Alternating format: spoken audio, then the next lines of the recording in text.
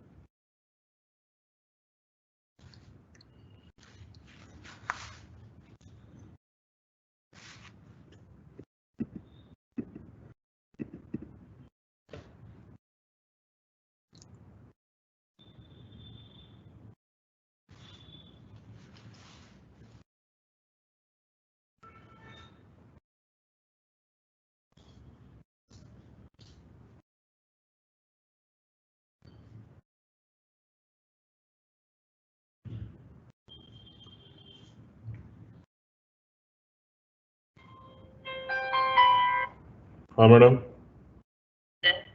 Sir अभी VC sir का phone आया था। वो बोल रहे थे कि लॉगिन कर रहे हैं तो पासवर्ड टेक 9000 काम नहीं कर रहा है करके, मोबाइल से कर रहे हैं ऐसा बोले। नहीं, मोबाइल से तो नहीं चलेगा ना मैडम, लैपटॉप से चलेगा।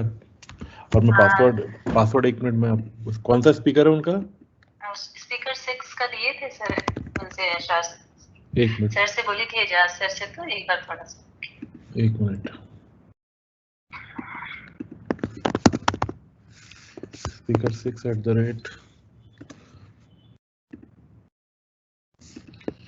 TECH 9000 टी कैपिटल है, 9000 है। मैंने वापस पासवर्ड रीसेट कर दिया मैडम। पर वो मोबाइल से लॉगिन करेंगे ना तो आप घुस नहीं पाएंगे, उनको लैपटॉप से लॉगिन करना पड़ेगा। अच्छा, सर बोले कि मैं मोबाइल से ही कर पाऊंगा, ऐसा कुछ बोले वो। फिर मैं बोली सर कोई होंगे तो उनको बता दीजिए, हम उनको समझा देंगे करके। तो कोई है उनका असिस्टेंट, बोले आप बात करना मैं उनको दे दूंगा ऐसा बोले। तो आप बात कर लो, अभी बताओ लैपटॉप से कर रहे हैं, मोबाइल से तो लॉगिन ही नहीं कर सकते ना मैडम। आपको तो मालूम है टीम्स में। हाँ सर, कल भी मैं सर को बोली थी कि सर लैपटॉप से ही किए थे लास्ट टाइम, मोबाइल से प्रॉब्लम हुआ था तो करके। मोबाइल से होता ही नहीं है, मोबाइल से ही कांट ज्वाइन। तो बात कर लो एक बार बोला। और पासवर्ड टेक 9000 मैंने वापस रीसेट कर दिया, लेकिन मोबाइल से चलेगा नहीं, वो लैपटॉप से ही चलेगा। क्योंकि ये स्पीकर लैपटॉप से ही जा पाएंगे। अच्छा ठीक ठीक, ओके सर।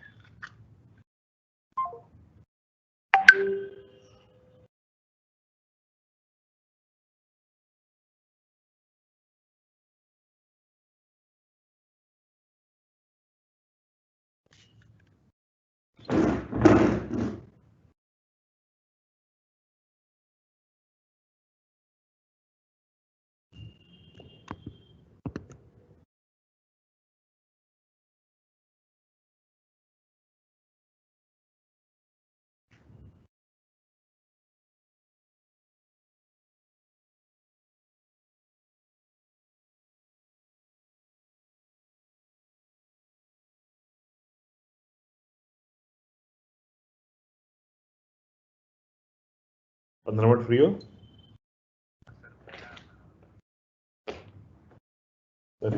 कब खत्म होगा वो?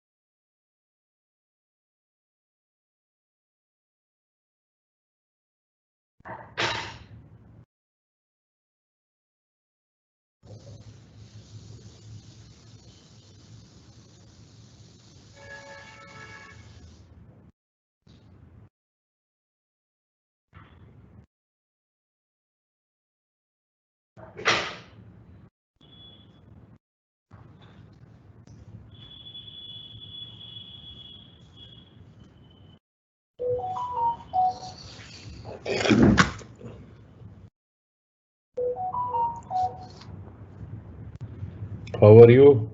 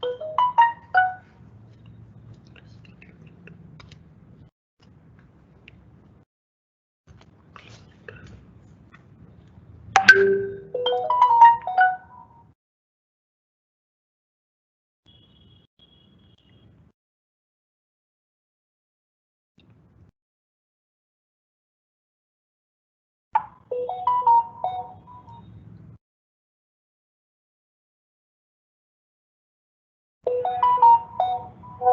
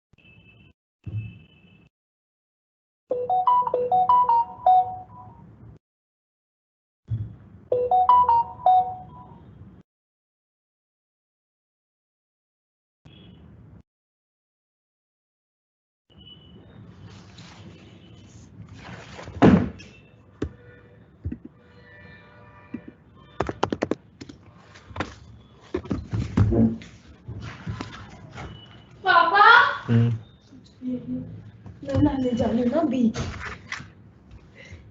ये सबको ट्यूशन में 11:30 को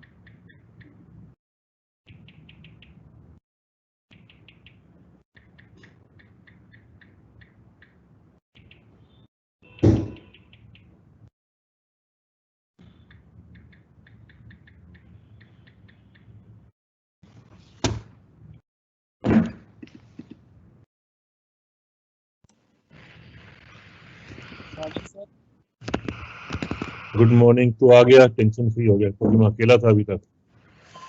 मैडम भी आ ही रही बस। मनीषा मैडम, हम लोग आपके कमरे में ही बैठे हैं सर। तेरा आना इम्पोर्टेंट इसलिए है जी तू वो है। तो सर हाँ, तो वो अंतर है ना तेरे आने का। जी सर, मैं ना वो उन दोनों जो कीनोट एड्रेस वाले हैं, इनका एक का तो वीडियो लेक्चर है और दूसरे का पीपीटी है। वो दोनों डाउनलोड करके मैं एक फोल्डर में रख लिया हूँ।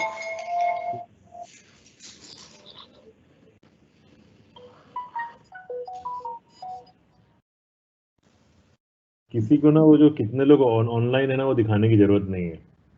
जी सर।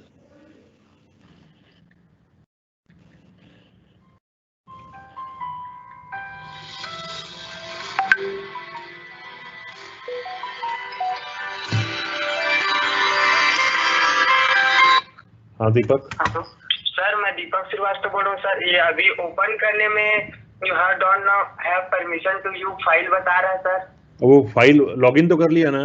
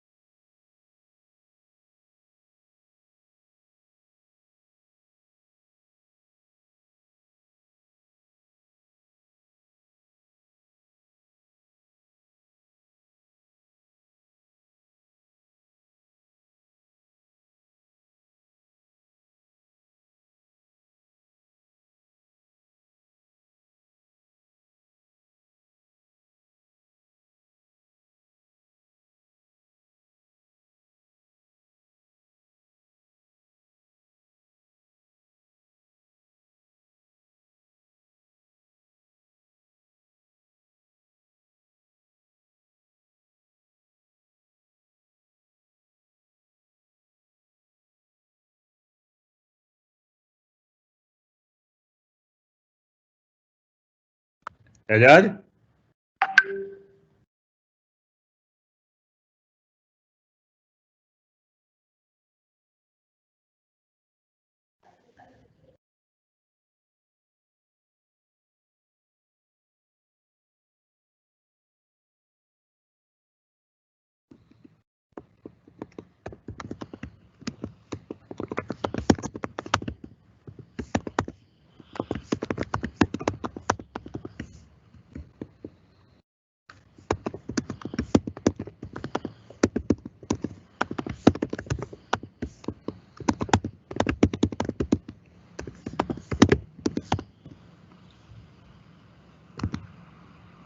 एजाज एजाज जी सर। तू मेरे को लाइव भेज।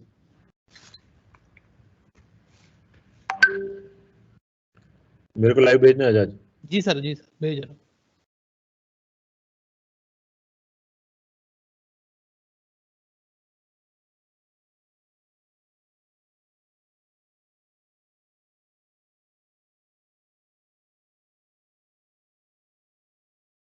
अभी तक नहीं भेजा।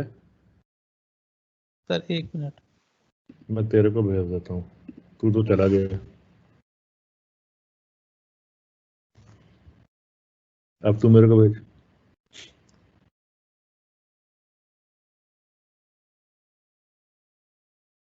Yes now I am live. तू प्रेजेंटेशन चला कोई भी। जी सर।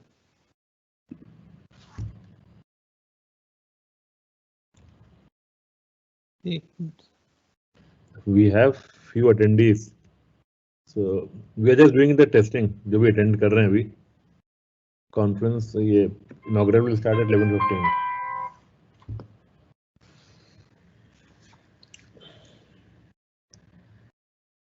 ये ठीक दिख रहा है क्या जो स्क्रीनशॉट बनाया हूँ? जी सर ठीक है वो। मोबाइल पे जो भेजा है तो और अच्छा लग रहा है उसमें तो। जी। व्हाट्सएप ग्रुप्स में। जी सर।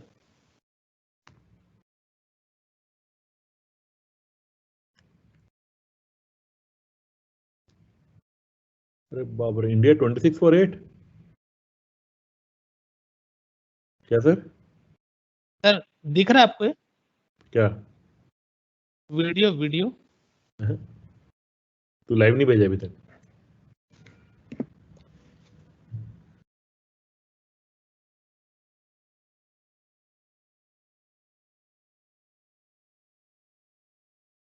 दिख रहा है लेकिन तू म्यूट पे, उसको आवाज बढ़ा। नहीं तेरे को क्या करना पड़ेगा, तो वीडियो शेयरिंग तू जहां से कर रहा है ना। जी सर। वीडियो शेयरिंग में तेरे को ना क्या कहते हैं, तू जब शेयर क्लिक करता है ना जी। तो उसमें नीचे पे ना एक कहीं पर एक बटन आता है कि क्या कहते हैं इंक्लूड ऑडियो। जी वो क्लिक करना पड़ेगा। कर दिया। Bad quality network. वो तो ठीक है, that is not a matter of concern. तो वीडियो शेयर कर अभी। जी सर कर रहा हूँ।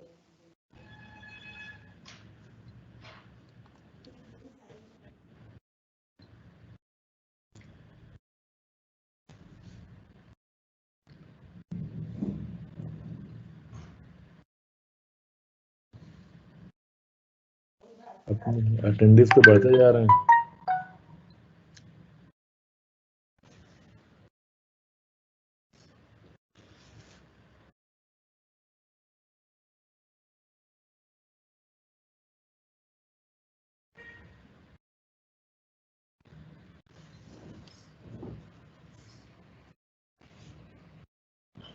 चला भाई वीडियो।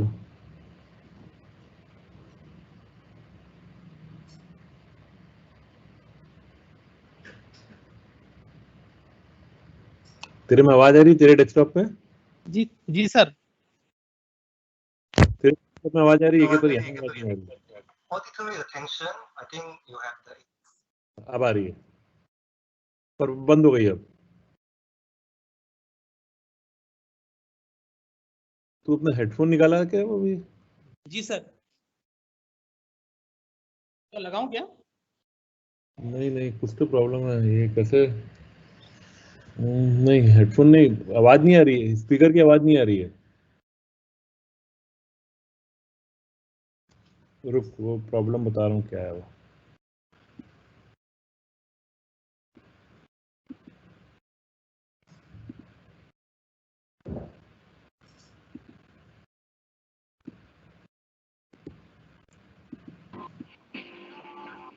हाँ भाई। हाँ सोनल, कहाँ है तू? ऊपर हूँ। रेडी है? हाँ रेडी हूँ। तो मैं आ जाऊँ वहीं पे?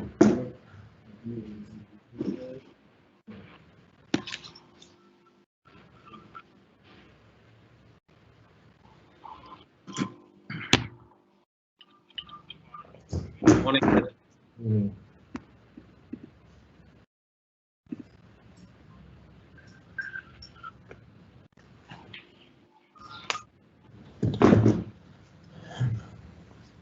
Good morning sir, Edwin sir. Good morning, sir. How is this screen looking like? It shows the Shaastrarth, that poster. How is it looking? Yeah, it's good, sir. But it is, even the PNG also is coming on the top as it goes to the PDF. ठीक है sir, अब वो I don't want to go into that depth now. That's okay. One.png. Uh, as if it is there in the print screen. Yes.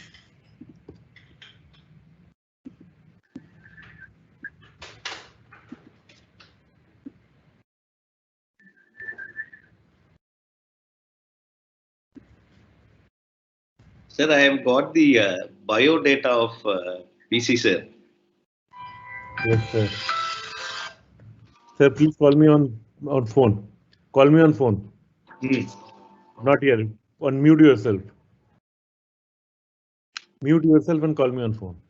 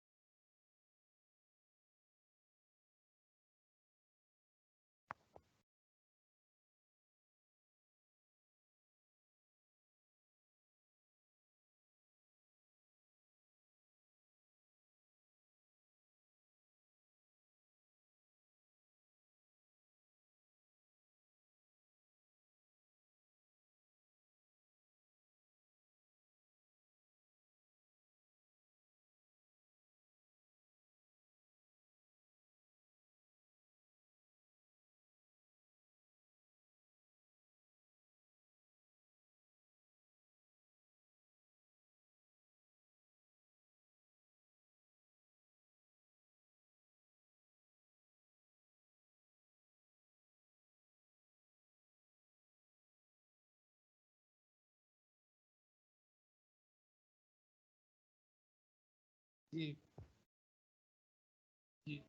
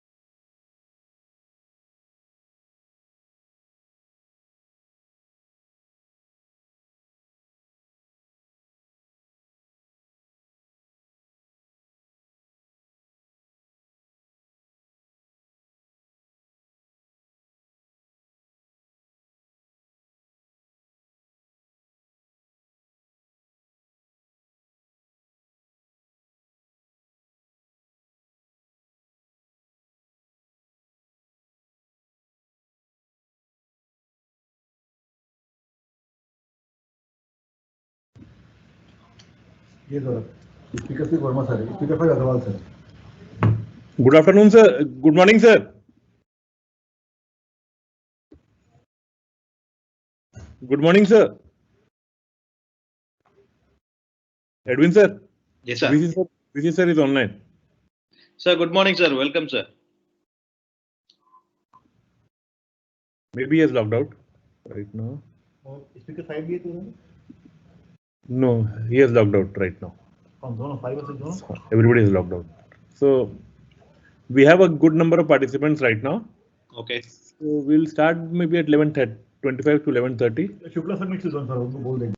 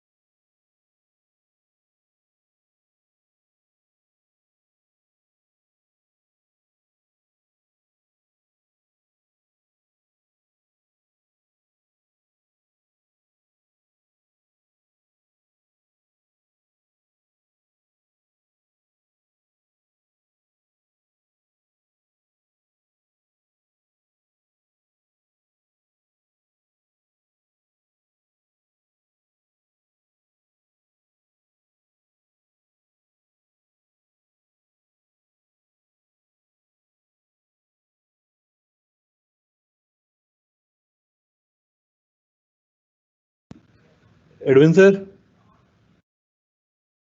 Sir, Dewangan sir आप online है? Yes, ओ sir. Dewangan जी। Yes, sir. VC sir भी आ ही रहे हैं। Sir, just give me 10 minutes. I am just working on that. What we had a discussion. Yeah.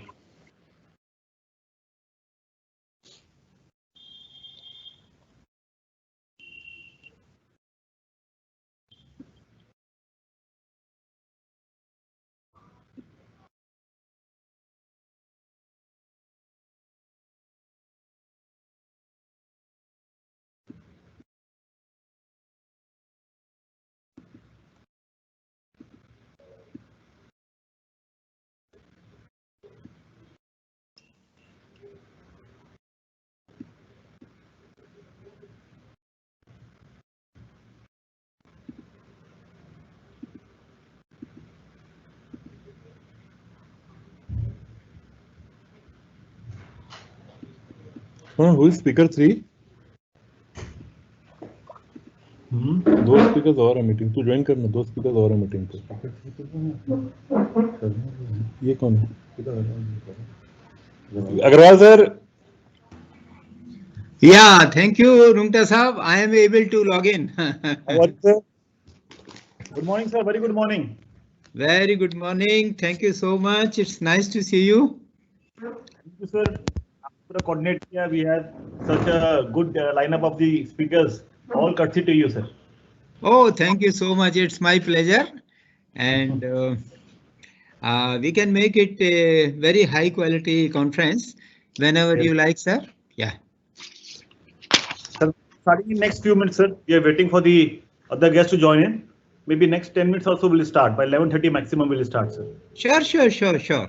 No, actually, I did it in advance so that, you know, there is no hitch in joining. Otherwise, what happens that many times, you know, you get some hitches and it becomes difficult to join. Yeah. Yes, sir. That is better, always better, sir, to join in advance. So now it's fine. I have joined and then we can go ahead. Yeah. Perfect. I think we also have Dr. Khalid. He has joined in. Speaker 3. Khalid Chokri has come?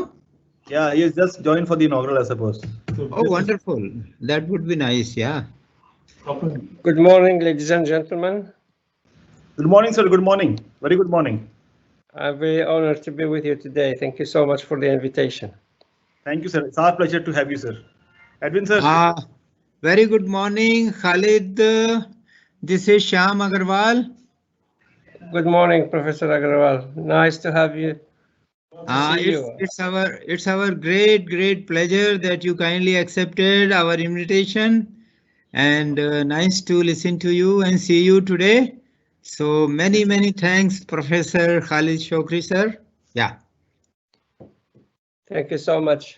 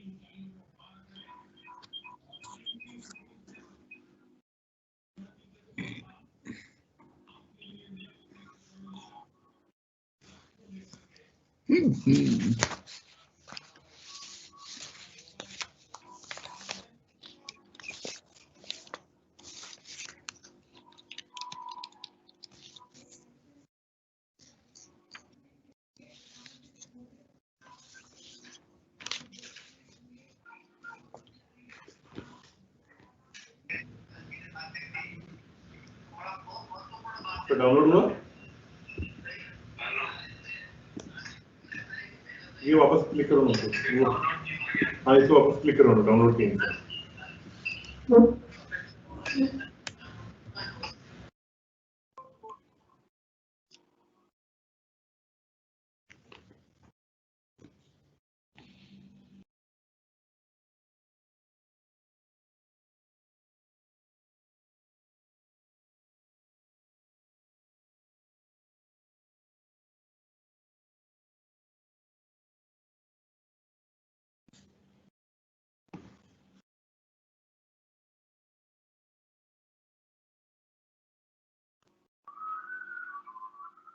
I yeah.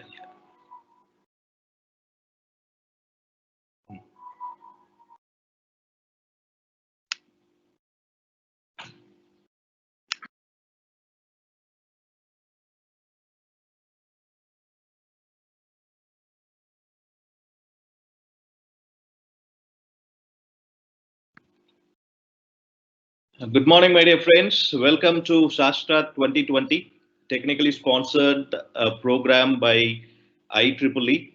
It's an international conference, and we had been doing it for last 6 years. It's a sixth international conference on the topic socio-economic impact of innovations in sciences and engineering.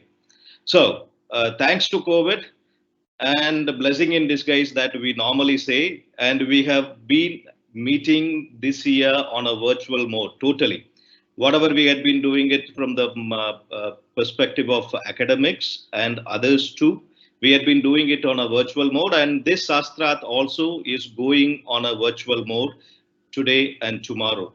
And we have here with us today Dr. S.S. Agrawal, one of our guest of honors, and we have the other two guests, the chief guest of the day and the guest of honor, are to yet to join us now.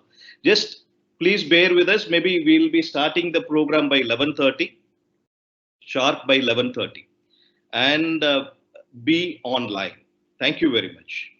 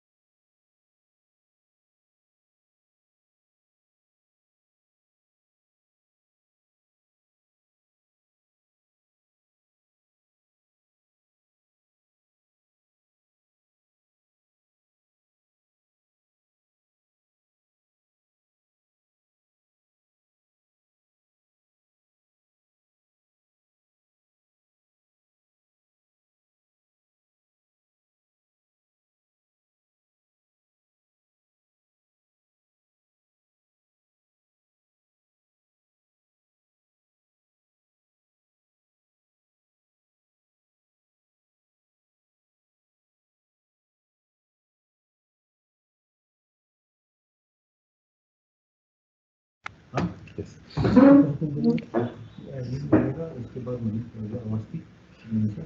सब मुश्किल दिख रहा है आपको. Good. I suppose. We have to be here. This is the first. Good morning. Hello. Sir, morning, Saurabh. Good morning to all. Okay, it's all right. Morning, sir. Good morning, Mr. Good morning, sir. Saurabh. Good morning, everybody. Good morning, sir. Good morning.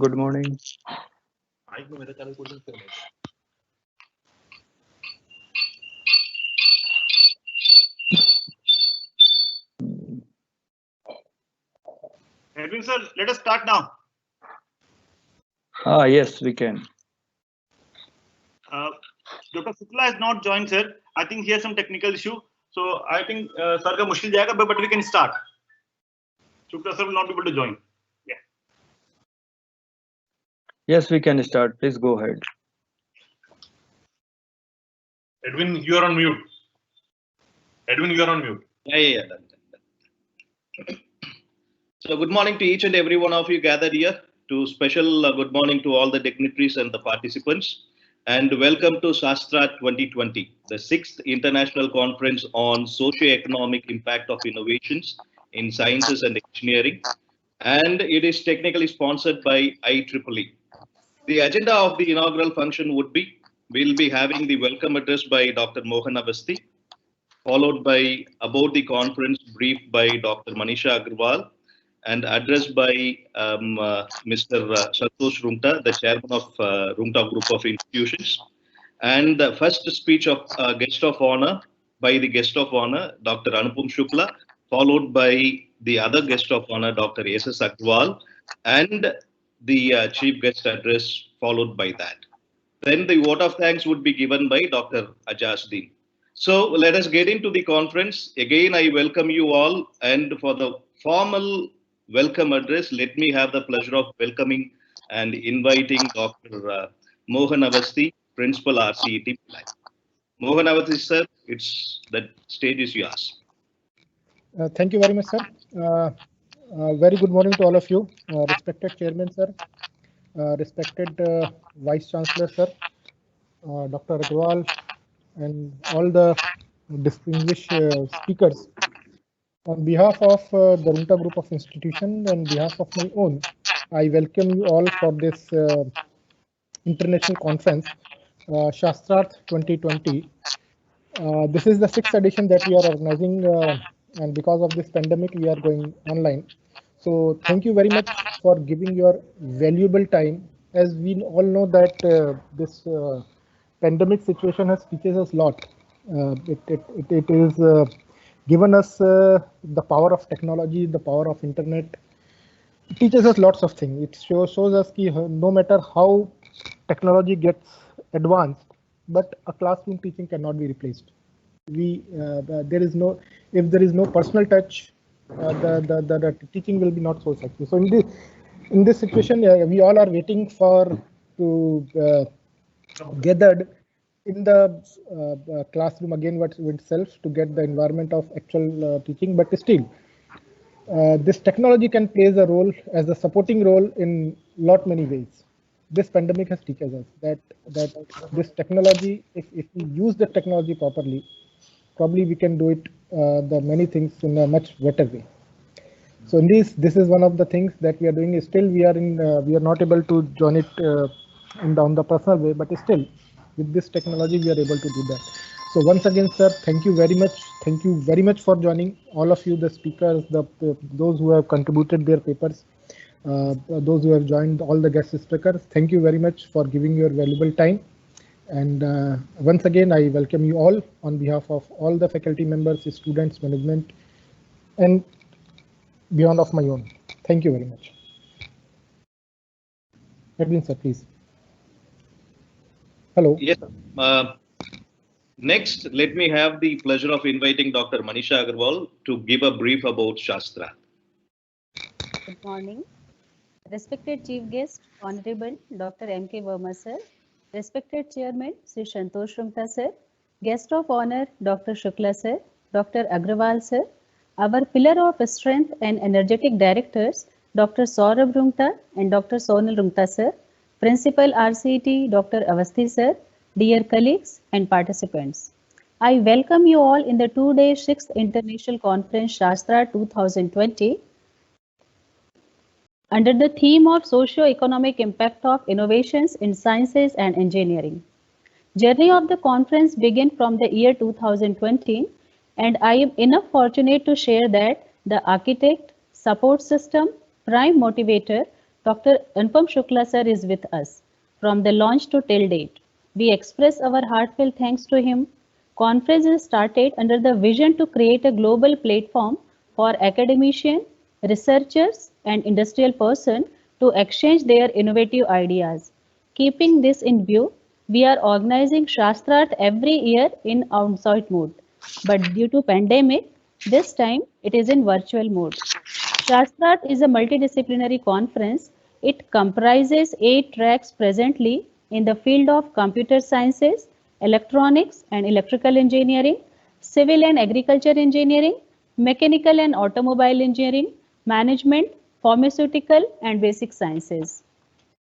This is the first day of the conference and it's our privilege to listen globally renowned speakers Dr. Khalid Chaukri, CEO, ELDA SAS and Secretary General, ELR, France.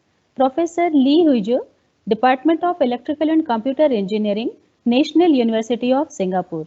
Dr. Amita Dev, Vice Chancellor, Indira Gandhi Delhi Technical University for Women, Delhi. And Dr. P.B. Sharma, Vice Chancellor, Amity University, Gurgaon.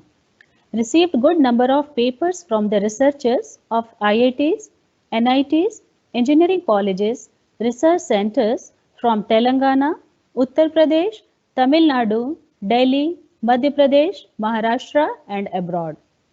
I am quite confident that knowledge and ideas shared among the participants during the conference will be very helpful for advanced technological research in the field of socio-economic arena and for the common mankind.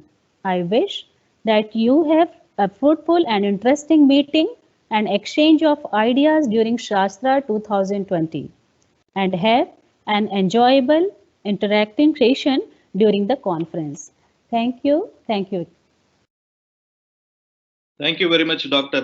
Manisha Agarwal, for giving us the brief about what Shaastrarth is all about. Let me have the pleasure of inviting our chairman, the leader who leads from the front and who ensures that the group is his extended family. Welcome you, Mr. Santosh Rungta sir, and over to you for your presidential address. नमस्कार। रुंगटा समूह द्वारा आयोजित 6वीं international conference में उपस्थित आप सभी अतिथियों का हार्दिक अभिनंदन है, स्वागत है। आज के कार्यक्रम के मुख्य अतिथि माननीय Shri M.K. Verma ji, vice chancellor CSPTU Bhilai हैं। आज के कार्यक्रम के विशिष्ट अतिथि doctor S.S. Agarwal, director general of KIIT group Delhi हैं। डॉक्टर अनुपम शुक्ला, डॉक्टर खालिद चौकरी, उपस्थित सभी सज्जनों को हार्दिक अभिनंदन करता हूँ, स्वागत करता हूँ। दोस्तों, मुझे आशा ही नहीं पूर्ण विश्वास है कि विज्ञान और अभियांत्रिकी के क्षेत्र में हो रहे नवाचारों के सामाजिक और आर्थिक प्रभावों के अनुसंधान पर आधारित यह कॉन्फ्रेंस एक मील का पत्थर साबित होगी। हमारे लिए यह गर्व की बात है कि हमने अपने विज्ञान, तकनीकी और फार्मेसी के महाविद्यालयों को महज चंद्र कमरों या प्रयोगशालाओं के ढांचों तक ही सीमित नहीं रखा है, वरन दूरदृष्टि और संकल्प शक्ति के माध्यम से उसमें शोध और अनुसंधान के नए आयाम जोड़े हैं। निश्चय ही रिसर्च के फील्ड में आगे बढ़ना एक चुनौतीपूर्ण कार्य है, कठिन कार्य है, खर्चीला भी है, पर असंभव नहीं है। बस इन्हीं से प्रेरणा लेकर हमने रुंगटा समूह में विभिन्न रिसर्च सेंटर तैयार किए हैं। नवाचार का उपयोग कर विशेष रिसर्च लैब तैयार की गई है। परिणाम सामने हैं। आए दिनों शोधकर्ताओं द्वारा, उनके सुपरवाइजरों द्वारा उपलब्धियां सुनकर हमें गौरवान्वित होने का अवसर मिलता रहा है। AICT और कास्ट के ग्रांट मिलना हमारे लिए प्रयासों की सफलता को बताता है। पेटेंट की दिशा में आंकड़े हमारा उत्साह बढ़ाने वाले हैं और यह कार्य निरंतर चलने वाला है। साथियों, पिछले 5 अंतर्राष्ट्रीय कॉन्फ्रेंसों के आयोजन के दौरान हमें कई ख्याति प्राप्त वक्ताओं वैज्ञानिकों से रूबरू होने का अवसर मिला है। यह सभी विश्व के चोटी के प्रतिभा संपन्न लोग जिन्होंने महाविद्यालय परिसर में पधार कर हमें नई ऊर्जा दी है, हम उन सभी का लाभ उठाया है और शोध और अनुसंधान की दिशा में अपने कार्य को आगे बढ़ाया है। कोविड-19 की महामारी के चलते हम इस बार अपने अतिथियों वक्ताओं से साक्षात रूबरू नहीं हो पाते, लेकिन इस कॉन्फ्रेंस का ऑनलाइन संपन्न होना अपने आप में एक इशारा है कि अब विश्व में प्रतिभा संपन्न रिसर्च स्कॉलरों का आपस में जुड़ना, संवाद करना और भी ज़्यादा आसान और प्रभावकारी हो गया है। मित्रों, मुझे विश्वास है कि 2 दिन चलने वाले इस आयोजन शास्त्रार्थ में आप सभी रिसर्च स्कॉलरों का आपस में संवाद, शोध और अनुसंधान की दिशा में एक बहुत ही महत्वपूर्ण उपलब्धि होगी, ऐसी मुझे आशा है। इस अंतर्राष्ट्रीय कॉन्फ्रेंस का शीर्षक है शास्त्रार्थ। यह शीर्षक हमें पुराने गुरुकुल की याद दिलाता है। शास्त्रार्थ कोई बहस या वाद विवाद का मंच नहीं होता। शास्त्रार्थ की वार्ता तो ऐसी वार्ता होती है कि जिसमें दोनों वार्ताकार ज्ञानी होते हैं।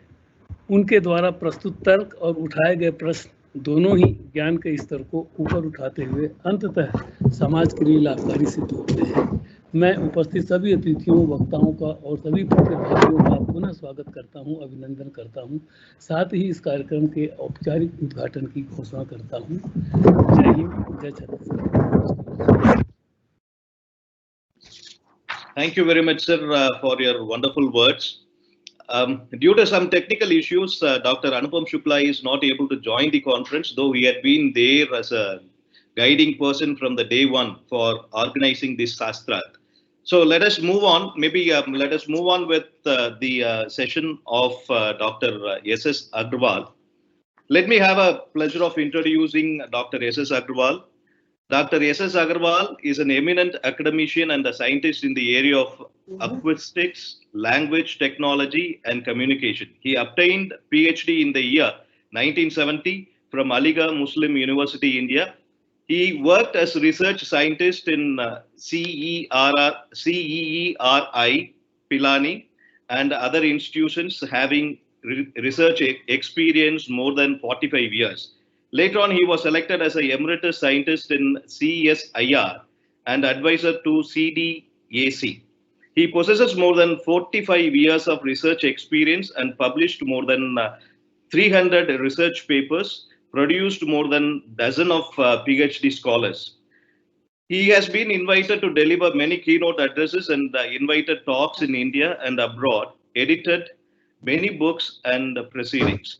He has worked as guest researcher in MIT, at Cambridge, Ohio State University, and UCLA in the US, and visited and collaborated with many universities and research institutions in the US, the UK, France, Germany, Sweden, Italy, Denmark, Japan, China, and several other Asian countries.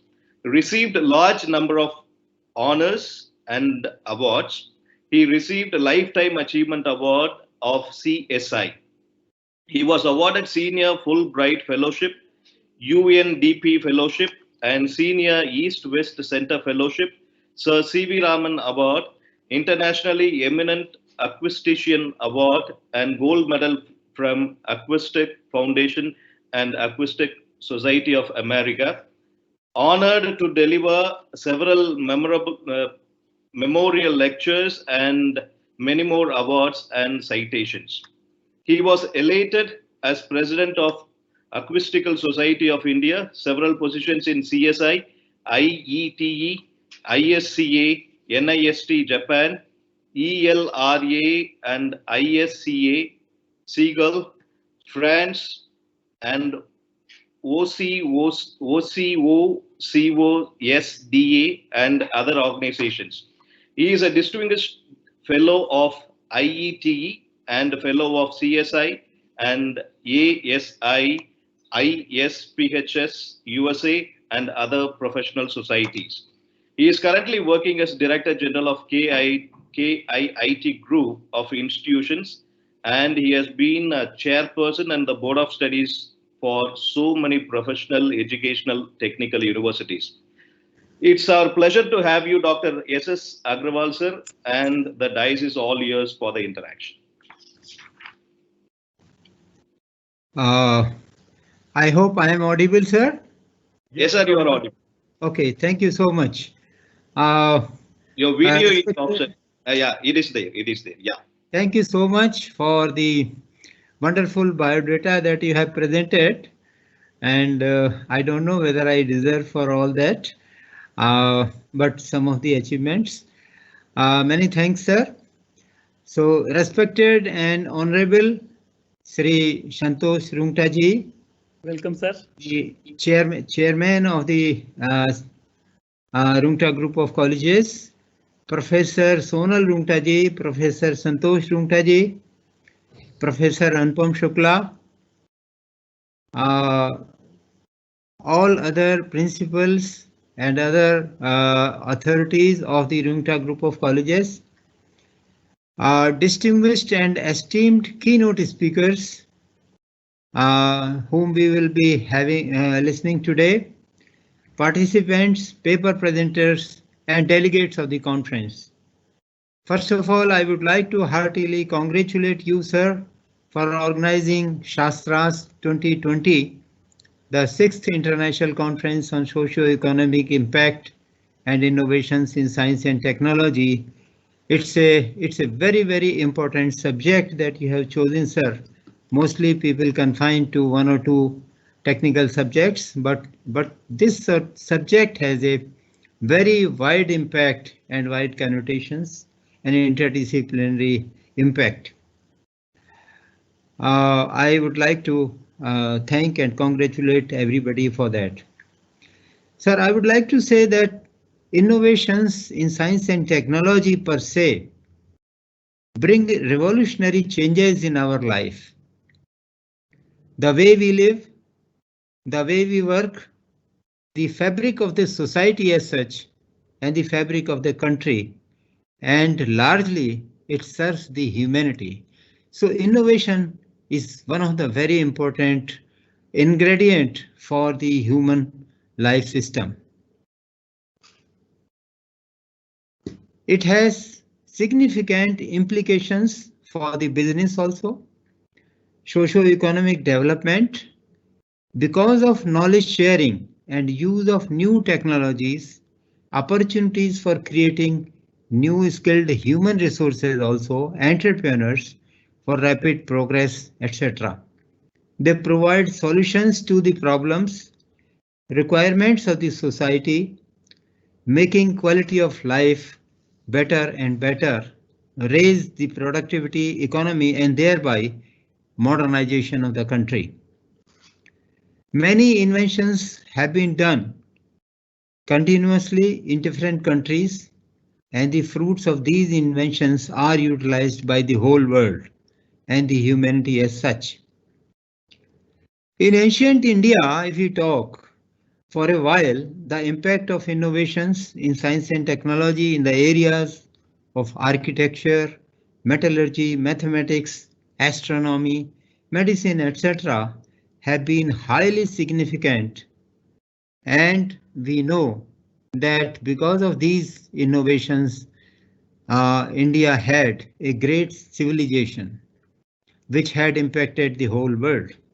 And after independence also, innovations are being done in automobile engineering, agriculture, health, energy sector, nuclear sciences, space, computer software, information communication technology. They have played an important role and helped in increasing the GDP growth of the country also. But much more and continuous efforts have to be done in all these areas. As the Honorable Chairman, sir, has already mentioned in his lecture, he has established many research centers in different institutions. Now, these research centers are the backbone for conducting research and development, And I think it is not only the Rungta College of Engineering, but the country needs to develop such centers in the whole world, in different institutions. It is the backbone for development of the country. You see any sector of our life, any branch of science and engineering, without innovations, one cannot progress. It's like a pond where the river does not, you compare a pond and a river flows. So, innovation has to be done to flow the river. And if it becomes a pond, it becomes rotten. So that is the key area for innovation and research. It is, and it is definitely related to economy as such.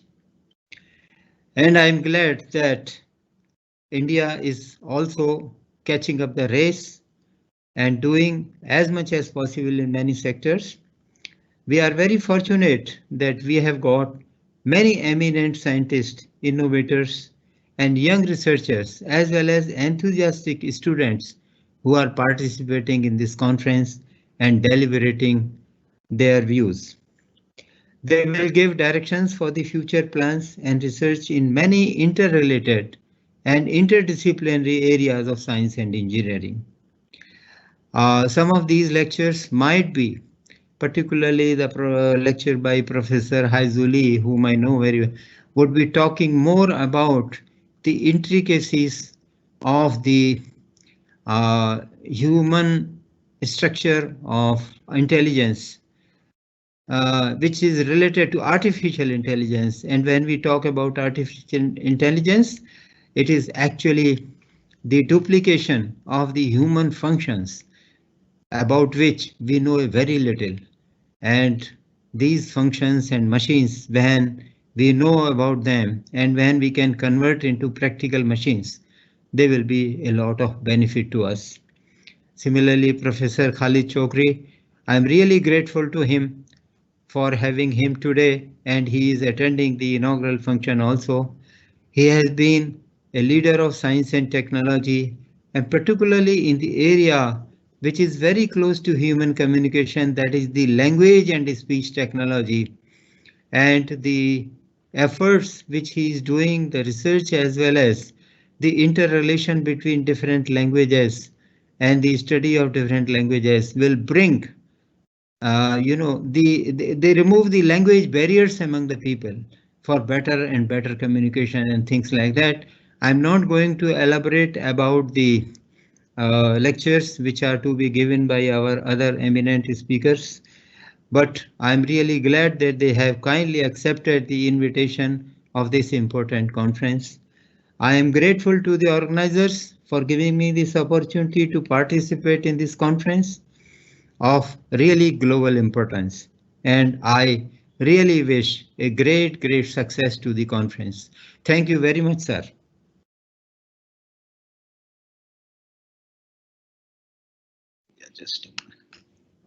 Thank you very much for the wonderful speech, sir. The most awaited moment has come now, and we had been very patiently waiting to hear from our honorable Vice Chancellor of CSBTU. Let me have the pleasure of introducing him to the Honorable Dr. M.K. Verma, Vice Chancellor CSBTU Bhilai, is well-known veteran in academic field and has more than 34 years of professional experience in the field of academics. And now he has been re-elected as the VC for the second term for the CSBTU. He is a recipient of various accolades like he has received Young Scientist Award in 1988, Shiksha Ratan Puruskar in 2009, listed in Who's Who in Science and Engineering in 2012, 11 and 12 year. New concept of net inflow he has established. Engineer of the Year in 2008, Renowned Technical Teacher Recognition Award in 2009, Gold Medal for the Best Research Paper Presentation in 1987-88, Best Paper Award in 2011, Best Paper Award again in 2013, Best Paper and Presentation Award again in 2015, Outstanding Faculty Award for Engineering, and that too for Civil Department in the year 2015, awarded by Venus International Foundation, Chennai, India. Engineer of the Year 2018, Practicing Engineers Welfare Association, Raipur has awarded him. Tarun Bharat Paryavaran Rakshak Samman award had been given to him. He has been receiver of government scholarship also from his childhood, that is from his classes from first standard till his PhD. He has been a receiver of government scholarship. That tells more about his efficiency. He has authored more than 15 books, and he has been writing research papers, and as of now it accounts to more than 255 researchers. He has generated more than 4 crore revenue through government and private projects, and he has been a professional member of professional bodies, more than 17 numbers. He is a chairman of Inspection Committee of UGC, AICTE New Delhi, Chhattisgarh State Education Committee. He is a chairman. Accreditation Committee, Purchase Committee, Campus Renovation Committee, UG and PG Admission Committee, House Allotment Committee, Anti-Ragging Committee, Disciplinary Committee, Unfair Means Committee, and the list goes on endlessly like that. If I have to read all those, I need a day to explain. And he has been a member of apex body like BOG NIT Raipur, Executive Council of CSVTU Bhilai, and STA National Rural Drinking Water Project, Ministry of Drinking Water and Sanitation, Government of India for 2 years, State Level Expert Appraisal Committee for Chhattisgarh, and member of Advisory Council, Haryana College of Technology and Management, and Chhattisgarh Council of Science and Technology, Raipur. He has worked as in the capacity of Dean Academics, Dean Research and Consultancy, Dean Student Welfare, Head Biomedical Engineering, Head Department of Civil Engineering, Chief Coordinator of First Convocation at NIT Raipur, and Examination Superintendent, Professor in charge of Estate Office, NIT Raipur, etc. And now he has been working as the Honorable VC of CSVTU, and he has been doing his second term and re-elected as a VC for the second term. And as a VC, he has brought out so many reforms in administrations, and he has regularized the semester exam and declaration of system results within a time limit prescribed. Earlier, it used to not to be like that. In the academic calendar, university has introduced the MIS for prompt, efficient, and hassle-free works by Tata Consultancy. He has signed a MOU with Tata Consultancy also for that. Established the digital valuation system for answer copies, and he has made the total CSVTU solar energy green power. So Dr. M.K. Verma is an expert member in various forums also. He is an expert member in State Level Expert Appraisal Committee of Chhattisgarh, STA, as I mentioned earlier, and the State Hydraulic Information Coordination Committee, State Level Technical Committee and Counseling Committee, and the Selection of Managing Committee of ISTE for MP and Chhattisgarh Region 2. And he has been a consultant to Chhattisgarh Council of Science and Technology, as well as major construction work. He has done through that so many major construction works, more than 3 numbers. Presiding officer and counting observer for number of times in state and central elections. The important one, I have been talking about Honorable Dr. M.K. Verma as an academician, and this tells about his person.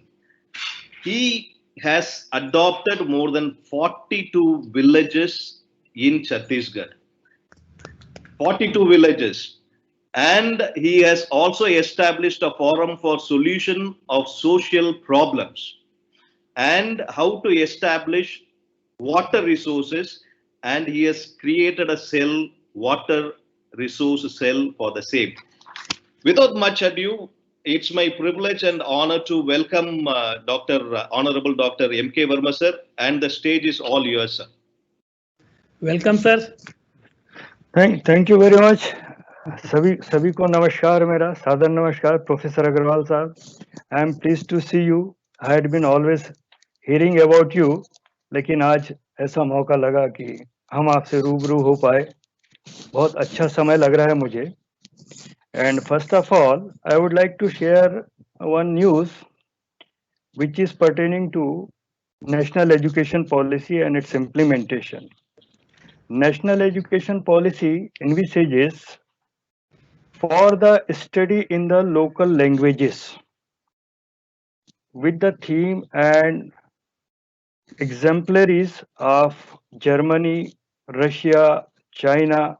They had been always getting their education in their local languages, and they had been excelling in science and technology. And now they are in leading countries all over the globe. With this inception and on the basis of our old knowledge, one of the word which has been taken for this particular international conference is Shaastrarth. So going back to our Vedic age, they had come up with the trueness that whenever the thinking process is to be done, whenever innovation is to be done, if the things are taught in their local language, the natural language which they had learned from the childhood, it becomes very easy, and it is really marvelous to see that thinking is unbounded, and that is the key of any innovation. So based on that, national education policy has envisaged that school education and collegiate education should be as far as possible given into the local languages. And I am happy to share a news for all of you, particularly the people who are associated with our universities, affiliated with university, that on the 26th of this month, conference, or rather than I will say it was a discussion like all over the country's technical university vice chancellors with AICT, and AICT has given this responsibility to different universities to develop text materials in the local language and English international language. So it is a bilingual type of things is to be developed. So Maharashtra people will be developing Marathi base, Bengali base, Tamil base, like that. But as far as Hindi is concerned, our university CSBTU has been bestowed this responsibility to get developed this bilingual technical books in Hindi blended with English. So this is a pride and great challenge and great work which has been bestowed with the CSVTU, and that's why I will be also mixing my lecture with Hindi and English. It is a bilingual type. Of course, I am sure that Professor Lee Hazu may or may not be following certain portion, but rest of the people, Dr. Khalid, Dr. P.B. Sharma, the renowned scientist to whom I used to listen many times, I was fortunate enough, and Dr. Amita Dev, Vice Chancellor of Indira Gandhi Delhi Technical University. So this is how the background is there, and today's topic is very much relevant for all ages of life. Science and technology के innovations का सामाजिक और आर्थिक जीवन पे क्या प्रभाव पड़ता है, इस बात पे हम सब मंथन सुनेंगे, मंथन पाएंगे, और जितने हमारे पार्टिसिपेंट्स हैं उनको एक नई दिशा भी मिलेगी. ऐसा इस इंटरनेशनल कॉन्फ्रेंस का आउटकम निश्चित ही होगा, और ऐसे सब्जेक्ट को चूज करने के लिए मैं और ऑर्गेनाइज करने के लिए श्री संतोष रुंगटा जी को मैं बहुत बहुत बधाई दूंगा, और साथ ही साथ सोनल और सौरभ तो है ही हैं, और आपकी पूरी टीम, मिस्टर अवस्थी, मनीषा अग्रवाल और बाकी सब जो इनके साथ में हैं और पीछे हैं, सभी को मैं बधाई दूंगा। और बड़ा रेलिवेंट है, बड़ा इंटरेस्टिंग है। जब कभी हम टेक्नोलॉजी को सामाजिक पर्सपेक्टिव में देखते हैं, तब हम टेक्नोलॉजी या तकनीकी की पूर्णता को प्राप्त करते हैं, जिसका उद्देश्य समाज और मानवता की सेवा करना है।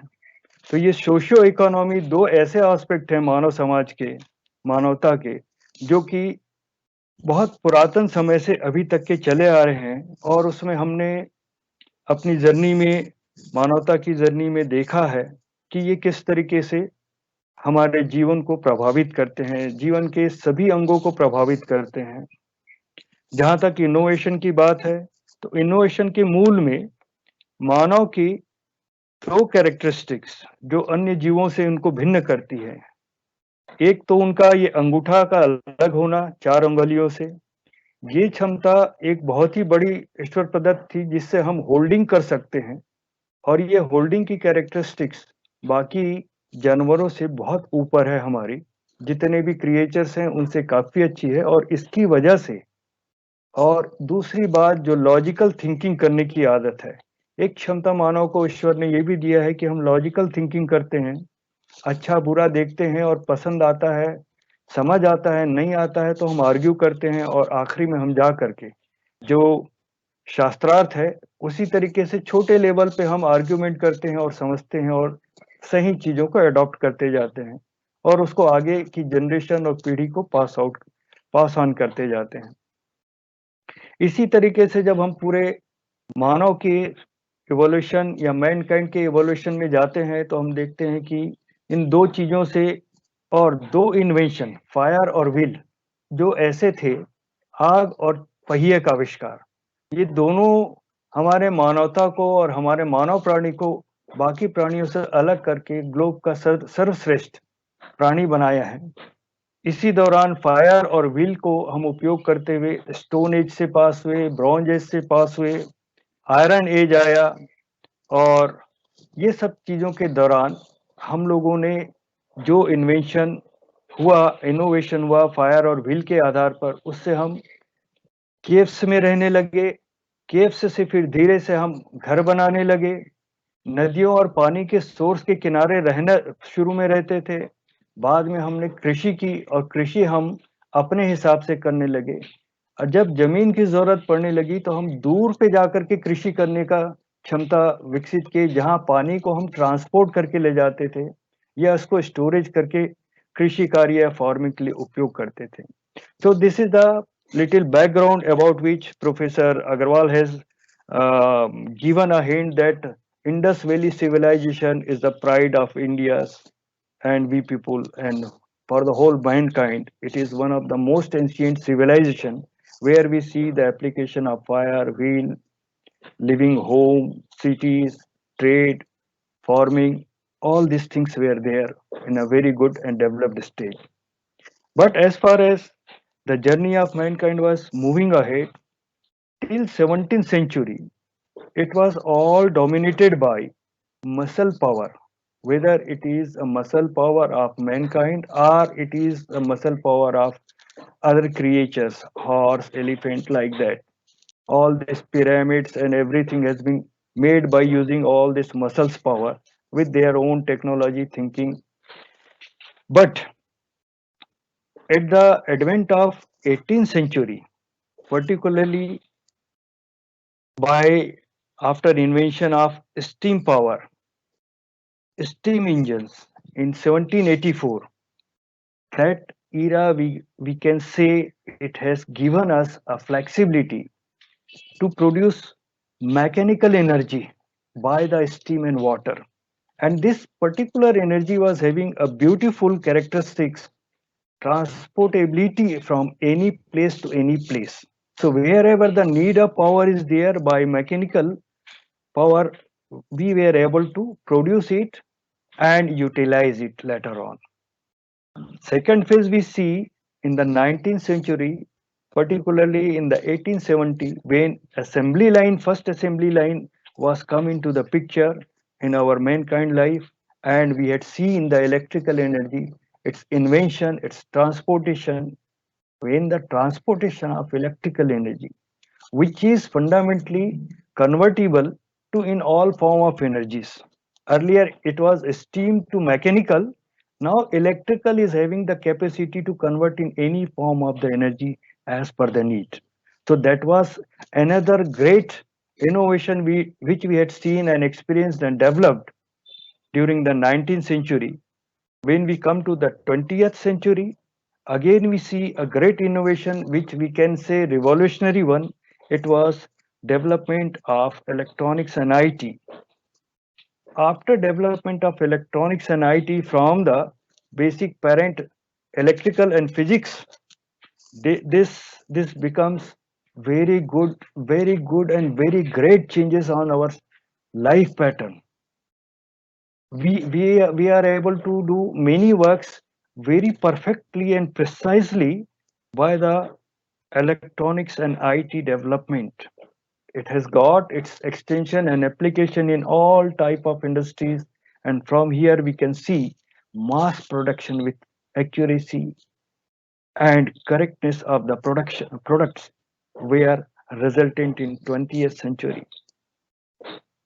The story of innovation and I will call it revolution continued, and it entered into its fourth phase, that is 21st century. In particularly 21st century, it is the era of merging real and virtual world.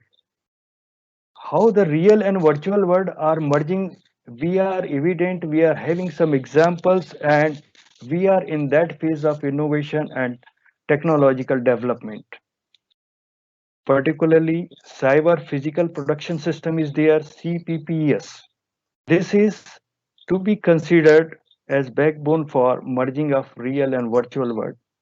Nowadays we are coming with all old fashioned factories are being replaced by smart factories using this real and virtual world, electronics and IT.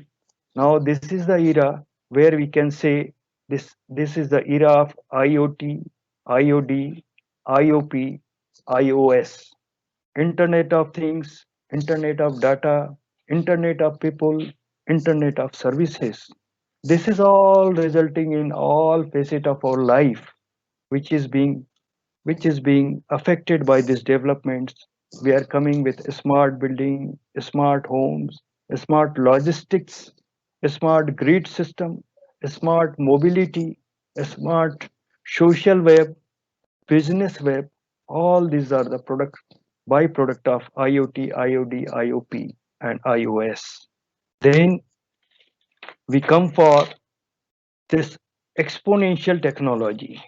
Now, at present, we are at the stage of exponential technology. Exponential technology has been greatly defined by Moore's law, or Moore's law, we can say, which says by its observation and data analysis that power of chips, bandwidth, and computer.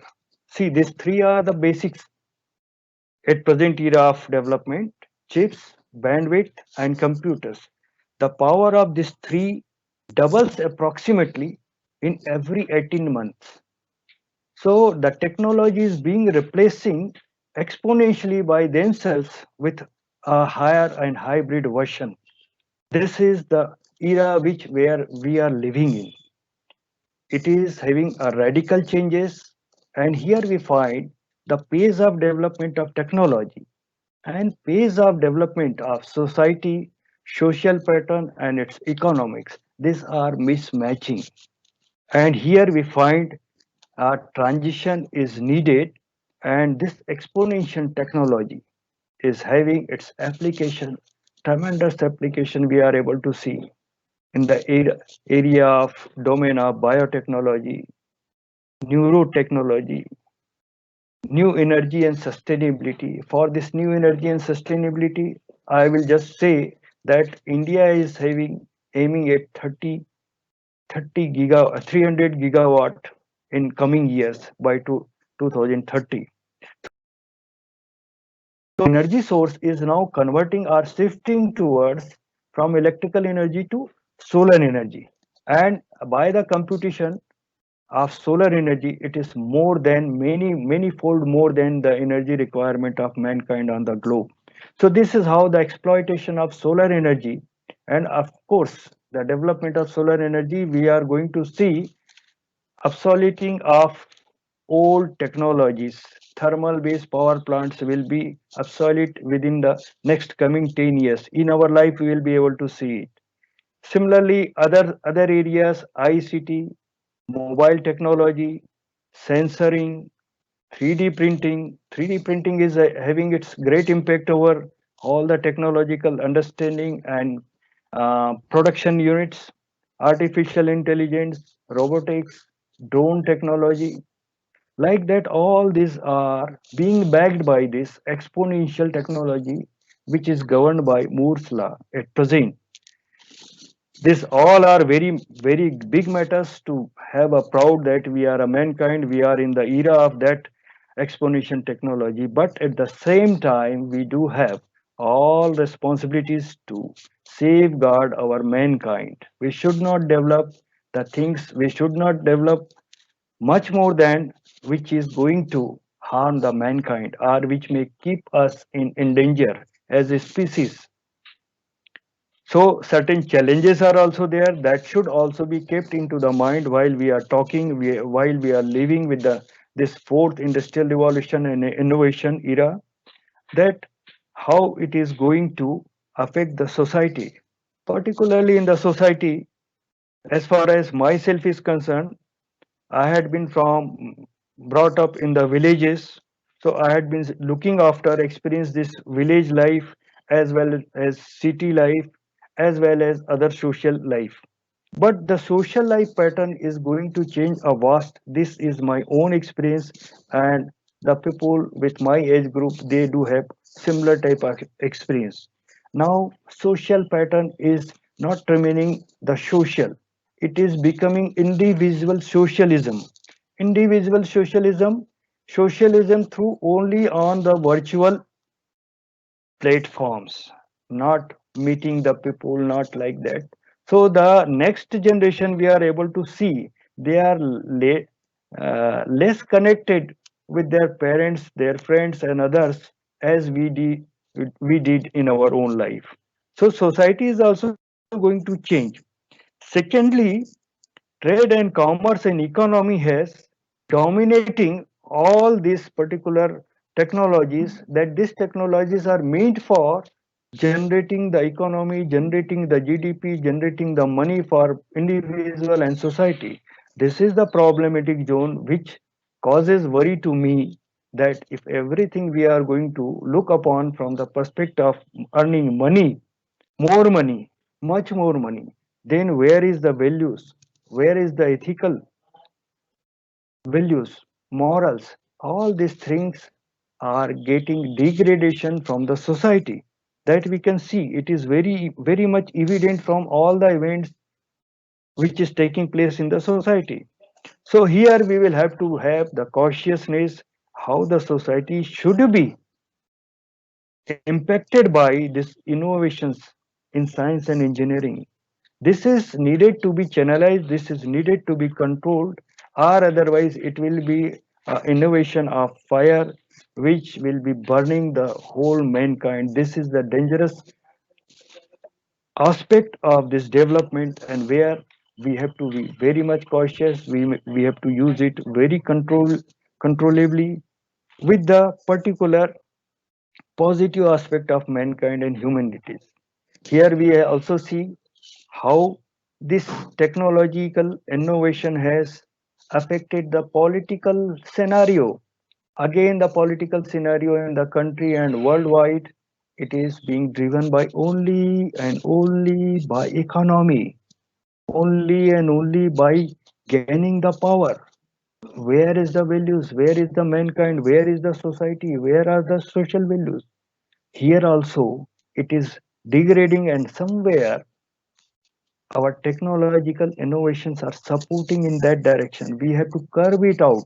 We have to find some solutions that political things are being driving all socio-economical system, thought process, standards, values. Here we also have to see, of course, in trade and business, in governance, we are bringing much more transparency by the advent of AI and all modern technologies.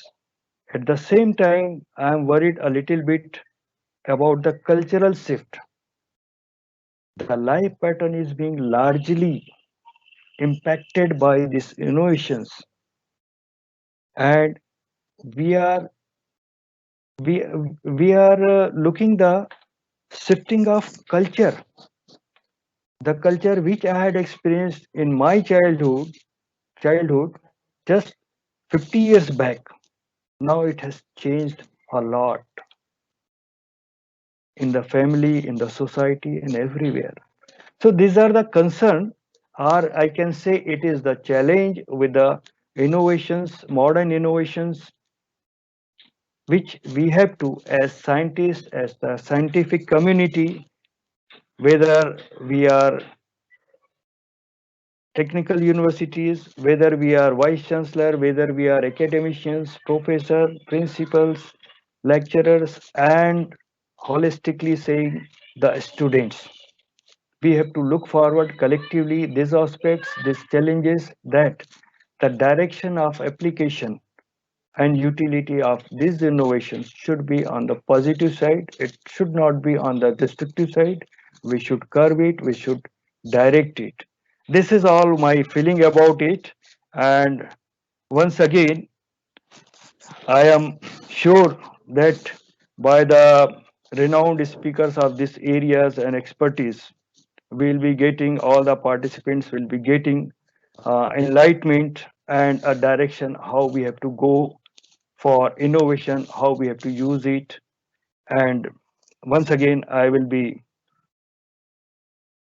congratulating to select such a wide and very impactful topic for the Shastra.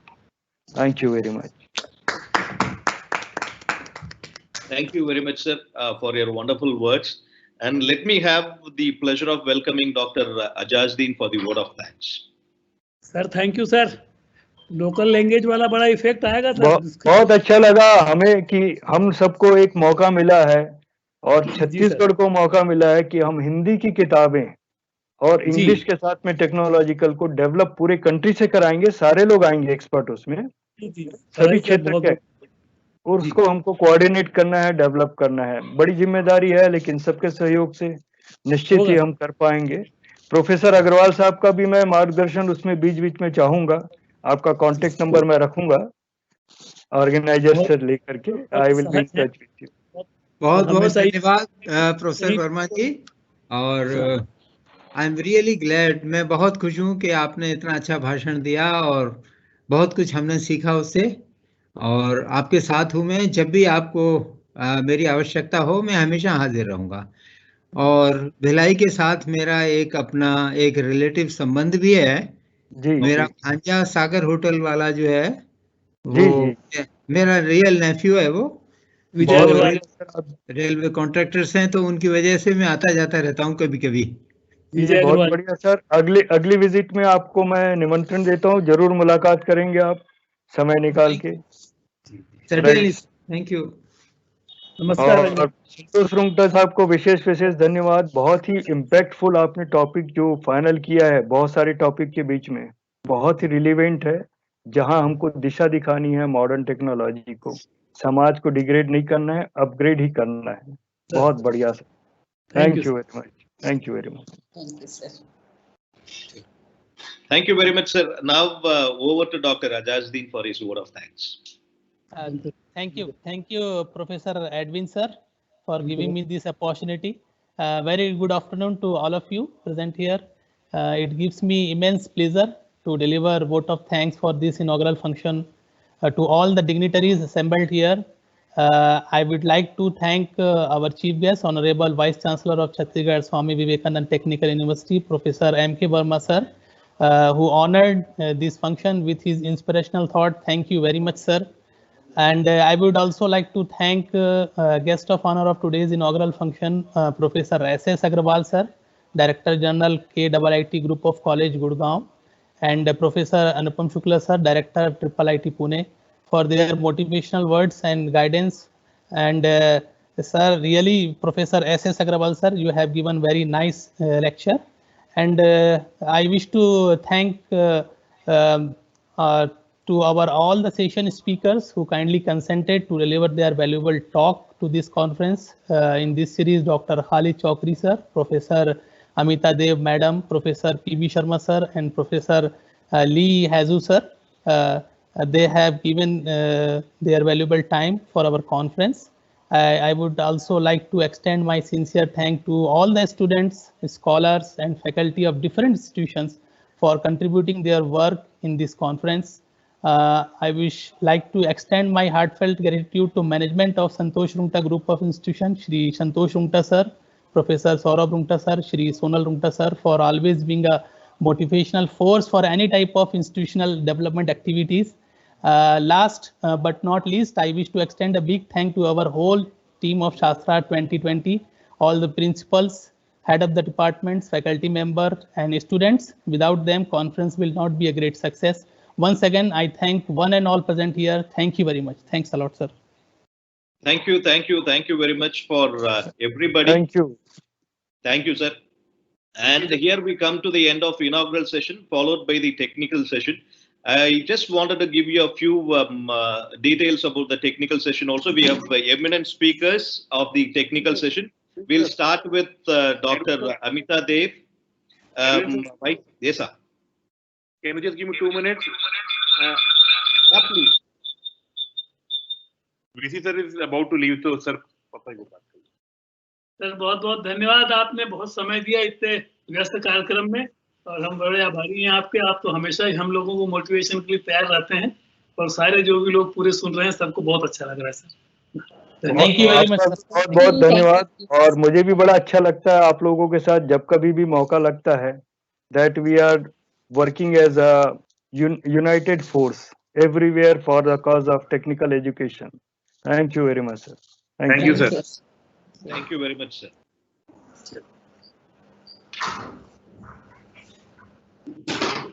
Yeah. Edwin sir, you can continue. Now let us, we have eminent speakers for the technical sessions. Also, the keynote address will be delivered by Dr. Amita Dev, Vice Chancellor, Indira Gandhi Delhi Technical University for Women, Delhi. And followed by session number 1, Dr. P.B. Sharma, the Vice Chancellor, Amity University. For session 2, Dr. Khalid Chaukri, he is the CEO, LDA, ELDA, SAS, and Secretary General of ELRA, France. And we also have a foreign delegate for the session 3, Professor Lee Haizu, Professor, Department of Electrical and Computer Engineering, National University of Singapore. Now, let me hand over the dais to Dr. Manisha for the further process on technical front. Thank you, Edwin sir. Namaskar, good afternoon. I, Dr. Manisha Agrawal, on behalf of entire Rungta Group of Institution, welcomes you all once again in the technical session of the 2-day 6th International Conference, Shaastrarth 2020, organized at Rungta College of Engineering and Technology, Bhilai, Chhattisgarh. On the theme of socio-economic impact of innovations in sciences and engineering, this is the first day of the conference, and it's our privilege to listen globally renowned speakers, as sir already mentioned here. So everyone is very much excited to hear our speakers. So let me take opportunity to invite our first learned keynote speaker, Dr. Amita Dev Madam, Vice Chancellor Indira Gandhi Delhi Technical University for Women, Delhi. Madam is doing extensive research in the field of artificial neural network, speech processing, speech modeling, speech recognition, speech synthesis, along with the wide experience of more than 33 years.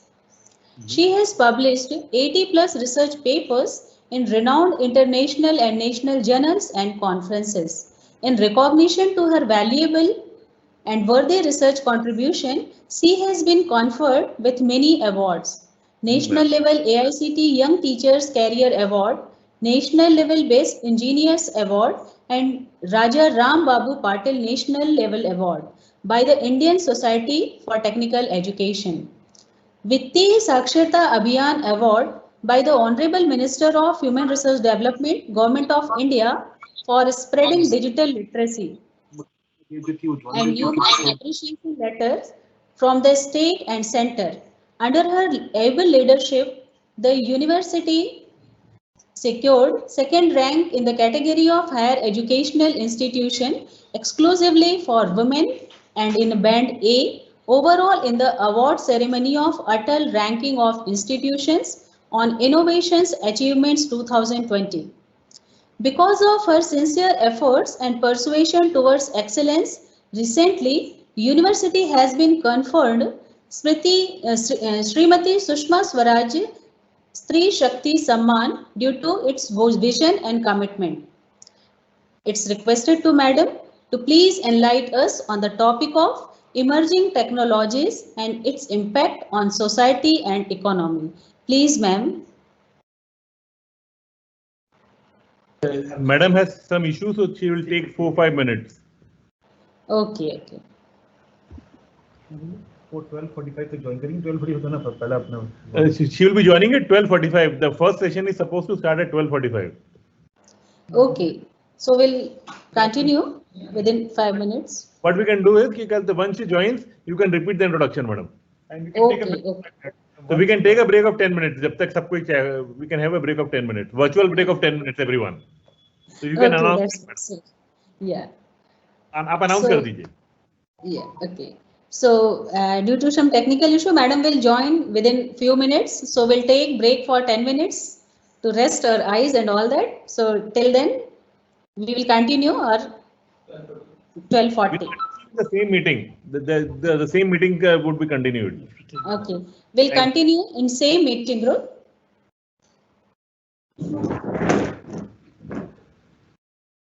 So take a virtual break.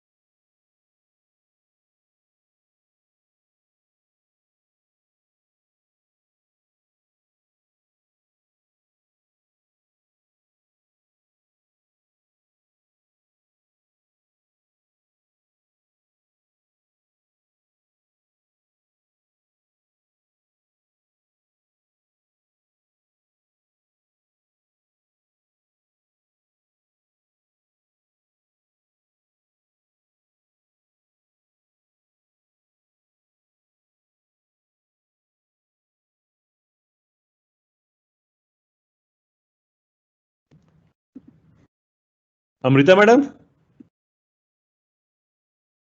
Madam, can you hear me? Yes, I can hear you. Madam, hello. Good afternoon. Good afternoon, madam. This is Saurabh Rungta. We just took a break of 10 minutes. Sure. So, as planned, we'll start at 12:45. Yes, we'll be there at 12:45. Thank you. We'll start at 12:45 exactly. Madam is there. Yes.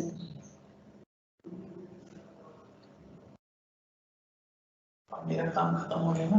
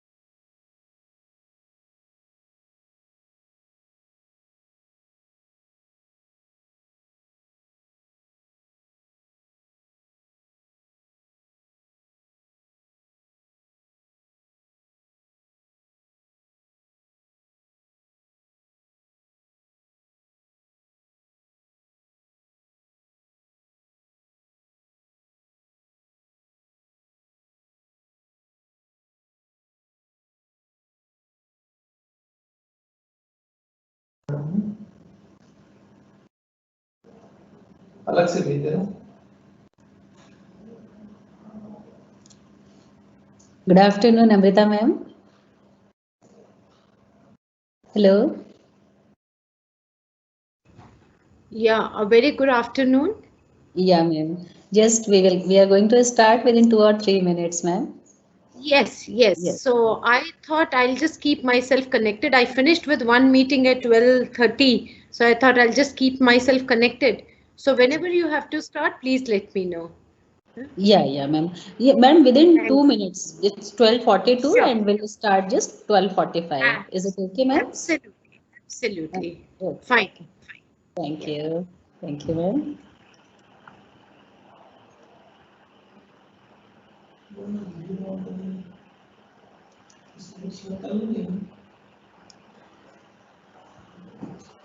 Ma'am video visible है madam का? Madam Amita ma'am? Amita ma'am? Yeah. Now your video is visible, ma'am. Yeah, perfectly, ma'am.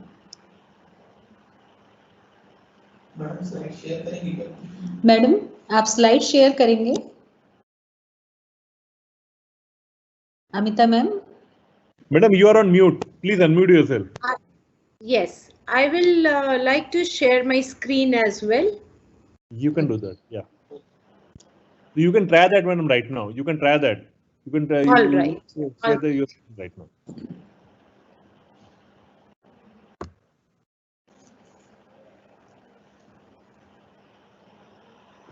Is the screen visible? Yeah, your screen is live. Perfectly visible. Impact of science and technology on Indian society and economy.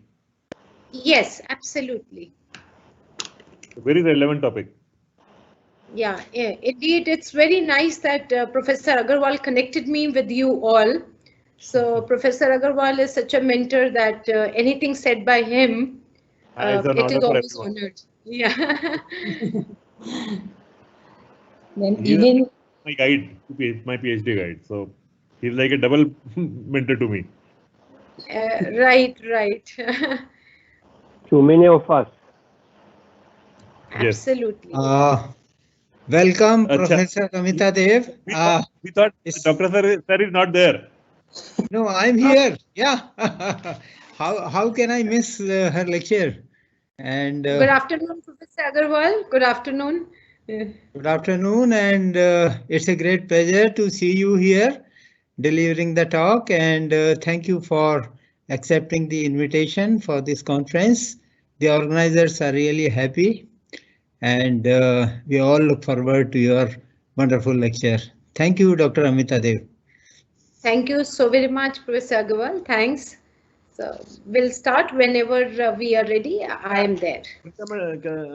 Manisha madam, you can start. Yes. You can start with the introduction of madam. Okay, thank you. Namaskar, good afternoon. I, Dr. Manisha Agrawal, on behalf of Rungta Group of Institutions, Bhilai, welcomes you all once again in the technical session of the 2 days 6th International Conference, Shaastrarth 2020, organized at Rungta College of Engineering and Technology, Bhilai, Chhattisgarh, on the theme of socio-economic impact of innovations in sciences and engineering. This is the first day of the conference, and it's our privilege to listen globally renowned speakers Dr. Khalid Chaukri, CEO, ELDA, SAS and Secretary General, ELRA, France. Professor Lee Hoijo, Department of Electrical and Computer Engineering, National University of Singapore, Dr. Amita Dev, Vice Chancellor, Indira Gandhi Technical University for Women, and Dr. P.B. Sharma, Vice Chancellor, Amity University, Gurgaon. Today, we have participants from the states of Telangana, Uttar Pradesh, Tamil Nadu, Delhi, Madhya Pradesh, and abroad. So let us start virtual conference with actual persons. As everyone is very much excited to hear about speaker, so let me take opportunity to invite our first learned keynote speaker, Dr. Amita Dev, Vice Chancellor, Indira Gandhi Technical University for Women, Delhi. Madam is doing extensive research in the field of artificial neural network, speech processing, speech modeling, speech recognition, speech synthesis, along with wide experience of more than 33 years. She has published 80 plus research papers in renowned international and national journals and conferences. In recognition to her valuable and worthy research contributions, she has been conferred with many awards: National Level AICT Young Teachers Career Award, National Level Best Engineering Teacher Award, and Raja Ram Babu Patil National Level Award by Indian Society for Technical Education. Vittiya Saksharta Abhiyan Award by the Honorable Minister for HRD, Government of India for spreading digital literacy, and numerous appreciation letters from state and center. Under her able leadership, the university secured second rank in the category of higher educational institution exclusively for women, and in band A overall in the award ceremony of Atal ranking of institutions on Innovations Achievements 2020. Because of her sincere efforts and persuasion towards excellence, recently, University has been conferred Srimati Sushma Swaraj Stri Shakti Samman due to its vision and commitment. I request to Madam to enlighten us on the topic of emerging technologies and in its impact on society and economy. Please, ma'am. Thank you very much for such a humble introduction. Eminent Rungta ji, distinguished panelist, Professor Agarwal, all HODs, deans, and my very dear participants. At the outset, I must compliment the management for choosing the very apt topic, that is impact of science and technology on society and economy, which is the need of the hour. So I take this opportunity to put forward my thoughts on what is the impact of science and technology, especially the disruptive technology, which we all are witnessing and which is going to stay at least for coming few decades, if nothing less than 2 to 3 decades. So that is the topic on which I'm going to speak. Let me start with a quote given by Bill Gates, which says, the advance of technology is based on making it fit in so that you don't even notice it. It becomes part of everyday life. Very appropriately said by Bill Gates. Perhaps we all human beings on this planet, every morning till late night, we are using these technologies, and perhaps they have become a way of life so that we don't even realize that we are using the technology. Right in the morning, even if Alexa is waking you up, so it has an alarm, and then thereafter it goes on to the news, what is the latest news coming in, and then you get ready and book a Uber or a Ola vehicle for you, make a digital payment and reach to your office or a workplace.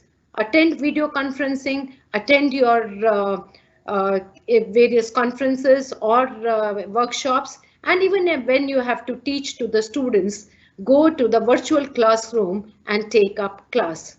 And even in the virtual classroom, if you have to take up the practicals, go and break up into various breakup rooms where individually, team-wise, the solutions and the problem solving can happen. Come out of those break rooms and then maybe leave for home, again booking a Ola or a Uber. Evening when you return, then you are doing now no longer you are moving to outside to purchase any of your groceries because of this COVID era, and going online to the big basket or any other, purchasing your groceries, doing a lot of e-commerce, and in the evening going back home and ensuring that if you are living in a smart space, you have your mobile which is switching on your microwave or switching on your refrigerators and making sure that your room temperature is conducive to what you wanted, and we embrace the technology like this. And everything happens so smoothly that your emails, your WhatsApp, connecting to a social media, we never realize it. So I find the quote given by Bill Gates is so very apt and appropriate. This is very interesting slide which I thought I must share with everyone, the advent of technology. Let me just take you to the history of technology in the timeline. Almost 3.3 million years ago, the first tool, and it was the tool before the history of technology began, and it began its own species. Sharp flakes of stones were used as knives and large unshaped stones were used as hammers. That was almost 3.3 million years ago. Almost 1 year ago, it was fire.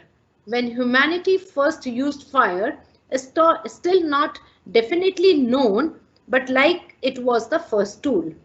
Almost 20,000 to 15,000 years ago, it was Neolithic revolution, and several key technologies across human moved from getting their food by getting it through agriculture. People came together in a smaller groups, and then it went on to 1200 BCE that we could see iron, then 950 we could see windmills, and thereafter it was 1844 when the telegraph came in. That was almost the first era of industrial revolution, and 1876 witnessed the telephone, and 1879 was the electrical light, which was invented by American inventor Thomas Edison, got a carbon filament and got an electrical light. 1974 was the time when we got our personal computer, and almost at the same time it was internet when Winton Cerf, he came up with the TCP/IP protocol. This is the era. It means we've moved from Industrial Revolution 1.0 with the intent of our steam engine to Industrial Revolution 2.0, which was electricity, almost Industrial Revolution 3.0, the advent of personal computers, internet, information technology, and today Industrial Revolution 4.0, where we deal with artificial intelligence, where we deal with deep neural networks, where we deal with intelligent systems. So this transition has happened, and technology has evolved by a process of self-creation. So it shows very interesting way from electricity to self-driving cars. I specifically put up from electricity. So almost Industrial Revolution 2.0, when it was no electricity to electricity. Today, when we talk of self-driving cars, it is almost the same thing, that the life is changing for all of us which are on this planet. From it is the disruption is so much which can easily be compared how people felt when they were living without electricity to electricity, and today the same disruption you can see how it was before intelligent systems came in and after intelligent systems. And let me tell you, these intelligent systems, we are working as of now with basic artificial intelligence. We yet to see the strong artificial intelligence and super artificial intelligence. So we can very well imagine what the future is going to look like with technology in the coming 3 decades. And if we look at the evolution of technology and human psyche, televisions, when it came in somewhere in 1927, it had a little impact. It was more of a curiosity. And then transistors, 1947, definitely again it had an impact. And it was 1974 when the personal computers came in. This technology was invasive. It invaded the homes and started to make tremendous change in the behavior, how people were living, how the businesses were transacting. So it brought a major transformation. And with the intent of internet, which witnessed 1974, perhaps it came up with the idea that all the geographical boundaries are mere perceptions and the whole world is a global village. Everyone, through a small window on their desktop or from their laptop, they could easily connect to everyone. I remember when internet came in, it was a blessing that people did not even have to send big telegrams or other things, and with the intent of internet, everything made available just the click of a button, and it became literally as an indispensable tool which sat on every top executive desk. And then it became cheaper and it went to the masses. And then a very important technology was CRISPR, which enabled us to make changes with human genes. Now, this was very, very interesting that we are making changes for human genes. American biochemist Jennifer, he came up with a method for editing genes, that is making genes to DNA sequences. Gene editing has a potential to treat many diseases, but also open up ethical gray area of creating designer humans. Now, this technology is so strong that whenever we deal with technology, it always has some positive and negative effects. Positivity is so much so that it can help us to change the DNA sequences. Gene editing can be done, which can be potentially used for curing many diseases, but it could not be that the human imagination goes to the extent of creating designer human beings. And then 2017 and the era in which we are all living in, it is artificial intelligence. So we are all living in an era of digital world, which is emerging as a mother of various disruptive technologies. I'll come down to these disruptive technologies a little later. And these disruptive technologies are structurally and fundamentally changing the way societies, markets, and economies, they operate and they behave. A very interesting example of artificial intelligence I would like to cite out here, that AlphaGo, everyone is aware of the this game AlphaGo, and the team behind AlphaGo artificial intelligence program announced that it has become the world's biggest Go player. Go is a game which is very simple rules, but it has many possible positions. In the previous years, AlphaGo had defeated the great player Lee Sedol in a match with 4:1. AlphaGo then played itself through continual improvements. By playing itself and going through various iterations, it went through a continual improvement and was able to defeat the version that has defeated Lee, and that was 100:0. Through machine learning, AlphaGo has become better at the game than any other human beings. So that is the technology which is driving us. And we know with deep neural networks, with ResNet and many others, the way it has now given a challenge that out of 1,000 images, even the human eye is prone to an error of almost 3%. But the deep neural networks technology has shown that using DNN, it has even made machines superior than the human beings. They are able to make the error rate has gone less than 2%. A human being can make an error of almost 3.3%. So that is the way technology is embracing all of us. And we say that we shape our tools and therefore our tools shape us. Meaning thereby, it is all human being, we all, who have created all these technologies. These technologies are helping us in making certain tools, certain techniques, certain algorithms, and then we are using now these tools only, these technologies, these algorithms, which are shaping us, which are helping us to make our better future for tomorrow.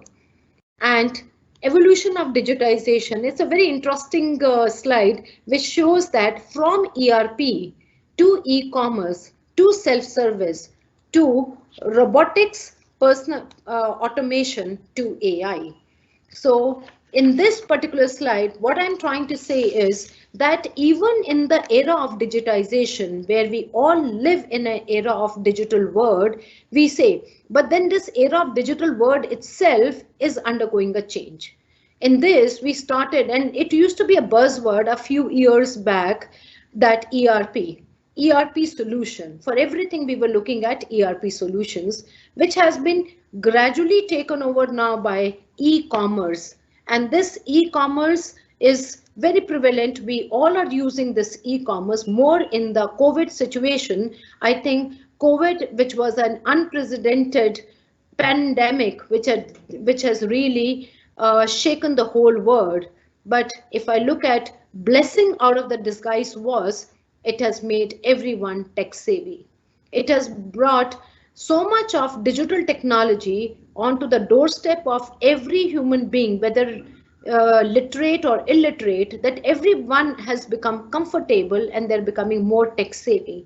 And we are doing most of the transactions using e-commerce. And that's why the e-retail industry has also grown magnificently in this past 1 year.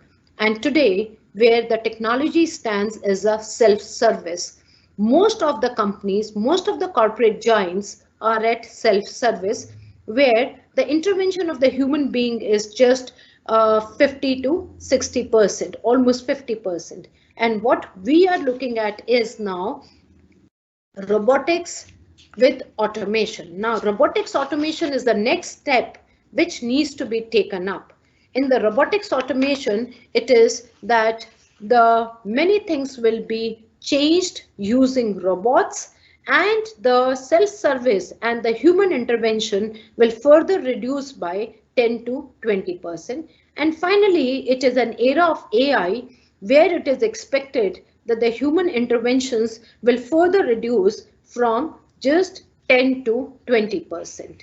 So this AI, when I'm talking, it always reminds me October 10, 2016, when the World Economic Forum announced opening of a center for fourth industrial revolution in San Francisco.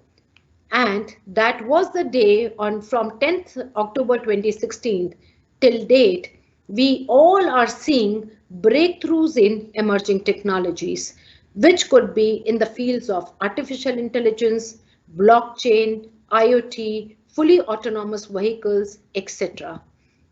Now, this is what I'm talking of, these disruptive technologies. Since almost it's been now 5 years or so, and even maybe a little more, we are all surrounded by these disruptive technologies.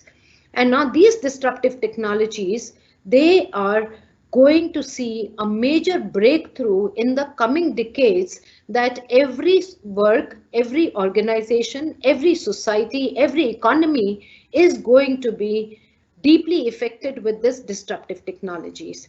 And the transition to these disruptive technologies is really undeniable, and it is accelerating, disrupting both the government and business models. And these new models are going to redefine the way organizations will create, capture, and deliver products and values.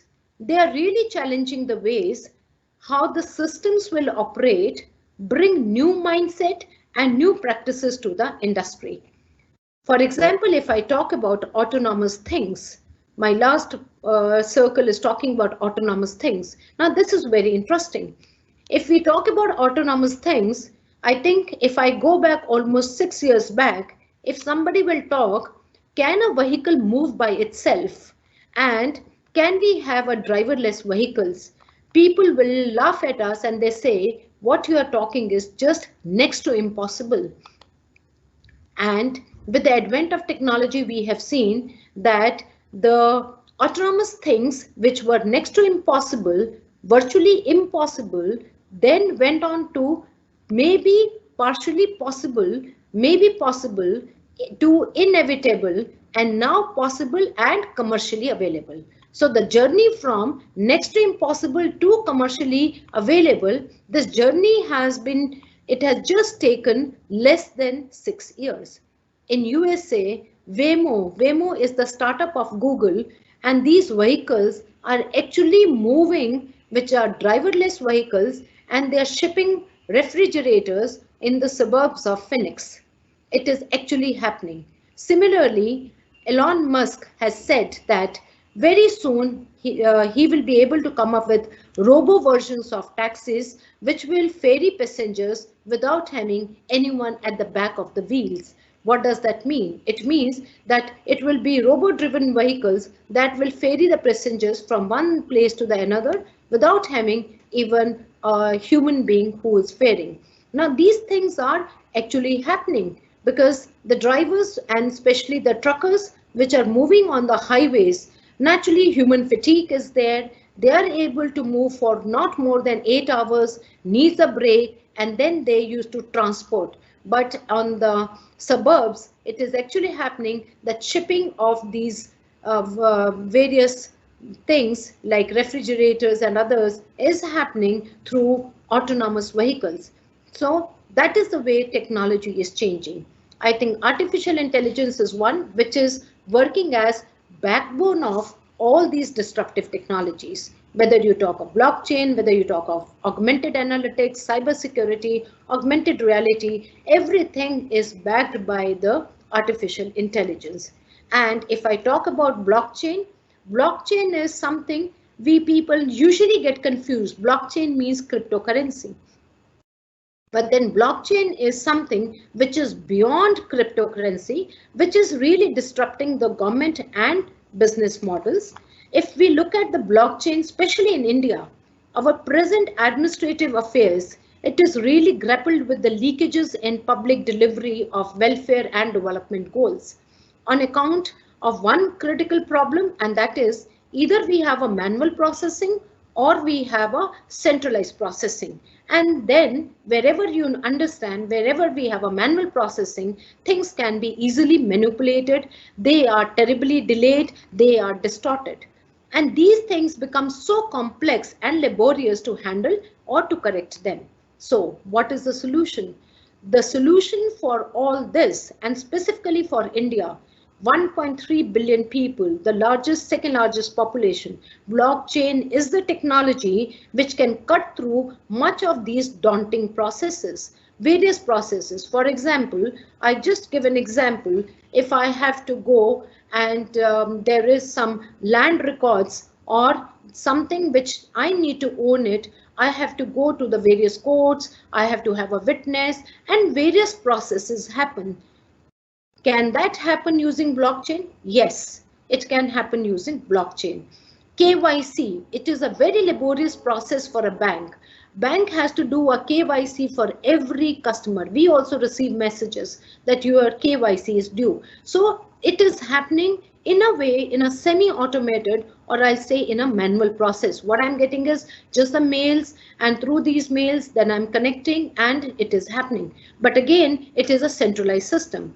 A blockchain can become a blessing in disguise when this KYC starts happening for the banks in an online manner and in a decentralized manner. So blockchain is a technology which is going to stay for decades, which will give us a trust, which will give us a transparency, and which will remove uncertainty. So blockchain is one of the technology which is most talked about in the sphere of information technology, and these are the ones which is going to replace the opaqueness in the business and replace it with the total transparency. So there are three factors which will get associated with the blockchain. It is our trust, it is our transparency, and removal of uncertainty. Hence, the way now, if we look at ourselves, how many times we go to the bank to withdraw? How many times are we going to withdraw the cash by going to the bank? I think we are all working now digitally, and we are not even visiting banks. But same time, now these banks are kind of working in a centralized manner. What happens if these all banks are connected in a decentralized manner on the basis of trust? So this is another technology which is going to be a disruptive and a futuristic technology. We will see a great shift from centralized to decentralized systems. Augmented analytics. It is very, very interesting to know that from the big data, large data, now we have gone on to augmented analysis and enabling technology, which is using machine learning and AI to assist with data preparation, insight generation, and insight explanation to augment how people explore and analyze data in analytics and in the business platforms. Can you imagine? I would like to share some statistics that how much data is being generated on every single day. Almost, you will be astonished that almost 2.5 quintillion bytes of data. Now this quintillion bytes is 1 exabyte, and 1 exabyte you can imagine as 10 raised to power 18 bytes. So that is 2.5 quintillion bytes of data is being created every single day, and it is going to grow from there. Google itself, if I talk of only Google, Google itself pre-processes over 20 petabytes of data per day. And by next year, it is estimated that 1.7 MB of data will be created every second by every person on this earth. Just imagine the amount of data being generated. On this planet, if I talk about 9.3 billion people who are there, out of which almost 1.35 billion in India, and every person, every second will generate 1.7 MB of data per second per person. So look at the amount of the data. Now the problem with AI and all these disruptive technology is handling of this voluminous data, which is growing, I'll not even say exponentially, it is going by leaps and bounds, and it is becoming difficult to capture. Not only this, another interesting fact remains is the amount of data which has been generated in the whole world, and in the whole world till date, it is that 90% or more than 90% of the data has been generated in the past 2 years. So this is the way the data is growing, and hence augmented analytics becomes the need of the hour. If I talk of a cyber security, when we are going so much online that every transaction, I think now people don't even use internet banking, and we are so comfortable using Google Pay, we are so comfortable using UPI or some other Paytm or any other technology. So it is very, very important that whatever transactions we are doing, they have to be safe. And with the influx of these disruptive technologies, cybersecurity has attained yet another height of confidence in digital space. Earlier, we used to talk of only cybersecurity, we used to talk of ethical hacking, but now cybersecurity has taken the height of confidence in another digital space. Rather than being a damage controller, we are not looking at it only as a damage controller, that it should not damage our website or our financial transactions. It has become a prioritized commercialized investment in a number of businesses. Nowadays, people are actually investing in their businesses for what? To ensure they are secure. Earlier, none of the businesses and the corporate giants used to spend so much on cybersecurity. What is being witnessed today? Augmented reality. I think augmented reality, the small children, when they go and to the various malls and they are enjoying the games by wearing those 3D glasses, etc., is one way of how this augmented reality is helping to change and to get a flavor of our fun and frolic. But augmented reality goes beyond, and it is helping in medical imaging, so that the 3D MRIs, 3D dimensional treatment, it can be done very easily using augmented reality. If we talk of quantum computing, definitely everything gets so much interconnected because of the numerous and the plethora of data being generated, because of movement from artificial intelligence to deep neural networks. And these deep neural networks, when they deal with multiple hidden layers, you cannot compute anything on nowadays on a single laptop or on a desktop. Even an i7 or an i9 will fail. When you're dealing with multiple medical images, when you're dealing with multiple speech patterns, speech data, and you want to render it to see what image it is or what signal it is, what you need is today quantum computing. That's the reason we are finding change and a flip over from CPUs to GPUs. Everyone is talking of either, especially all academic institutions, either we need a GPU to train, to do a research, or then we go on to the cloud and use a space there, whether I use software as a service or I use hardware as a service, and it has brought us to cloud space. So quantum computing is something which is irresistible, and the life is unimaginable without quantum computing. Internet of Things, I think it has brought a big boom to the industry by having Internet of Things. Sensors everywhere. The sensors are able to sense whether the temperature, whether it is smell, whether it is any other fire hazards. And these sensors and the drones, the way autonomous things like drones, etc., they are using sensors, and they are going to all remote places, which is beyond imagination for a human being to reach, or to those deserts, or even to fight the wars. These drones are being used and being deployed. So these are the disruptive technologies which are going to change our way, change our economy, change our societies. That's the reason by looking at these disruptive technologies, Niti Aayog has come up with the plan of creating an institutional framework for artificial intelligence in the countries. The proposal entails investing of funding 5 institutes of Center of Research Excellence, 20 international centers for transforming with AI, and setting up of a cloud computing platform called Aryavat. Aryavat means AI research, analytics, knowledge assimilation platforms that can be accessed by anyone.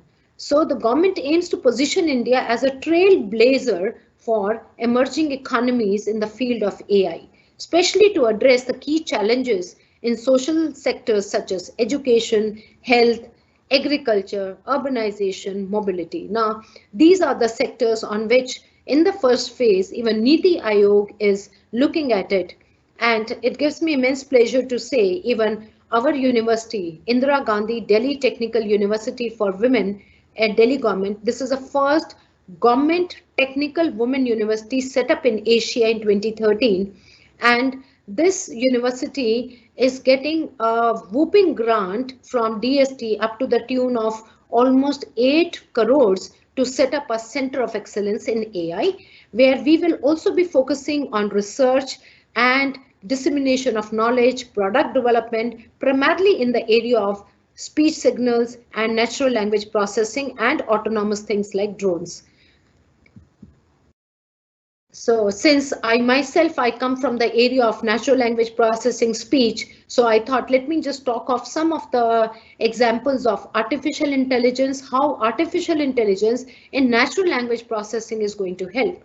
So we used to work out the systems of text to speech.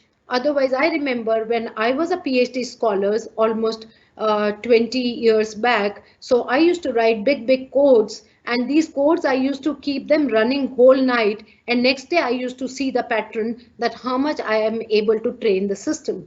And nowadays, which can happen very, very fast. So these text to speech synthesis, given a text, the system should be able to speak.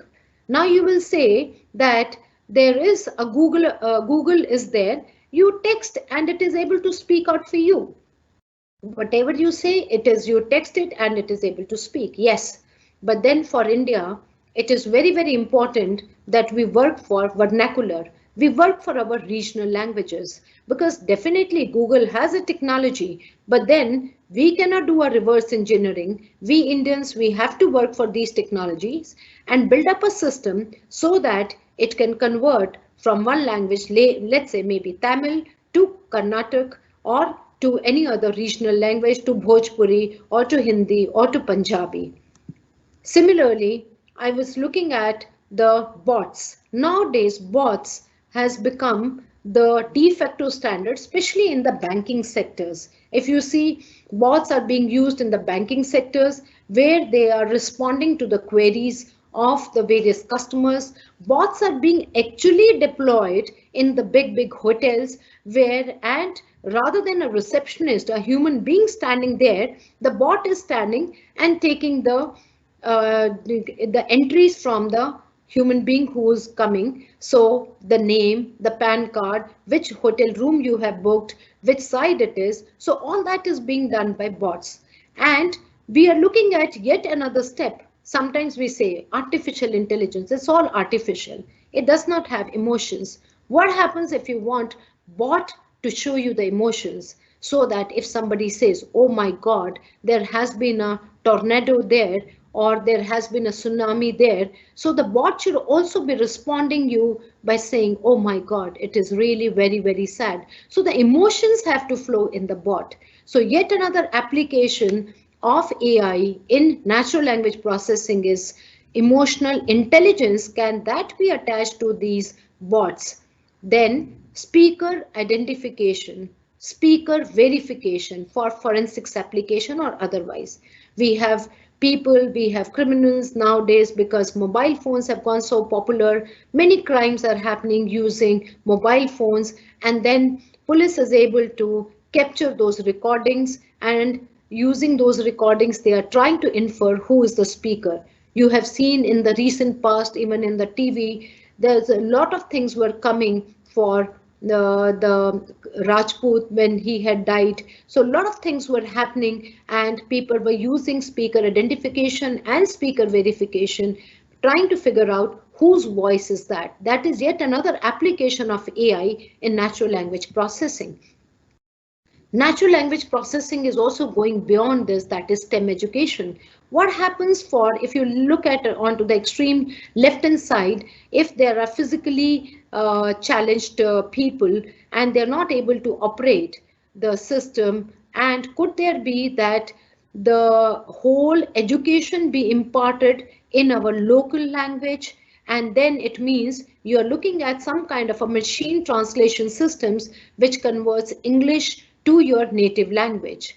Also, if you look onto the extreme right hand side, we are looking at today, everyone is aware that we are working on SWAM platforms, we are working NPTEL platforms, and these NPTEL SWAM platforms, they are helping us to go through the various courses. But can you see they're all in English? And then, you know, when you look at it that I want a transcript, those transcripts are available in English, and those transcripts are not auto-generated. They are being paid. We give the video recorded. Let's say there is a video recorded by Professor Venu Gopal, and now that video which he has recorded on SWAM or NPTEL platform will be given, and the person will listen to that video line by line and then interpret and convert it manually, and that is the transcript which is available on SWAM. We are looking at technologies that for our Indian languages, could it be possible that automatically this transcript can happen not only in English but in all the native languages, which is a massive job, and it is very, very important if we want to bring technology to the masses, to the rural belt of India. So in Indian context, the natural language processing, it has a bright future and it has numerous applications, and we all Indians have to look forward to develop certain research, strong our research, so that we can come up with a vernacular.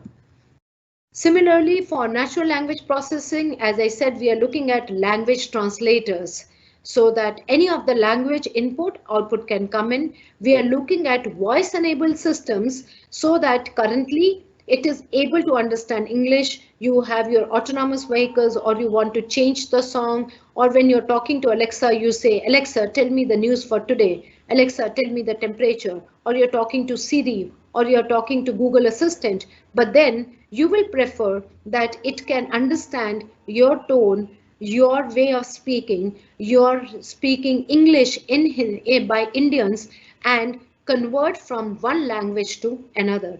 And then we are looking at voice biometrics as inspectors, that by giving a voice, can I be given a login, a permission, a privilege to access maybe an account, maybe to open a gate, and so on and so forth. So these are the numerous applications of AI in natural language processing, and India has a bright future in speech and speech technologies ahead.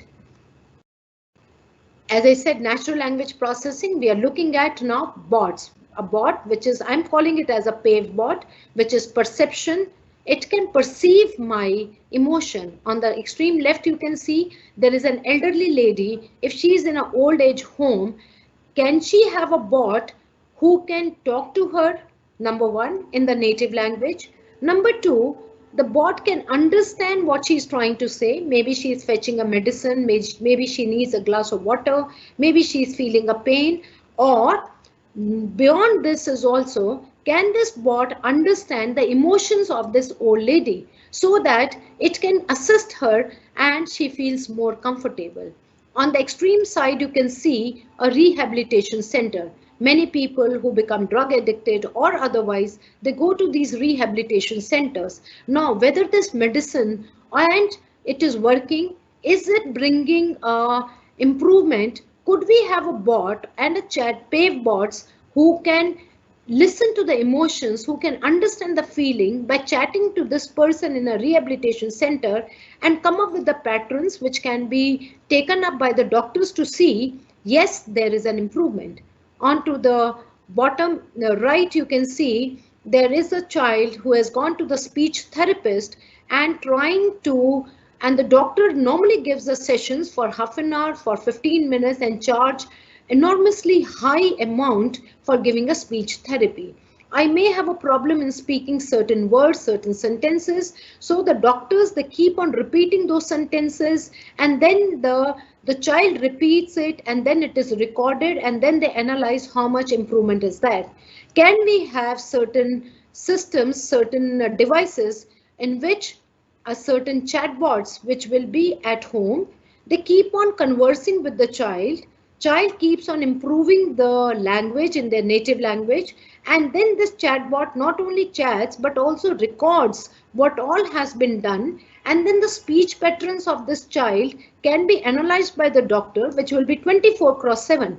Please see here, the doctor is assisting the child only for 10-15 minutes, and there 24/7 you can record the speech patterns of this child, and then subsequently it can be sent on a cloud, and on a cloud, even if the doctor is sitting at a remote place, can download it, analyze these patterns, and can send a report online to the mother of the child. So that is where the technology, this is the future. This is what I'm calling it as a strong AI. Currently, we are in a basic AI. Onto the extreme left side, you can see a bot, or you can see a bot which looks more realistic than a human being. Then computer machine. Someone has to tell me how much time I have, because I may not take and squeeze the time of someone else. Madam, how much time? I think I will take enough another time. 5 minutes. The lecture is very good. People are asking a lot of questions, so you can continue as per your pace. That's okay. Okay, because I love to talk about AI because that's my area, but it should not happen that I squeeze in someone's tail. Kindly interrupt me when you want me to joining at 2 o'clock. Dr. All C.V. right. Sharma is joining at 2 o'clock. All right. So we have little time as of now, so I can continue then. So then another application of AI, the strong AI. We are seeing today the basic AI. When you talk to Siri, when you talk to electronic virtual assistant placed at HDFC Bank outside, where it is answering the queries of many of the customers. But these are the basic for AI. But when I look at a strong AI, what the future would be, the future looks at it that a computer with a machine vision. The machine vision means the machine is able to see with its eyes.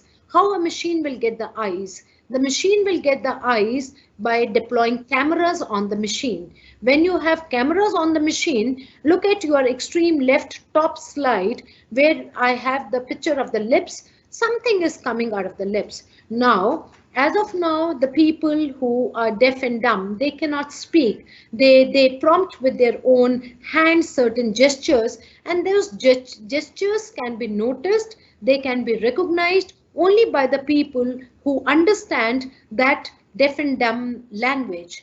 But then computer vision is intervening, and it is trying to see how the lips can be read. Only by the movement of the lip and the area around the lips, we are trying to interpret what the person is conveying. Now, if this happens, I think it will be a boom for physically challenged people or physically differently abled people, because by looking at the lips, the system is able to recognize, and it is translating the movement of the lips to the various commands. Usually it is done with the lips and with the face recognition.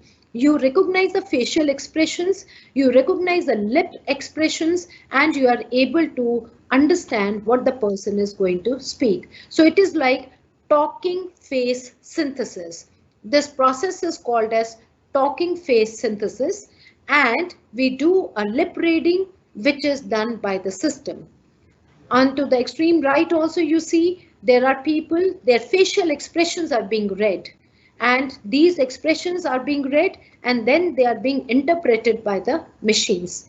On to the extreme left, the in between middle slide also you can see there is a vision. The computer vision is trying to recognize the image, the face.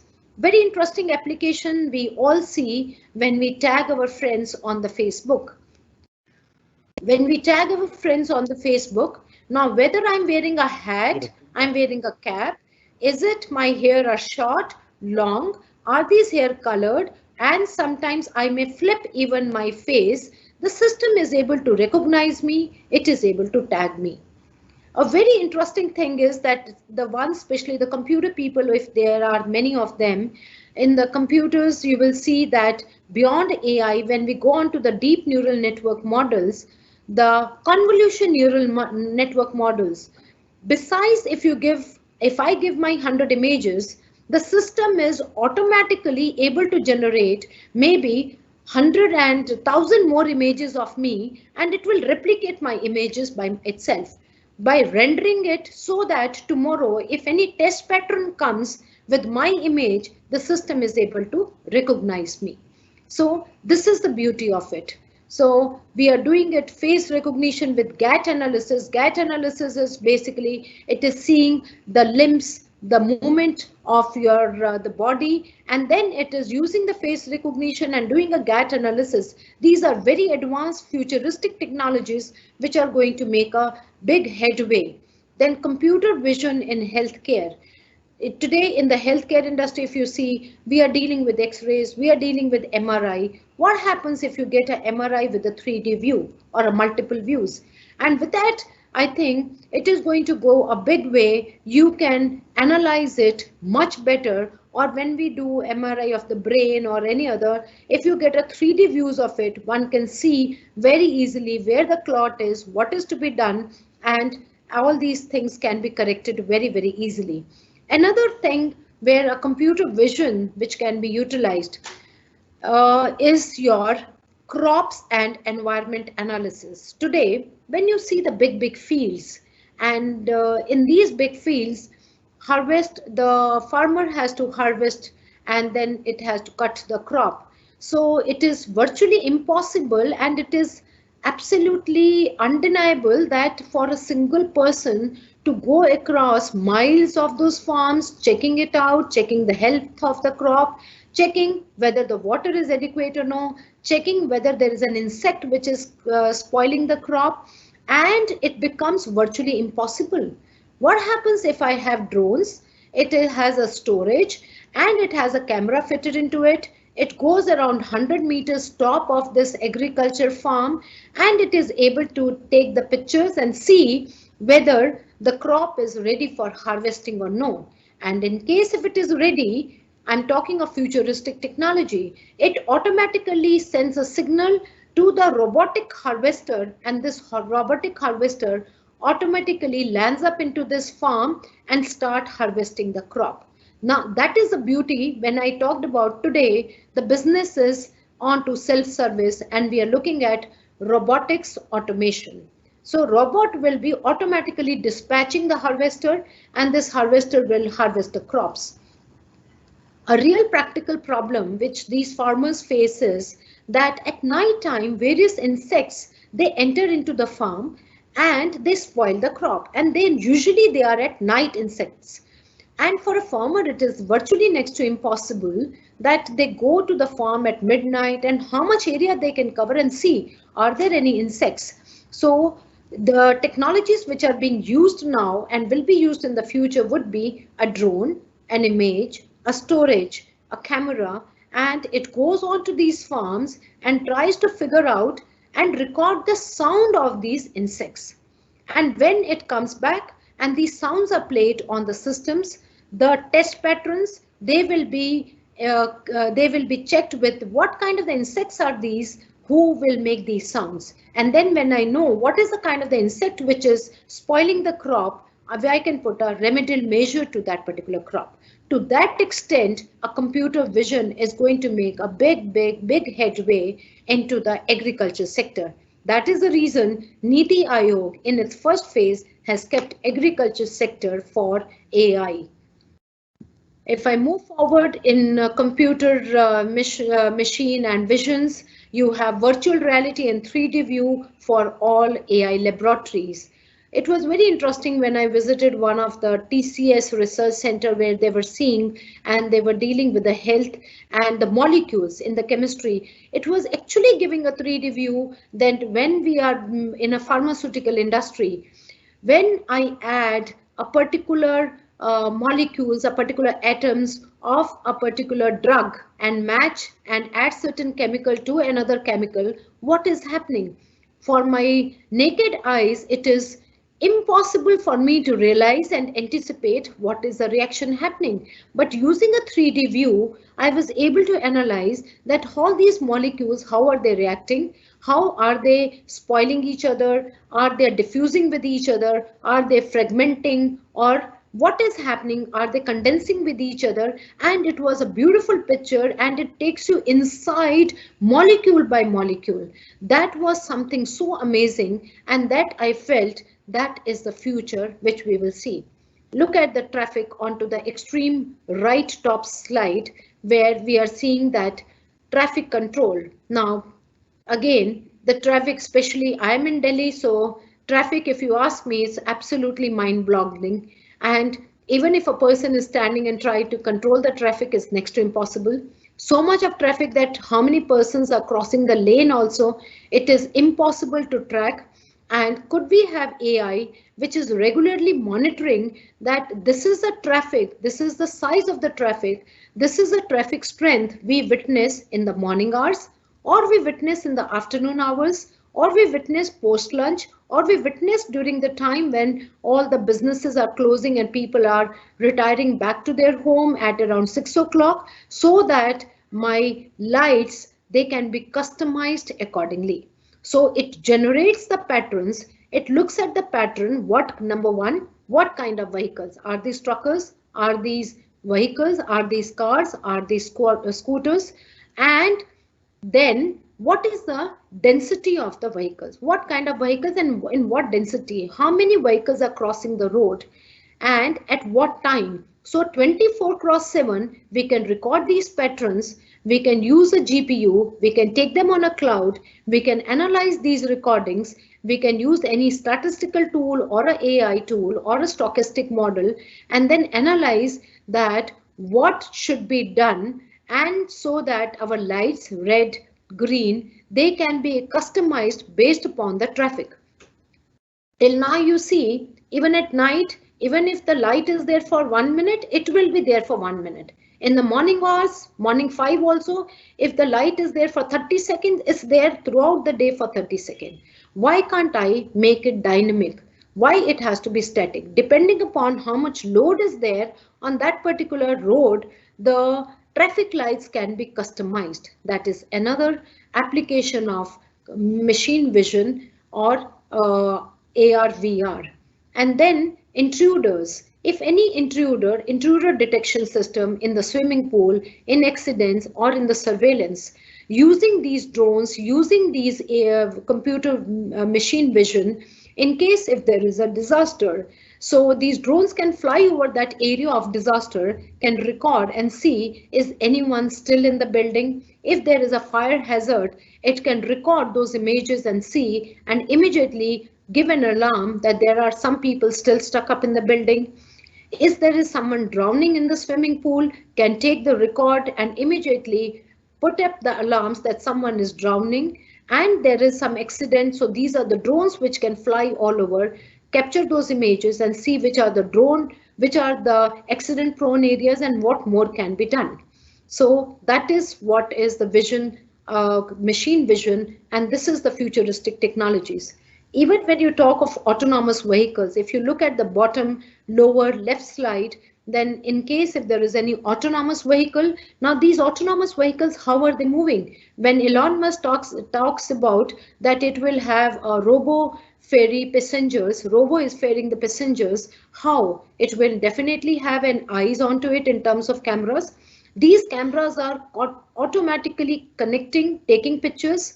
They already have their test patterns and the training patterns already there. So then when this autonomous vehicle is finding a hurdle coming, let's say 3 meters from now, is it a paper, is it a big stone, or is it a big hill? It has to make a decision. Even if it's the newspapers which are falling on the road, So it has to cross. If it is a big stone, it has to make a difference. And if it's a big hill, it better take a right turn. So these are the things where machine vision is coming up in a big, big way. On the right hand side, you have a swimming pool where you have again your machine vision coming up and keeping a complete check. You don't need now a attendant here. You don't need a person sitting on a big, long, a stair where a person keeps on peeping what is happening in the swimming pool. It is all happening automatically.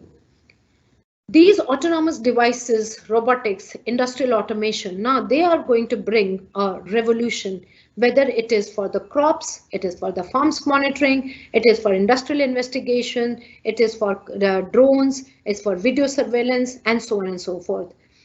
I must mention here Indira Gandhi Delhi Technical University for Women will also be shortly will be advertising for research associates, the ones who are genius in these futuristic technologies and would be willing to take up certain research-based assignments on contract period for 3 years can approach to us. We will have openings where they feel that yes, they are experts in the area of AI, they are experts in the area of deep neural networks, or at least they have an interest in these areas.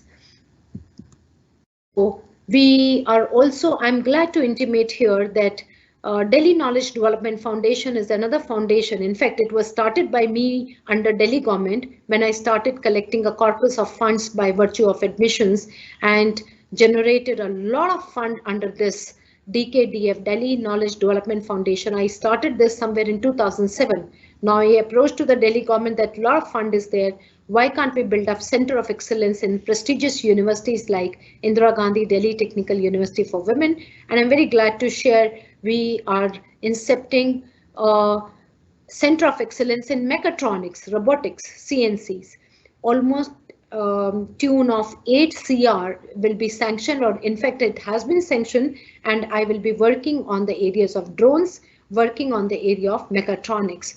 Onto the extreme left bottom, if you see, that is the kind of the robot which we are planning to get. Now you see this robot looks to be slightly different than the earlier robot, which is a single hand robot. These are the robot which is 2 hands.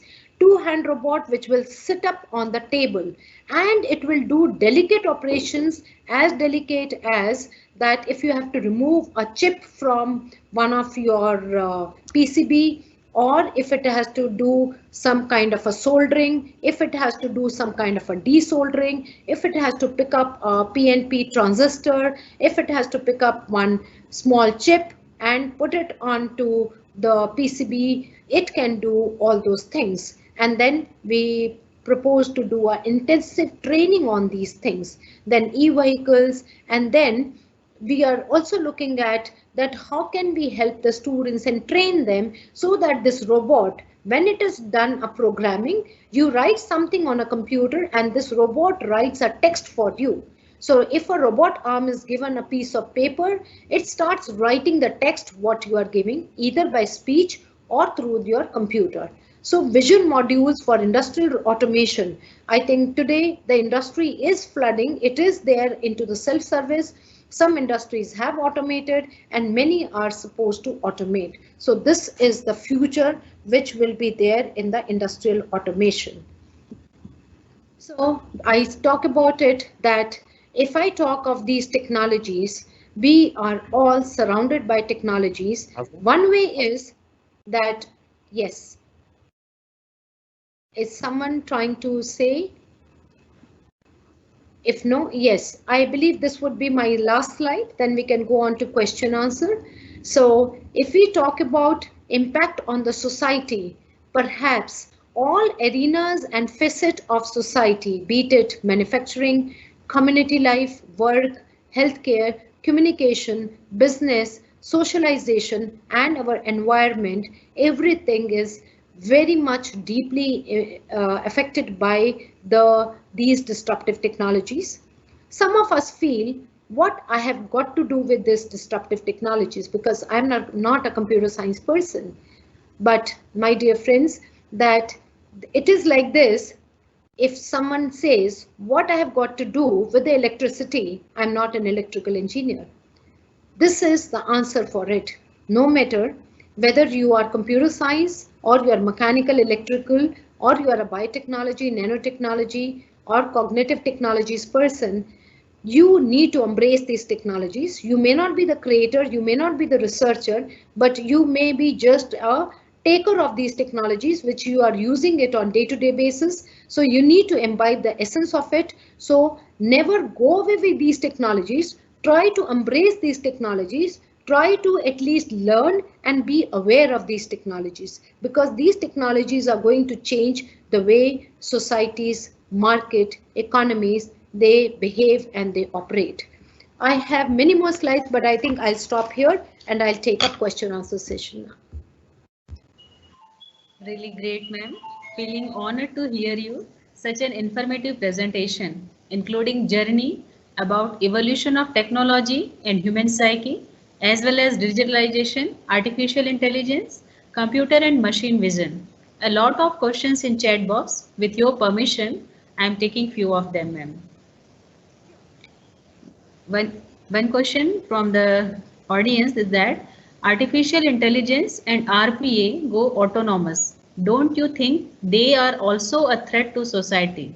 I feel sometimes the human gut cannot be programmed.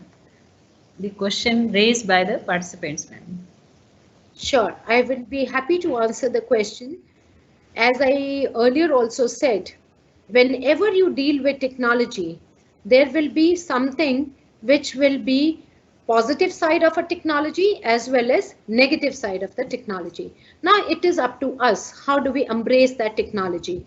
So you see, when the nuclear technology also came in, so it was that it can be disastrous, but it brought lot of help and assistance to the society. Now, artificial intelligence, if you use it, as I said in my first statement, these are the tools which we have created. Now, these tools will help me to shape my life. But yes, there are definitely threats. We see cybercrime happening. We see many other threats which are happening. But it is up to us to look at the positive side. I will just end up by saying this. If I have a glass which is half filled and half empty, my positive approach would be that the glass is half full and not half empty. And the ones who are looking at half empty, their mindset has to change, their intuitions have to change, and they have to feel, they have to take it, they have to embrace it. No, it is at least half full. Let's try to fill it more and remove what is empty. Yeah, thank you. Exactly.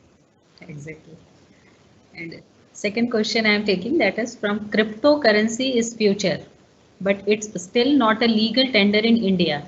India is said to be a tech capital of world. Don't you think government should permit cryptocurrency? This is the question from. It's a very interesting question, and again I would like to answer this question. As I said, blockchain. Blockchain means blockchain equal to cryptocurrency. It is always blockchain is equal to cryptocurrency. Now, cryptocurrency is a very, I'll say it's at a nascent stage. I will call it as a nascent stage because if I look at our India and our population, 1.3 billion people, if I look at how many people are literate, it will be very few. And how many are computer literate in a sense that they can do a transaction using cryptocurrency, it is a very small segment. And what is happening is if you go onto the cyberspace, when we say that I am surfing the web, does anyone know how much web am I surfing? It is not even 2% of the web I am surfing. 90% of the web is a deep web. And that deep web, none of us are surfing or where the wrong things are happening.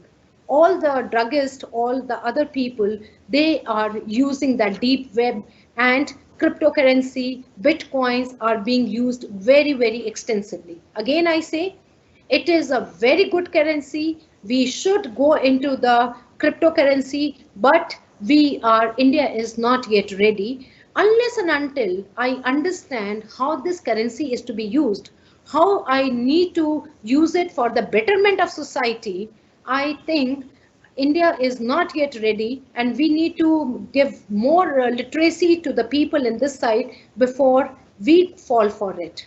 Thank you. Thank you, ma'am. Shall I take one more question, madam, if you allow?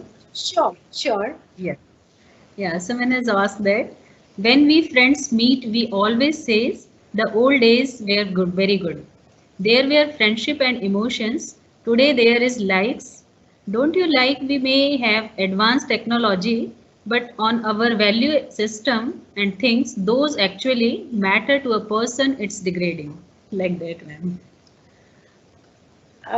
I could not get the question. Is the question related to that these technologies, they are disrupting the social fabric? Are we trying to say?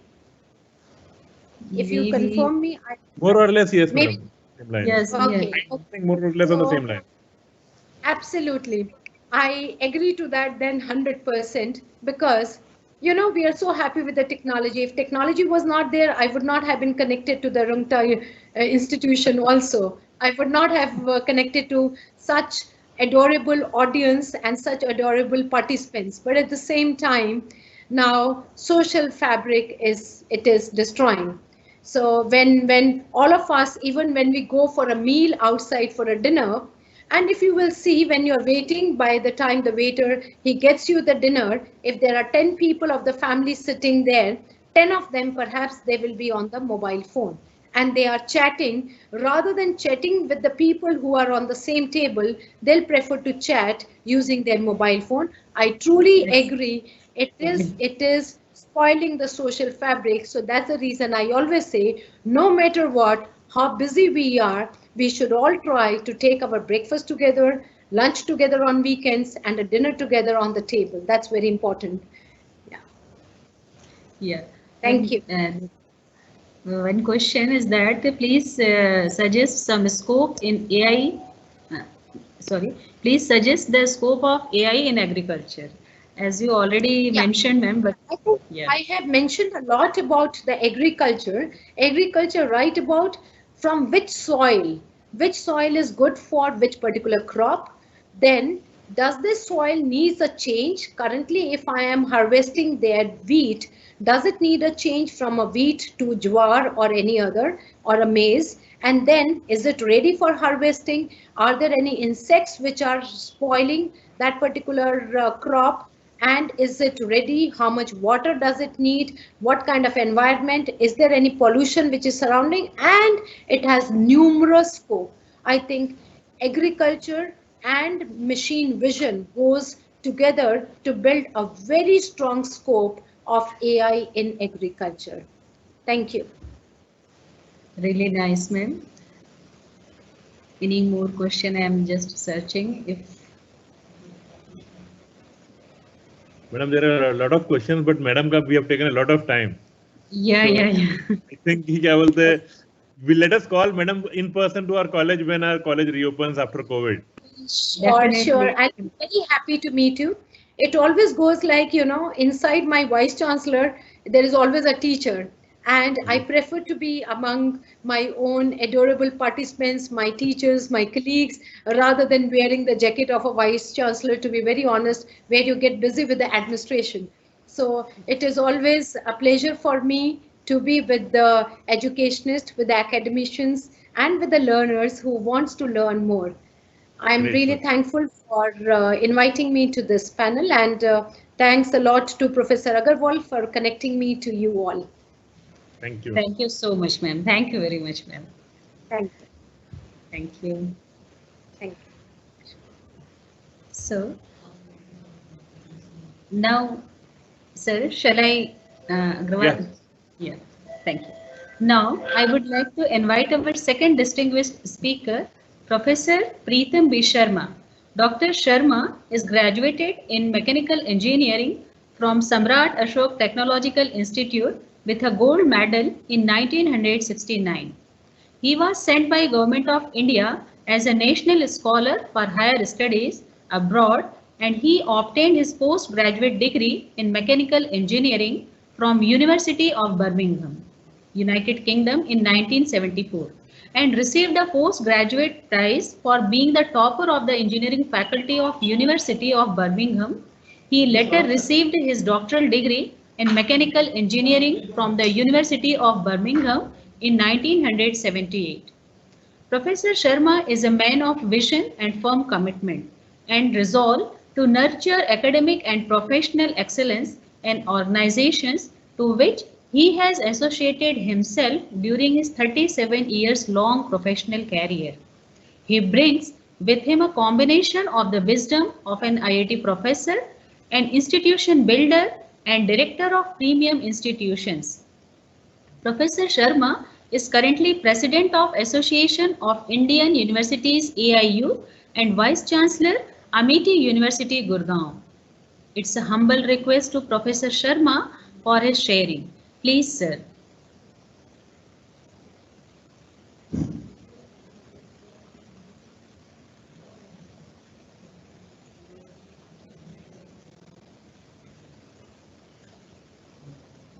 It's a request.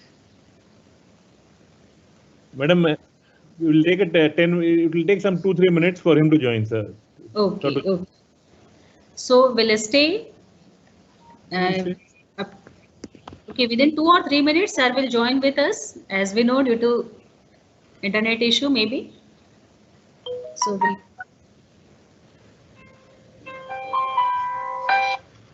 हाँ सोनल, हाँ Sonal.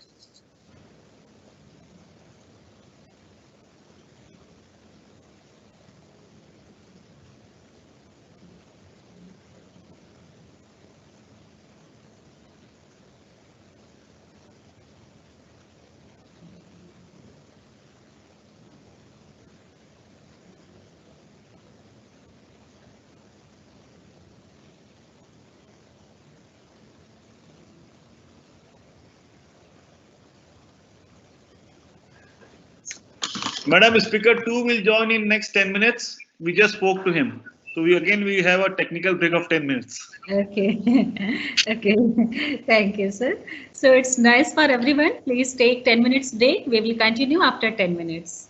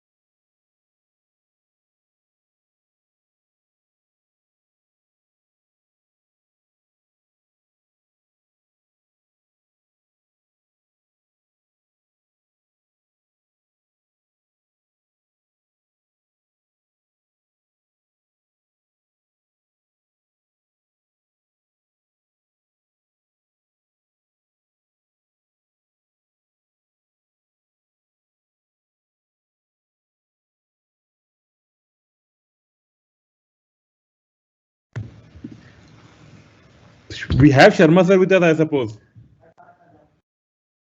No.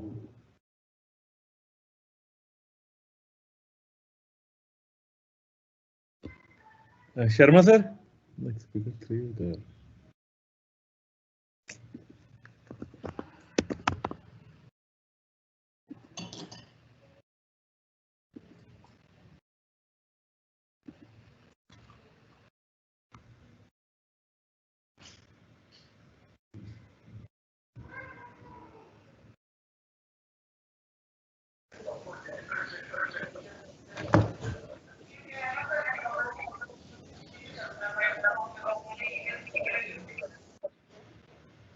आप calendar में आएंगे sir, calendar में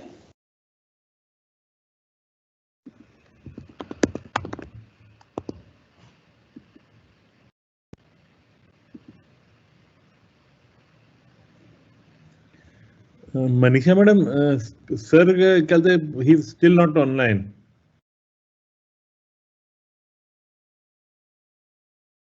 Ejaz Valentine sir connect हो गए। I don't see him.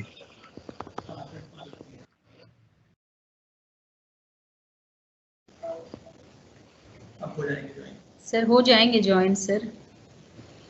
Sir login नहीं है। सबको विजिबल नहीं है सर में।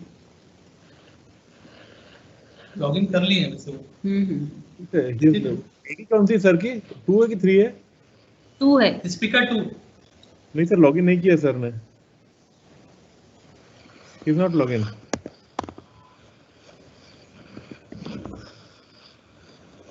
वो तो बोले लॉगिन कर लिया, असिस्टेंट बोला हाँ लॉगिन हो गया। लैपटॉप पे किया कि मोबाइल पे किया है? लैपटॉप से सर, लैपटॉप से।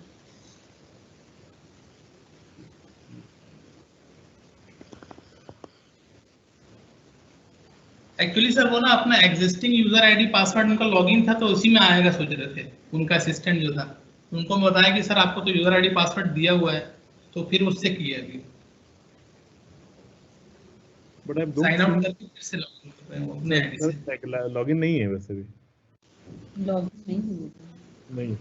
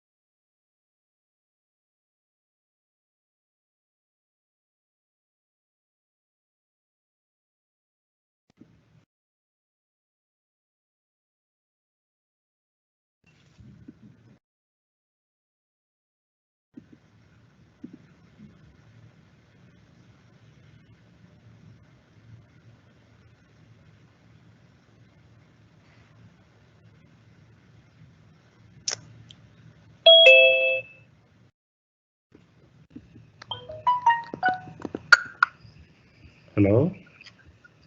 Sir.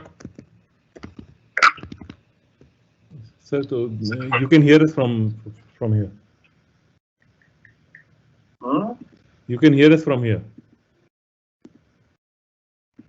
ठीक है.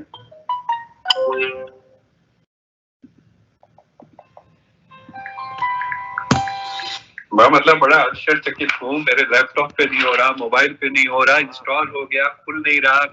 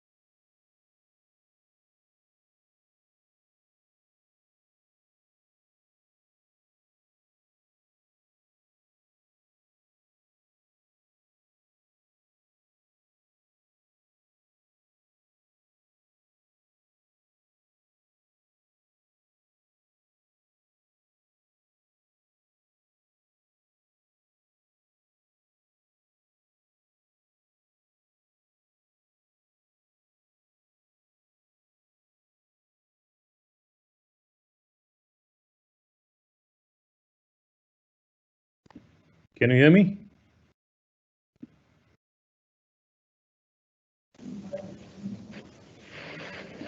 Manisha madam, am I audible? Yes, sir. Perfectly audible, sir. Yeah. So, sir is just joining in 2 minutes. Okay. So he's joining through Zoom, and I'm putting Zoom through Microsoft Teams. Just give me 2 seconds. Okay. Bas मुझे यही रहना है.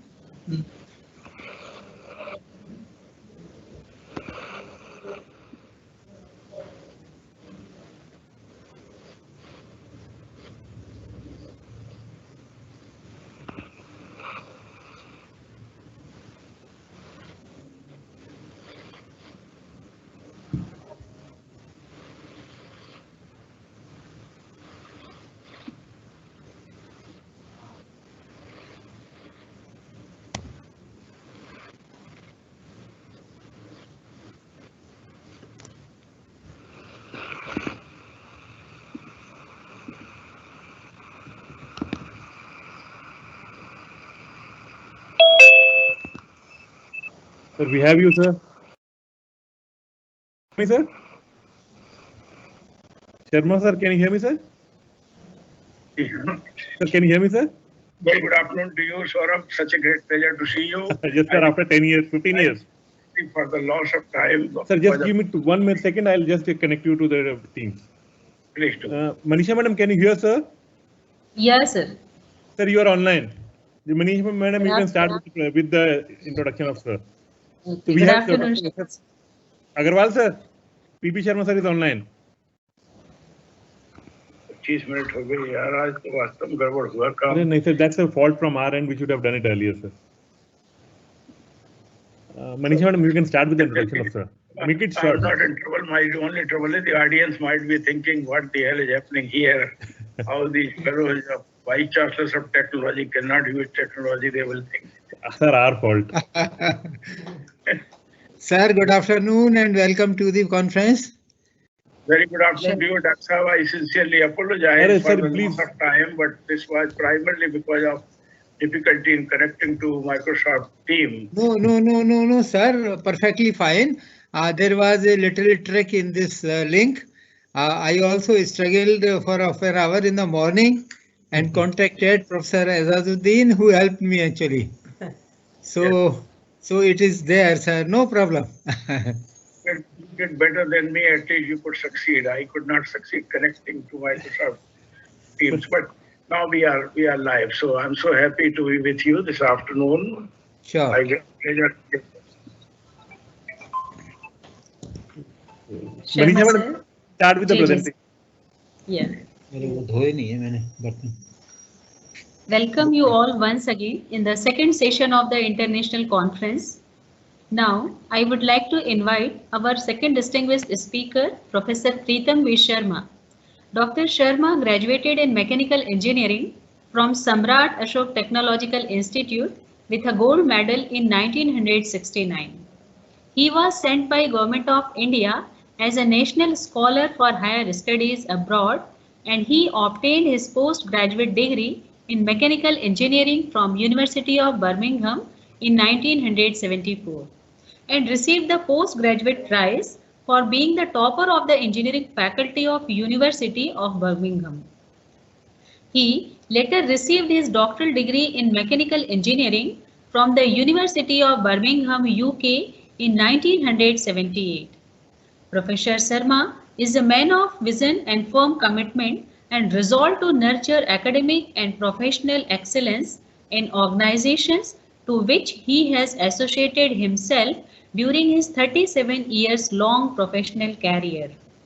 He brings with him a combination of the wisdom of an IIT professor, an institution builder, and director of premium institutions. Professor Sharma is currently President of Association of Indian University AIU and Vice Chancellor Amity University Gurgaon.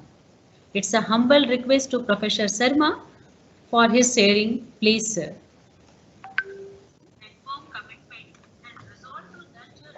Great pleasure and privilege to be connected to this very important event being organized by Rungta College of Engineering, which I had the privilege of visiting right in its formative years when I was the Vice Chancellor of Rajiv Gandhi Technological University at Bhopal.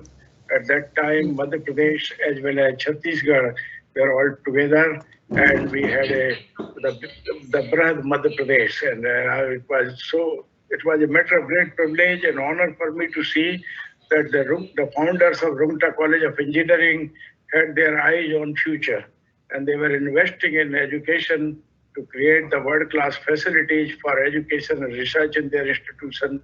And I was so delighted to see this happening. And I'm sure now 20 years have passed and the institution must have grown to a great size with tremendous amount of contribution and commitment which it has to the cause of higher education and research.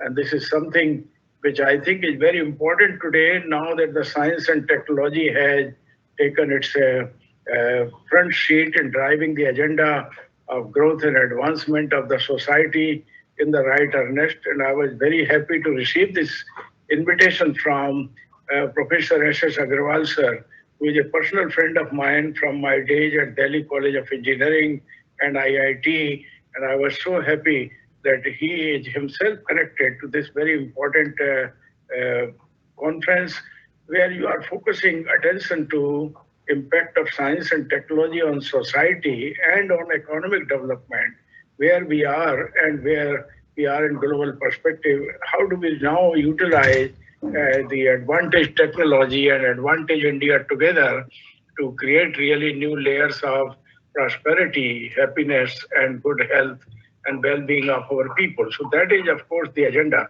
I hope you are able to see my screen, which I'm sharing. Yes, sir. So I'm really truly delighted, and as has been informed, although the introduction sheet which the compeer had, unfortunately, is an old one now. I have now 51 years of engagement in engineering and technology from the days of my graduation. I was very lucky. I became lecturer, and the next day my result was announced.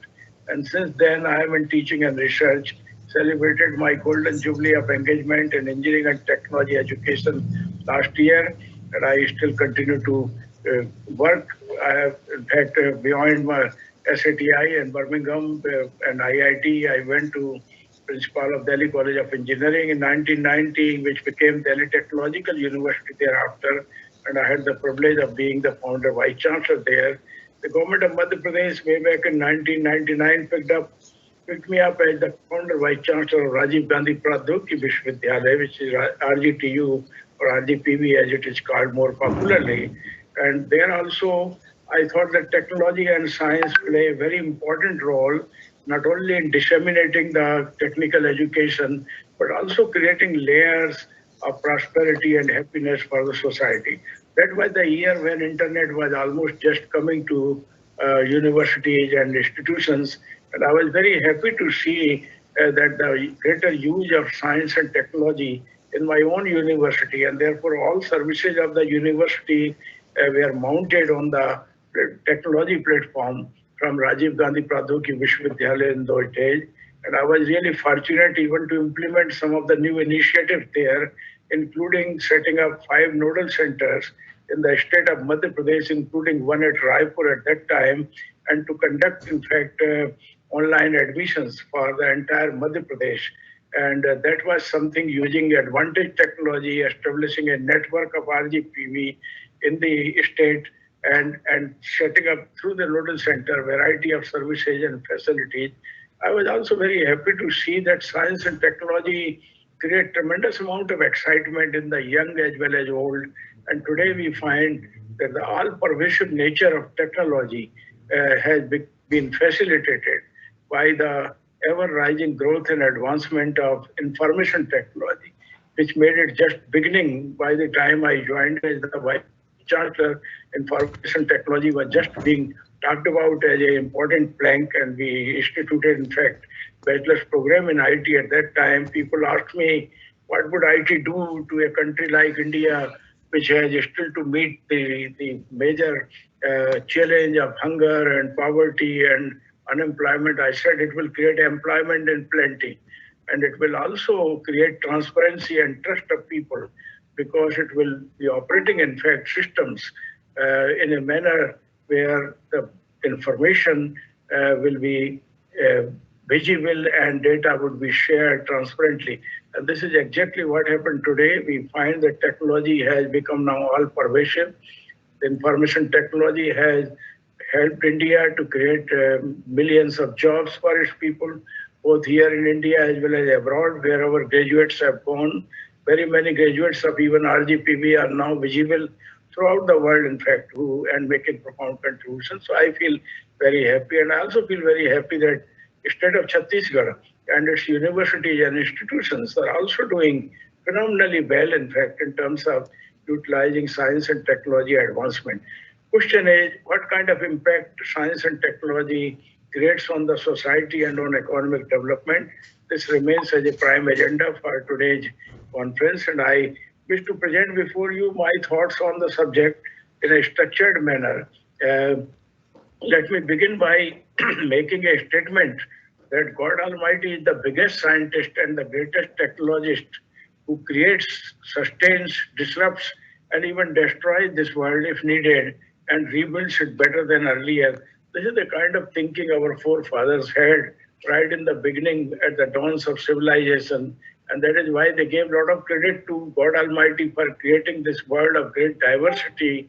And they realize that this world is being sustained as well as disrupted and destroyed also partly or fully. And therefore, the biggest scientist, in my opinion, is God Almighty himself. He is also a great technologist. And what more, the humanity from the early dawns of civilization has been constantly engaged in decoding this science and technology of creation. And therefore, science and technology to early Indians or our forefathers in ancient India was a major attraction. In fact, they took science very seriously, and they took the layers of technology for creating well-being and engagement of society in variety of activity to create sustainable layers of development. And that is why India was a great country during the ancient times. It was the golden eagle of the East, and it was also, in fact, richest country in its profound wisdom to create a society of not only just prosperity, but also happiness and a righteous way of life, which was mandated for its people. So science and technology in India, in my opinion, has been very close to the heart to our forefathers. Proclamations at the early dawns of civilization that everything returns, soul is eternal, and a part and parcel of Purna, the whole, the divine, and the world around the vast cosmos is the manifestation of the divinity, the Purna, the eternal, where the profound outcome of the scientific minds of the ancient Indians, the Vedic rishis, for whom science, spirituality, and society were really inseparable. We regard rishis as people of tremendous wisdom and knowledge, often failed to understand that they were the great scientists of their own time. People, rishis like Vishwamitra, rishis like Dronacharya, and rishis like Vasishtha, Bharadwaj, Yagyavalkya, they were great scientists of their own time, and they cultivated the layers of science, embedded it with the layers of spirituality so that the benefit of science could go to the society to create a happy, healthy, and prosperous world around.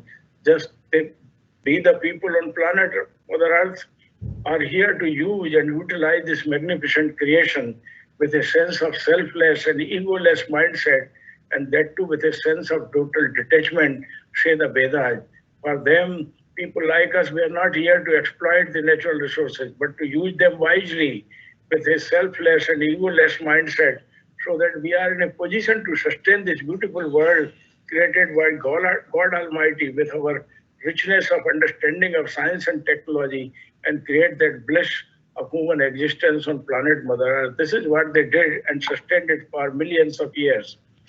This is beautifully summed up in the opening verses of the Rig Veda, in the Upanishad, Isha Upanishad, where they say, Om Purnamadaha Purnamidam Purnat Purnamudachyate Purnash Purnamadaya Purnameva Vashishyate. This very important proclamation of the Rig Veda is still recited by one and all throughout India and even beyond the borders, because here the eternity of Atman and eternity of this existence is also very well and profoundly mentioned.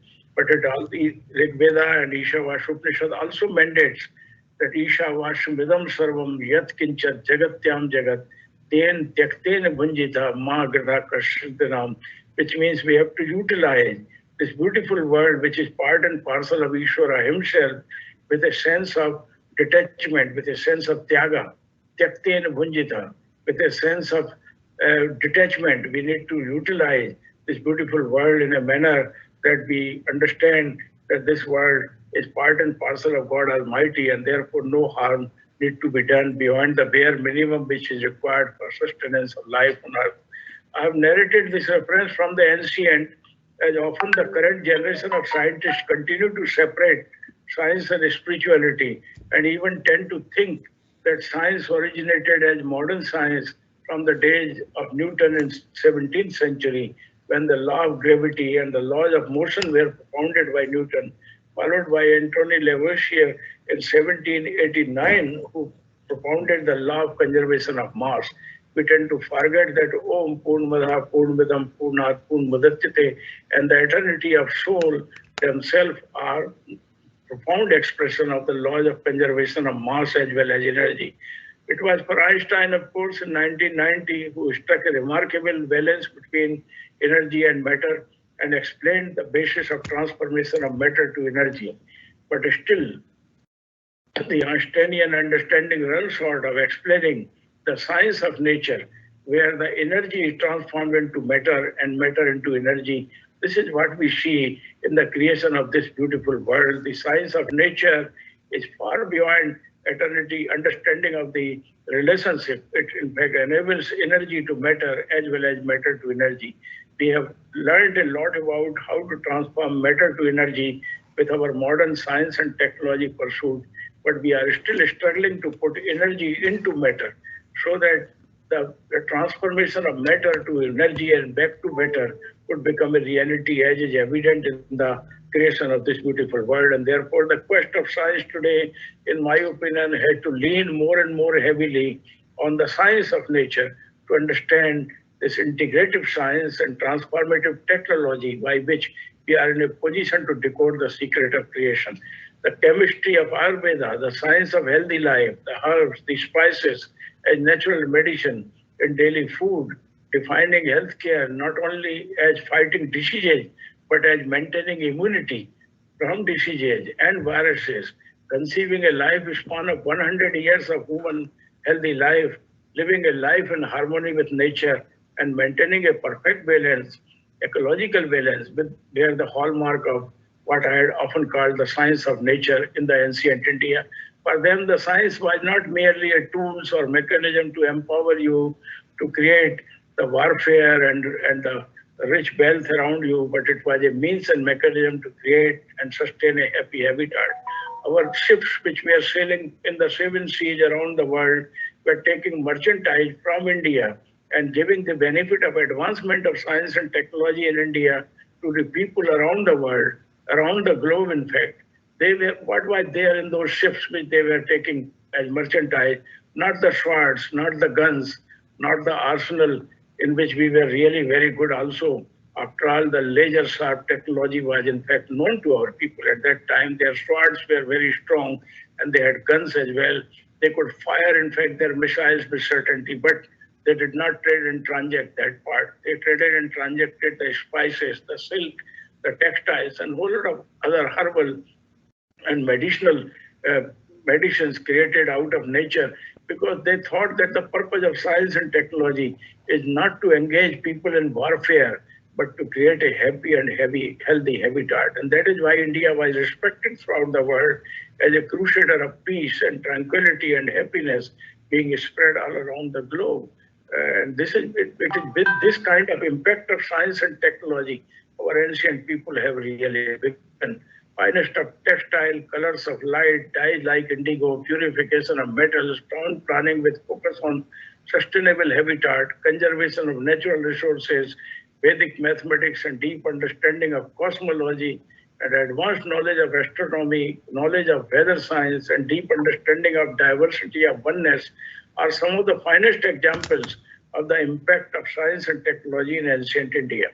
Our forefathers had a great love and respect for science. For them, Jnana as well as Vijnana were very dear. Vijnana, what we call science today, empowered them to decode the secret of creation and the vast cosmos around, and also empowered them with the rich wealth of divine capability to manifest their intellectual as well as creative potential.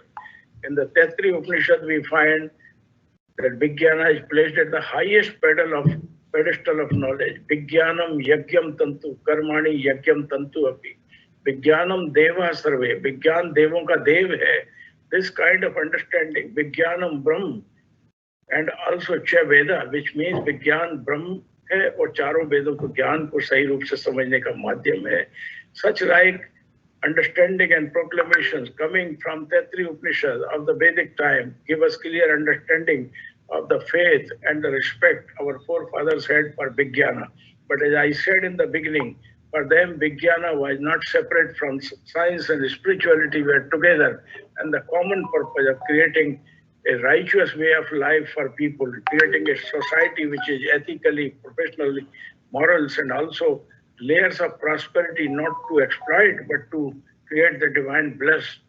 That was, of course, the purpose. And that is why the impact of science and technology conceived by our forefathers was primarily for the benefit and well-being of the vast humanity, and not for causing weapons of mass destruction of the kind which we have cultivated in the modern science.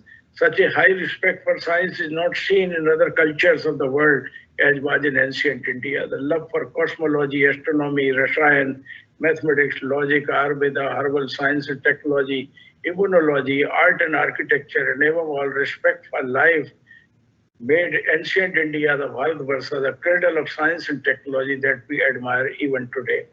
No wonder the prime fundamentals of the digital age, 1 as well as 0, the digital numbers 1 to 9, the fundamental notes of classical language Sanskrit were all discovered here at the early dawns of human civilization. So were the notes of science of music. We find great love for science and scientific bent of mind in our ancient civilization in India. Thus, the science has its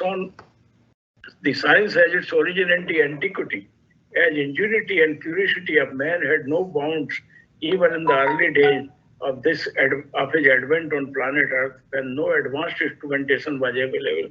For the early man, science and technology were intrinsically related to sustenance of happy and healthy life and sustainable habitat on planet Earth, conservation of natural resources, maintaining purity of air and water, a life full of fragrance of divinity in harmony with nature were the hallmark of early science and technology pursuit that enrich the layers of sustainability for growth and development. And that is why India remained as the attraction for the rest of the world for millions of the years together. India today, of course, in science and technology is a great science and technology power. It is 12th overall globally in research outcome. Today, it is among the top 5 in terms of GDP, but USA, China, Germany, UK, and Japan still remain ahead of us. But India is making impressive rise in Global Innovation Index. Now it is 48 in 2020. It was 52 in 2019 and 18 in 2015.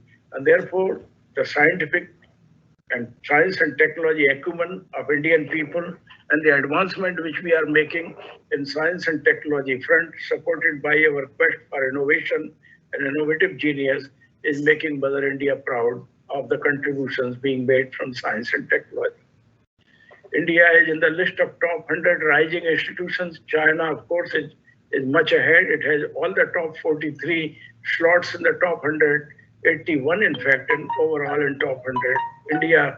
Indian institutions like Indian Institutions of Science and Engineering and Research, Calcutta at 52, IITM at 77, IIT Guwahati are in top 100 rising institutions in the world. But then India's R&D spending is also just around 0.6% of GDP, much lower than 3 to 4% in most advanced countries.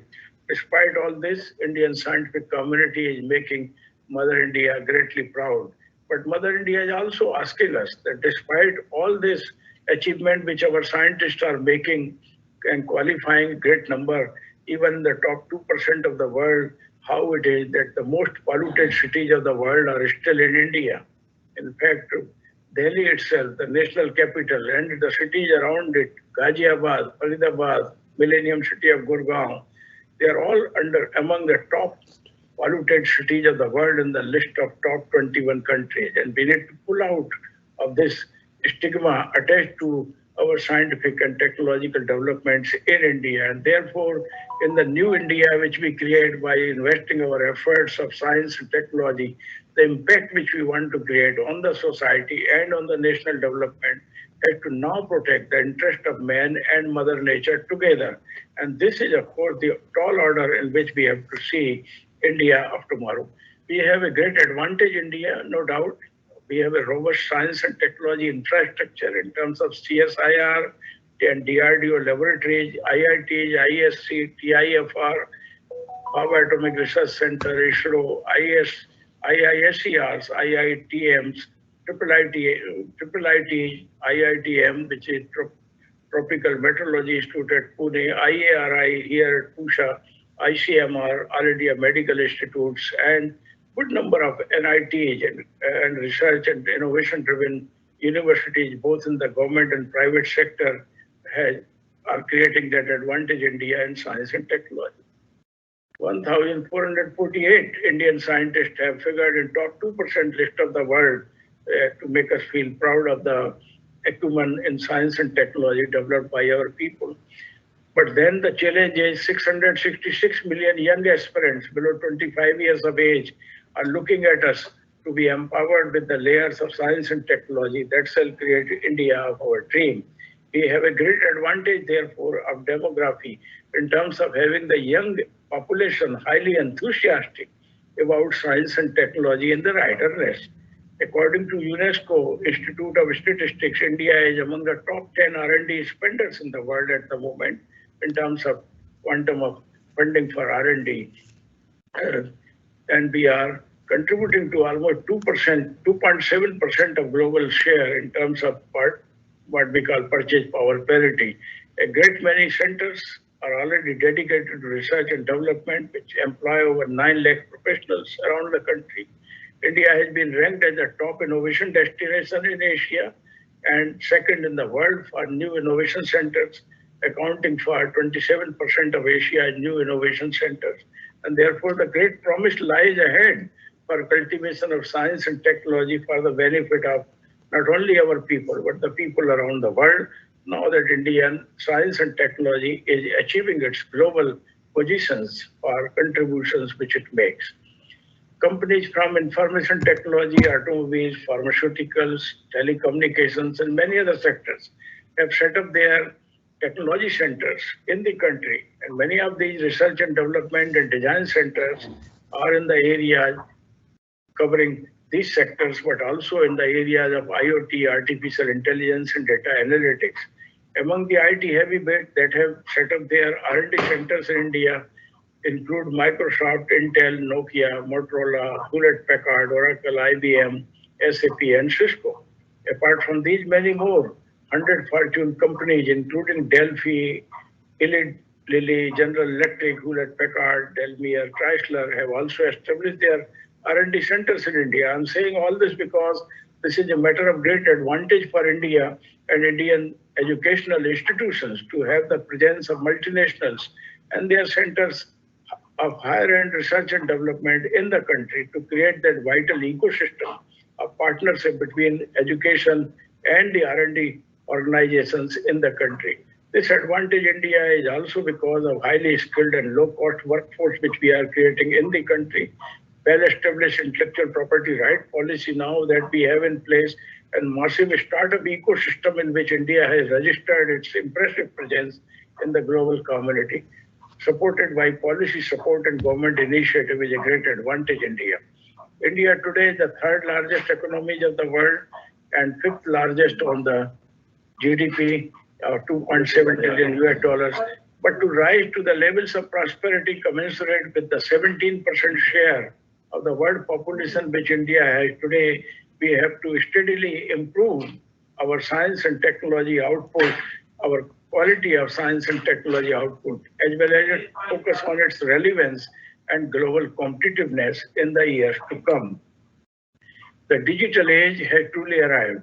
Digital transformation is now sweeping all sectors of economy: health, education, manufacturing, supply chain management, marketing, banking, commerce, government, and judiciary now utilizing e-courts. I think everywhere we see the impact of science and technology on education, on health, on manufacturing, on all aspects of human endeavors, including online shopping, online education, e-banking, e-healthcare, also e-governance, not only of the government department, but also of educational institutions, R&D organizations, e-governance of multinational corporations and businesses. They are all in full swing now. Online payment, data and information is transacted online, that too with ease and speed. Transparency, trust and integrity are now becoming the rule of the game, and these are to be adhered to. But we also know that in the digital age, we are liable for breach in the digital age unless scientific research and new technology takes a better care and people become far more ethical and professional and aligned to professional morals. India is among the top, of course, largest countries of the world in terms of GDP. 2019, clearly at the 5th position and contributing to 3.28% of world GDP. But when we look at how we are performing in different sectors of the industry, we find that America has taken a lead as far as the services are concerned, and its industry, of course, has been reduced to almost 11%, despite being number one in terms of GDP. But much of its GDP is not from the services of the kind which will benefit large cross-section of humanity. Still, these services are largely in the area of high-tech, even in the area of military science and technology. So we have now to look at what China is doing, where the service sector as well as the industry has grown to a great size. A country with 18% of the world population now, it's striking a balance between the industrial development as well as the service sector, almost a ratio of 60-40, and also keeping its agriculture alive and active so that the food security is also maintained, and keeping its eyes on new innovations and new technology development, commanding its position number 2 in GDP, and also steadily rising in the innovation index to 26. Japan, of course, has always kept the focus on balance between industry and service sector. Being a small country, it has been able to maximize the benefit for its GDP, largely coming from the industry, but also now for the services. And we also find that kind of balance in Germany. In India too, that balance is now being emerging. We find that our industry is rising, in fact, very well. And if I need to see in the future science and technology impacting the growth of industry and manufacturing in areas which may be for massive consumption, rather than merely looking at those items which will be consumed by few. The success of China, in my opinion, is primarily because of massification of manufacturing processes, creating goods and services which are utilized by millions and millions of people around the world, identifying the needs of the society and aligning the entire science and technology growth to propel and prosper that sector of industry that serves the mass purpose, serving the masses, the massive population of the world. That's what the model China has pursued, and India has to go, in my opinion, in that way by massification of its enterprises and industries. I want to see massification of industries to happen in India, not the large centers of manufacturing of the kind which we conceived earlier, but a small scale industry, making its inroad both in the rural as well as urban areas and creating millions and millions of jobs, even in the rural area for our people. And for this, we need to align our science and technology effort to propel and in fact, accelerate the massification of manufacturing in India. And of course, the service sector has grown very well, because today we are not only serving the needs of India, but also needs of very many countries around the world, from the offices which we have set up in our IT hubs in the country. South Korea, of course, is a country smaller in population, but has steadily risen in terms of industry as well as service sector during the last 20 years on the strength of science and technology. The point I'm trying to drive home that science and technology impact the quality of life of people, they impact the prosperity of a nation, but they need also to serve the cause of massification of this benefit going down to the last man in the society and take on board the concern for environment as well as interest of man and interest of Mother Nature together in the years to come. If we look at the world from the perspective of world economy, we find that United States still commands the 24.42% share of the GDP, despite the fact that it has only population of 4 to 5%. China, on the other hand, with 18% population, is commanding 16.3% of the GDP, so steadily rising to come at par with its population. But India is still at 3.28%, despite its population being 17%. So the advantage population we need to translate and transform into advantage India, and this can best be done with the science and technology and its advancement, creating that vital impact, empowering our people to contribute significantly to the growth of national prosperity in terms creating millions of jobs and drawing people from all sectors of life into the mainstream of economic development. The science and technology drivers for the future economic development and nation's growth, of course, on one hand, we have Industry 4.0 technology like artificial intelligence, IoT, machine learning, robotics and automation, virtual reality. They will be driving Industry 4.0. And you will find more and more industries in all sectors of major manufacturing will be moving toward Industry 4.0. There would, of course, be job losses associated with this, and people will be blaming the advancement of science and technology.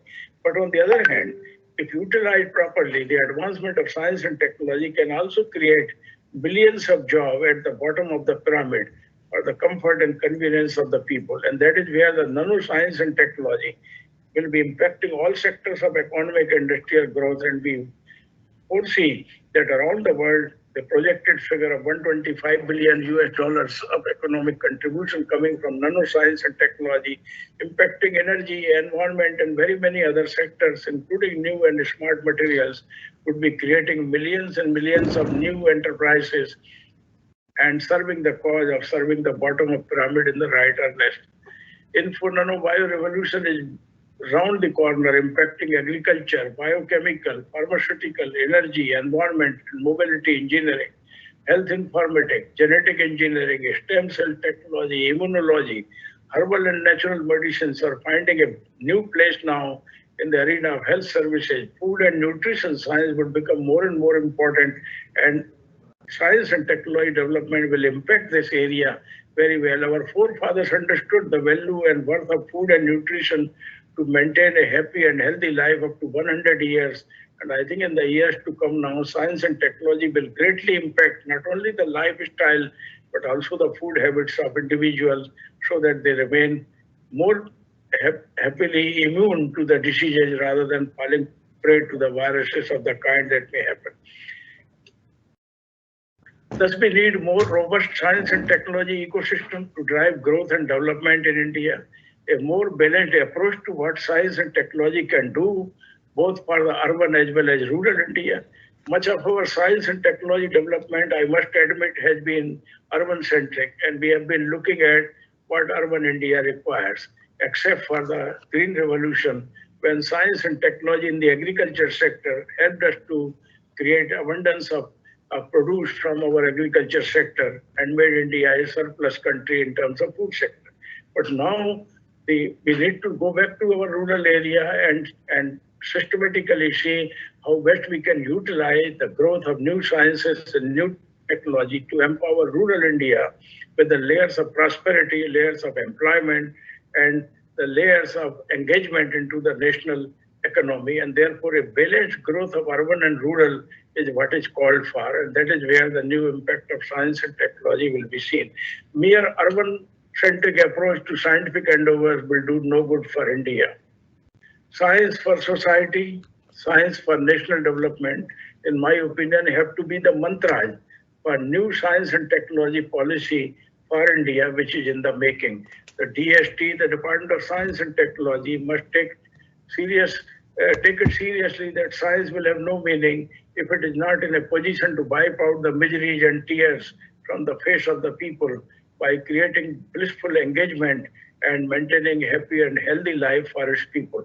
Science for national development will have no meaning unless it is able to create that equitable distribution of wealth and engagement of millions and millions of our people into the mainstream. And therefore, science has to facilitate the cause of serving the bottom of the pyramid where millions of our people live. And therefore, I see, in fact, science and technology as a great savior for tomorrow's India, where both science and technology in the digital age have to be far more concerned about the interest of man as well as interest of Mother Nature. Security, safety, and integrity of scientific knowledge has to be given its due importance now that access to knowledge is for one and all. Scientific and technological development, including innovations, new product development, have emerged as great profession for human development and are driving force for nation's economic progress in India here as well as around the world. The universities and higher education institutions, HEI, are well advised to maximize their focus on R&D and innovations, intellectual property development, and new product development from their campuses. This is, in fact, the call of the hour, and our educational institutions, especially in engineering and technology and science, have to gradually graduate themselves from disseminating knowledge to creating knowledge and facilitating the growth of new enterprises, new startups, engaging students as well as teachers into new innovations and new product development to transform carefully and systematically the institutions of tomorrow into the knowledge enterprises of tomorrow. Universities as global knowledge enterprises of the kind which I even echoed during my days when I was at RGPV in Madhya Pradesh. Higher education, of course, has to now face the reality of being aware of the age of uncertainty, which has rightly descended, and the new realities that have already emerged thanks to COVID-19 to make it happen much faster than it would have happened in the education sector.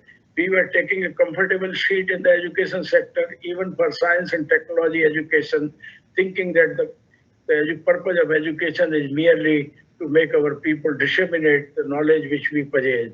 But we have to now take it seriously in the digital age. Learning to know is not enough. Learning to do and learning to live together have to be taken on board for all our endeavors in science and technology, education and research.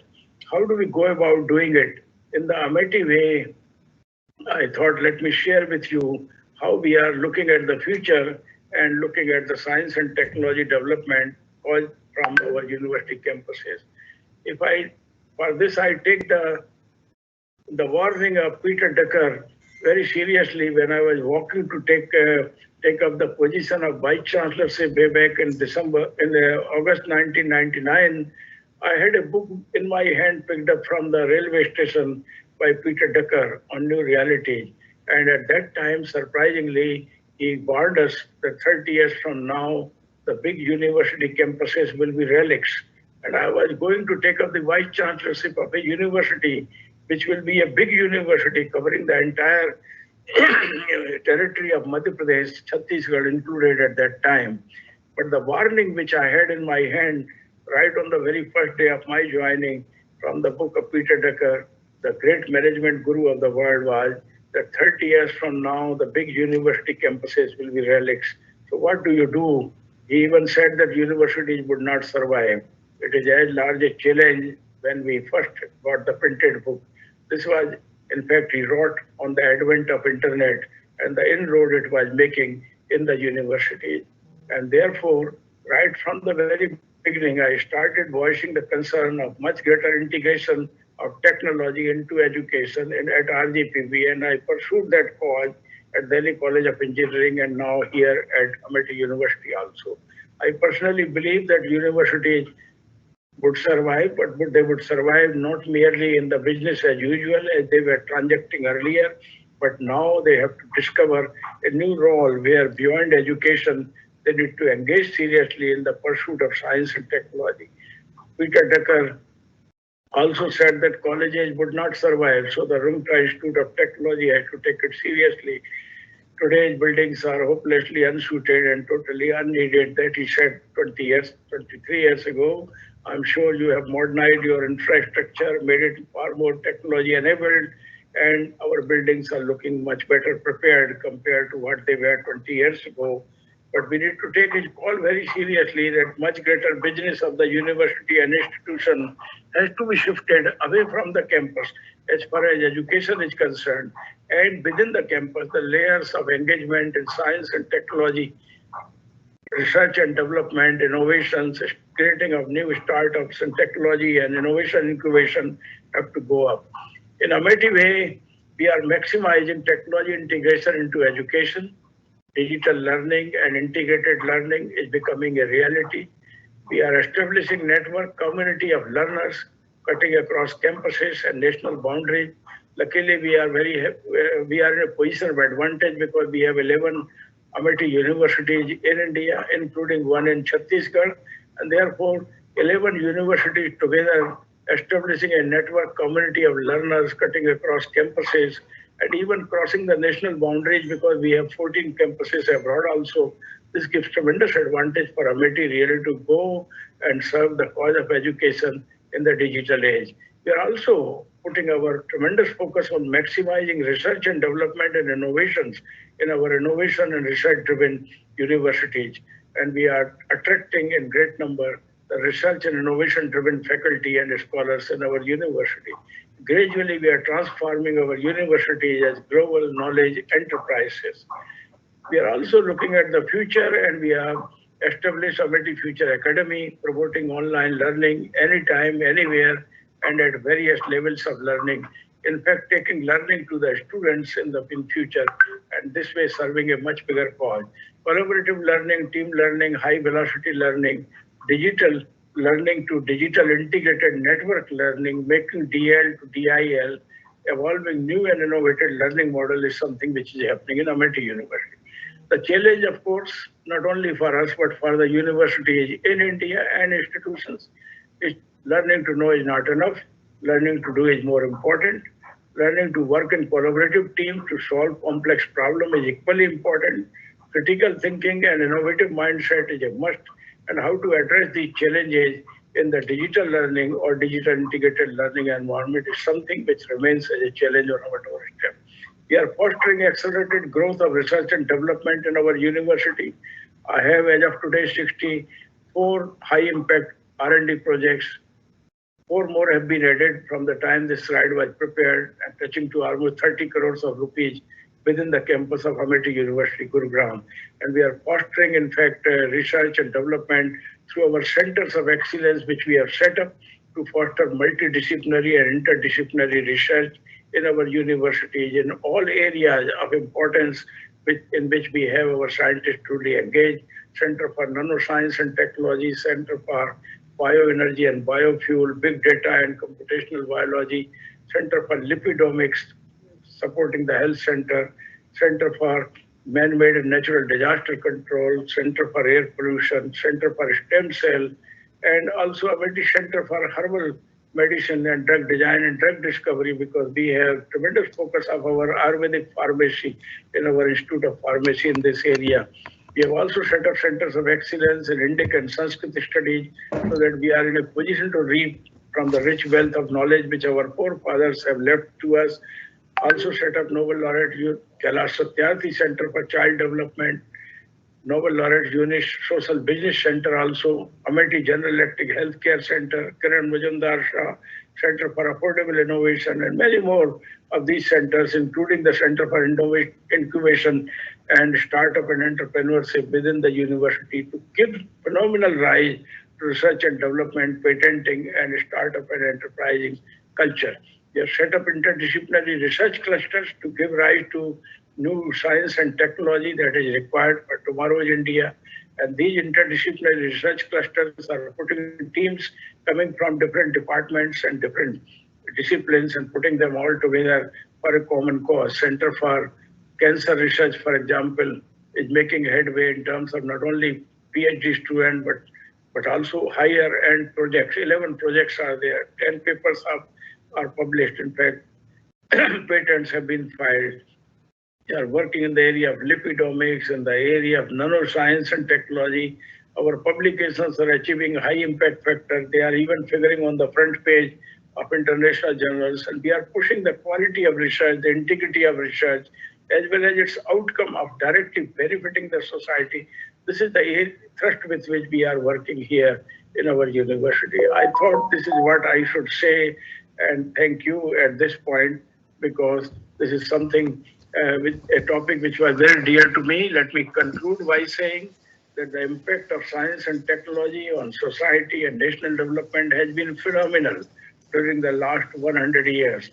But in the years to come, we want to see its much greater impact in improving the quality of life, not only of select few, but millions people, so that those who are at the bottom of pyramid are given the legitimate right to be drawn into the mainstream of the economic development, and also given an opportunity to lead a dignified, happy life by putting their creativity and their useful and meaningful engagement into national development. Science and technology, in my opinion, have a great promise to deliver in the years to come, to create the India of our dream, where we all will be happy and healthy, engaging ourselves creatively and innovatively into creating a better world than the world which has been handed over to us by our forefathers, wiping out today's challenges which we have on our doorstep, meeting and greeting them, solving them with the strength of science and technology, but also meeting any future eventualities. India has to rise to this challenge, and science and technology professionals, in my opinion, can serve the cause of peace as well as prosperity and happiness together, because we belong to a great nation that has given us this understanding that science and technology is not to create the weapons of mass destruction, but to create a happy, healthy, and peaceful and blissful life on planet Mother Earth. With these words, ladies and gentlemen, may I thank you, Rungta Institute of Technology. Thank you, Dr. Saurav Rungta, and to your seniors who have founded this institution. Let me also thank Dr. S.S. Agarwal, my very dear scientist friend, who has given me this opportunity to connect to you this afternoon.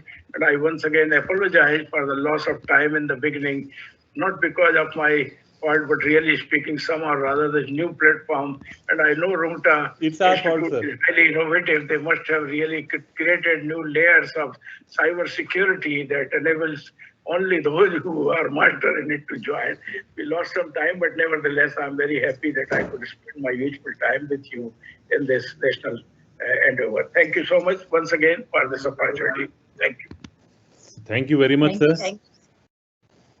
Thank you very much, sir. We are enough fortunate to listen this really highly interesting and knowledgeable insights, sir. Nicely covered sequences of Vedic culture, Ayurveda, Upanishad, Vigyan, and modern sciences. I hope many of the questions you have already covered during your presentation. With your permission, sir, I am taking few of them on behalf of participants. Yes, please do. Yes. So one question from the participant, that is, India is country of village.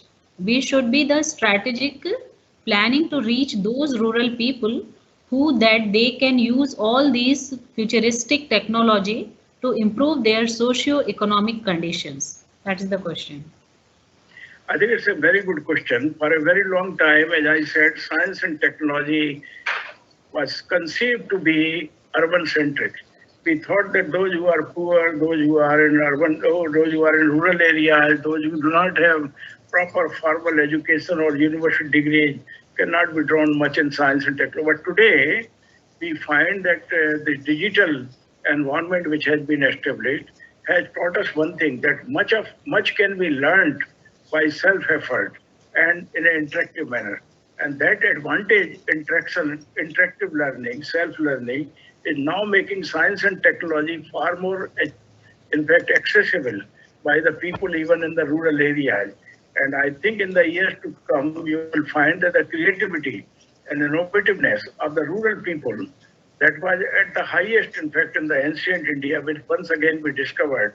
And you will find more and more innovations, grassroots innovations, and new appropriate technologies emerging from the rural areas.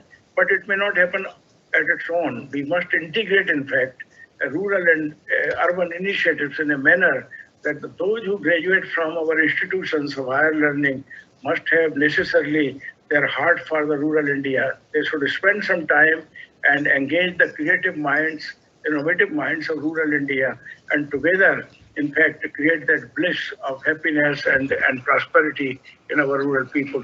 And tremendous amount of job opportunities in the energy sector, in the environmental sector, in the food technology sector, in the sector of herbal medicines and medicinal plant growth and development, and also from creating, in fact, new understanding of food and nutrition, and also going beyond this, even utilizing information technology and artificial intelligence, new technologies also in urban and rural areas. We can do wonders in our agriculture sector, as well as creating small scale industries in great numbers in rural India. So that's what exactly is the charter for science and technology for nation development tomorrow. Yes, sir. So second question is that this is a kind of suggestion from your answer. Why don't we have many successful startups?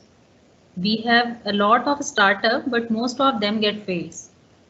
Sir, Yes. why we have very less successful startup? This is a very important question. In fact, everywhere in the world, even in America, you will find that the failure of the startup is always very high. But nevertheless, the fact remains that India is rising to the challenge of startup ecosystem. The ideas to market require tremendous amount of effort in incubation those ideas, incubating technologies, creating layers of activity and commercializing that activity in the form of business and application. That, of course, if India need to understand, it's not enough to create technology. It's far more important to create its application, and far even more important is to create its marketing. Yes. So you have to spend as much effort in your technology and product as much as you do in design and development. I saw this as a strong commitment of the Japanese. My son was working in a automobile company here in Noida. That was his first job, and he was in the group which was to assure quality and reliability of the manufacturing of the car which they were making. I was surprised when the car was rolled out in the Pragati Maidan, in the National Trade Fair. The chief of that organization, the chief general manager himself, was distributing the leaflet of that card, publicizing it to the people who were visiting Expo. I asked him, sir, you are distributing it yours. It's like Vice Chancellor himself handing out the bulletin of information of the university or the college to the prospective students and publicizing students. They said that in Japan, if we design something with tears, we also market it with tremendous amount of effort, with same amount of sensitivity and commitment with which we design. So we need to now understand that in terms of taking our technology to market, we need also to understand the new layers of understanding of leadership and marketing management and all that. But I'm not saying here that you do too much of marketing for nothing, no. But good things must be taken to the society and tremendous amount of effort. So our startup entrepreneurs, in my opinion, beyond being empowered from science and technology, they need also to take on board capabilities of management and enterprise development, enterprise marketing. That is a very strong and important area, in my opinion. I'm sure you will find that the innovation ecosystem in India will gear up to this challenge, so that we are in a position to market our innovations not only in India, but also take them at the global level. Sure, sir. Sure. Sir, one more question, shall I, sir? Yeah. Yes. Our Ayurveda, yes, sir. Our Ayurveda and old history shows we are much ahead in health and technology. We had Udan Khatola and head transplant done in our history. But sir, still we look for waste. Where has our technology gone, sir, and what we can do to regain it? That is a question. In my opinion, the younger generation, luckily in India, is highly innovative and they are very creative also. We need to harness this potential in our educational institutions as well as in the universities. In the universities, we need to necessarily now create a space for technology incubation, innovation incubation, startup development, commercialization unit and cell we need to set up within our own institution, and we need to create venture capital support also in the incubation which we create. And by creating empowering institutions with this kind of arrangement, I think we'll provide the vital service. As far as India is creating that vital esteem in science and technology which our forefathers had during their days, I'm sure those days are not far off. Now that larger community of people are involved in science and technology revolution, shaping in fact that the vast humanity, I see great potential of science and technology empowering people with the new capabilities of the kind by which, as I said, not only we will solve the current problem, but we will also face and solve the future challenges. But the only concern I have that those empowered with science and technology capabilities also have to be truthful to themselves as well as to the society. I often say that scientist is one who fears none other than himself. This is what I used to say when I was in RGPB. Scientist is one who fears none other than himself. But today I would say scientist is one who fears none other than himself, but also society. Because we have to understand that the impact of science and technology could be blissful as well as devastating. After all, COVID-19 has brought us face to face to near disaster, not only here, but throughout the world. In fact, even the most advanced countries of the world have succumbed to the pressure of the kind of disaster and disruption that was caused. God forbid, it should not be merely a misendeavor of science and technology. So science and technology capabilities have to be always associated with novelty, with the also to be associated with that vital instinct of spirituality, so that you always use your science and technology acumen for creating a better world rather than creating capability to devastate and create the disruption and disaster of the kind that science is capable of. So I think that's the tall order. How do you align the science and technology professionals, including the young enthusiasts, along the pathways of a righteous thinking, creating blissful habitat for the society, and keeping them away from the virus of misuse and misconduct of science and technology endeavors? That is a challenge, and that's the challenge now we need to really take head on and inspire our younger generation as well as all those engaged in science and technology to think of the interest of people and interest of society and Mother Nature much more, because our own existence is now dependent upon how we trade and transact our capabilities in the right of this. Thank you, sir. Thank you very much, sir.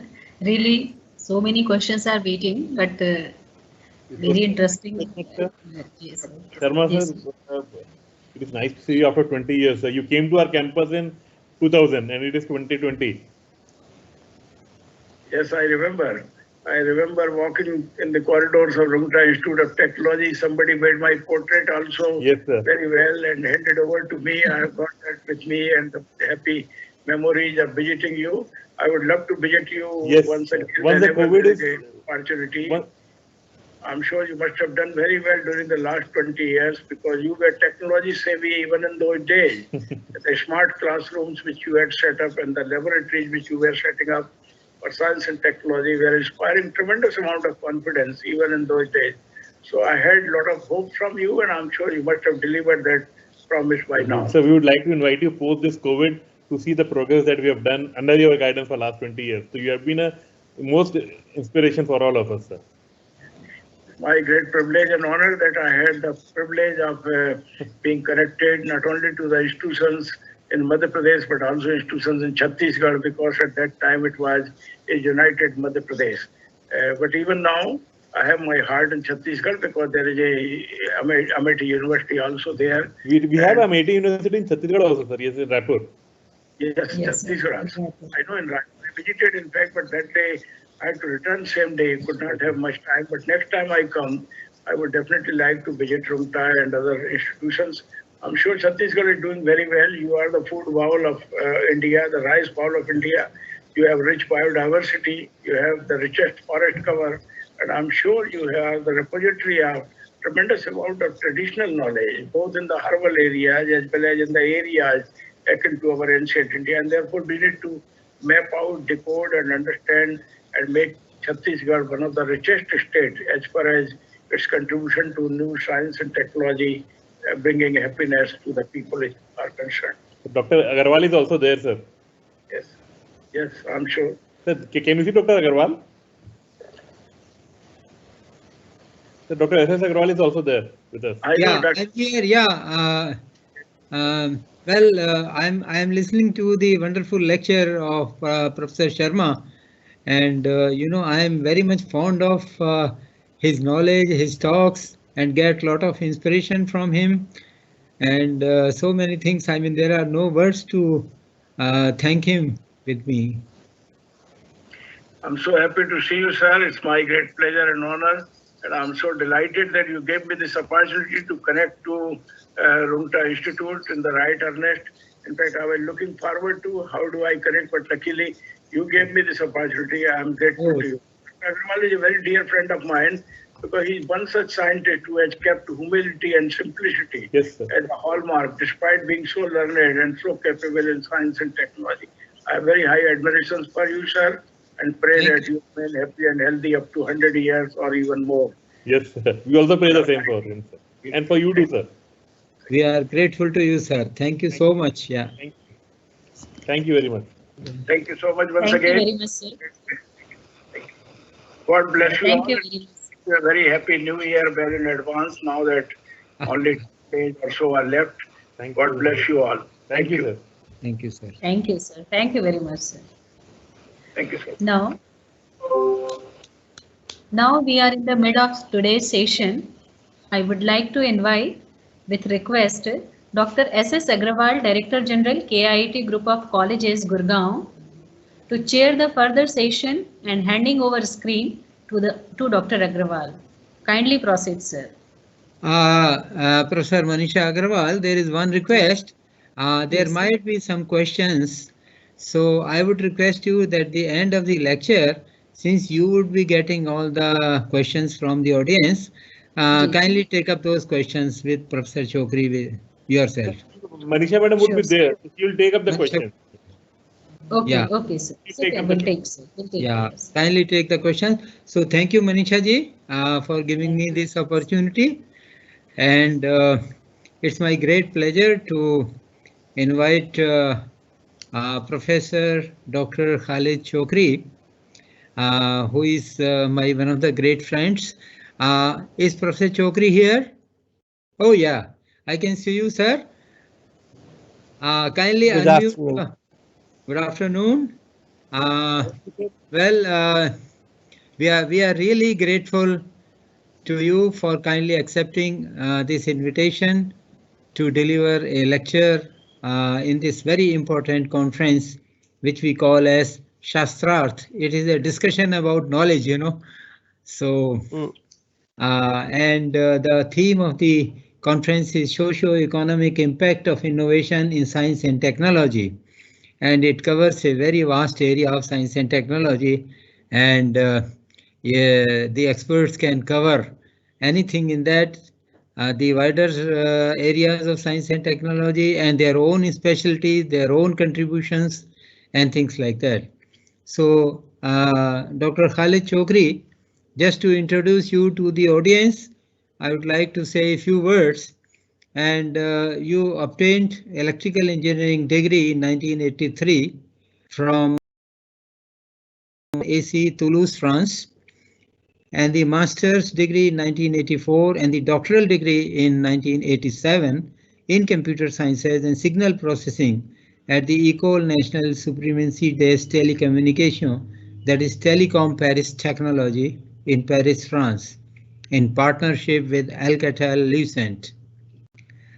He has been a researcher and a consultant for speech technology at several French institutions and companies. Among them, the important one is Capgemini and Thomson. Since 1995, he has been the Secretary General of European Language Research Association, that is known as ELRA, and the founder and CEO of distribution agency that is called ELDA. Professor Chokri is a member of the program committee of the Language Resources and Evaluation Conference, LREC. Let me tell you, my dear friends and the audience, that LREC is a truly international conference where people from the whole world come and discuss the language resources and the technology that has been developed. And it's a conference attended by thousands of researchers. And Professor Khalid Chokri is the in charge of that conference, and he organizes, and I cannot tell you how much pains and how much efforts he takes for that. And I am very fortunate that I had been attending regularly for last 10 or 15 years those conferences. He has given me all these opportunities also. For the past 30 years, he has been working on various aspects of spoken and written language technologies, with focuses on multilingual and multicultural aspects in academic and industrial environments. He is the chair of the ISO SC35, in charge of the human-machine interfaces and accessibility, and is involved in other standardization activities of ISO, for example, TC37, ETSI, etc., evaluations and language resource distribution agencies and things like that. A few more words, you know, of late, he has taken up a challenge to, you know, to organize things, organize conferences, and did lot of efforts to have a flavor for the languages of the world, the whole languages. Last year, there was a conference called LT4, means Language Technologies for All, supported by UNESCO, which was organized in Paris during December, just about a year ago. And so he wanted to see that how many languages of the world, what is their status, what is their state of art, what is the status of technology, and how to progress, and how to provide tools, technologies, and resources for the indigenous languages of the world, so that people in their own places can develop resources, technologies, and use them for the public, for the society. So local level as well as at the international level, he has been doing lots of effort in this area of language, technology, resources, and translation. And he is also trying to make an effort for breaking the language barriers, so that, you know, it is easier for us to communicate from one language to another. It's not necessary that when I go to Paris, I speak in English, or in France, I can speak in Hindi, and Professor Chokri will answer me in French, but I will get it in Hindi. So, I mean, this is some kind of a great thing that he is involved in. Thank you, Professor Chokri, for coming and delivering this lecture. So it's over to you, sir. Thank you so much, Professor Agrawal. It's a great privilege to be with you today. So good afternoon, ladies and gentlemen, excellencies.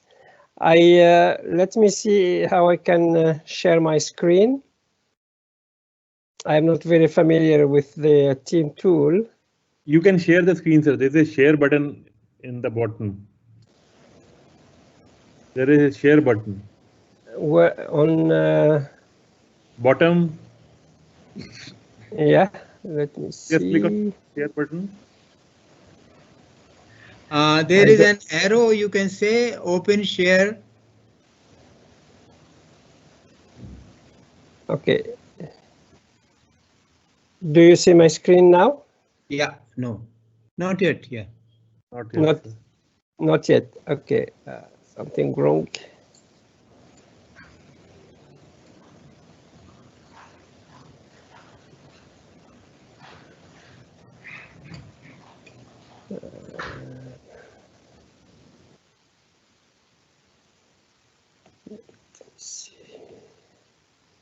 You're talking about an arrow.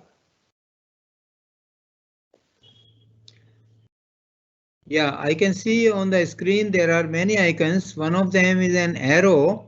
If you click that, it shows share screen.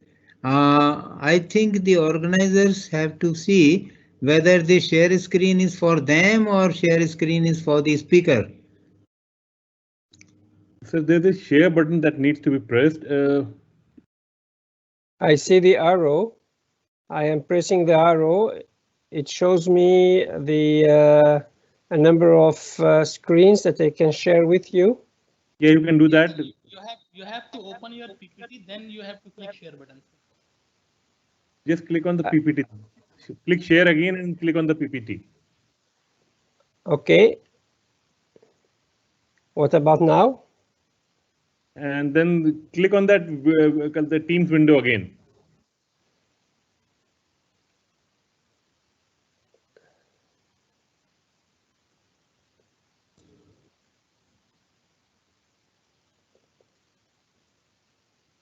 No, it's not coming. Yeah, yeah, it's coming now. Is Yes. it? Yes. Now Do you see it now? No, it came just before that. Yeah. Is this Yeah, one it is okay? coming now. Yes. Ajay, Okay. can you just pull it to the main window? Yeah, it's coming Sorry? now. We can see that now. Yeah. Okay. Ajay, can you share that screen to the main window? It is. I have only one screen, so it's in my main window. Yes, sir. It's Shall okay. I? You can see you, sir. That's okay. Is it comfortable for everyone, or should I do sir. something else? Now it is visible, sir. Your PPT is Okay. Okay, thank you so much for the invitation. I'm very grateful for Professor Agrawal for this nice invitation. I always get inspired when I have to do some activities with our Indian colleagues, and I think it goes back to a few decades now. So my talk today, I have tried to structure it into a few topics, almost independent from each other. I tried to go through what we usually compile as information about the languages of today, and particularly the languages used in the digital world. Then I'll share with you some of the issues about language technologies, but I was very impressed by the talk of the Vice Chancellor, Dr. Amita Dev, earlier, and I see that there will be another talk on speech and language technologies by Professor Haizuli. So I will be very brief on the language technologies. I will take you through some of the markets and some of the figures just to show how promising this area is. I will mention a few things about the accessibility and how we are using language technologies to break some of the barriers that our colleagues with some specific needs are looking for. And then I'll share with you some of the perspectives and the potential of the years to come. So I'm working for the European Language Research Association, which is a European association created in 1995. And the main topic of the association is to store language resources and language data sets that people can use to develop new technologies. And we try to cover all world languages, including languages of Asia and India. In the practical aspect, we are a kind of middleman between data providers and data users who identify all existing resources, and we try to make them available through some very easy to understand and very easy to agree licenses. This is some of the researches that we developed in the past. What I wanted to show is maybe this Leela project that we conducted with a number of friends in India, where we collected Hindi, but also English spoken by Indian speakers, to make sure that we develop technologies with these languages. Professor Agrawal said also that one of the things that we do is to organize this gathering, EREC, Language Research and Evaluation Conference, since 1998, where we meet more than 1,200 colleagues. We were supposed to meet in France last May. Unfortunately, we couldn't do that, but we are looking forward to the next EREC that remain in Marseille in 2022, hopefully on a face-to-face possibility. Languages in today's digital world, it's important to insist that these are the instrument of culture, but they also reflect our identities and not only business. One of the things that we say very regularly in Europe, that is a multilingual continent, is it has a language, and this language is translation. And I am sure that this is something that could be said for India with all the languages that the Indian continent has. So instead of looking at the next lingua franca as being English or global English, we can think of translation as one of the issues that we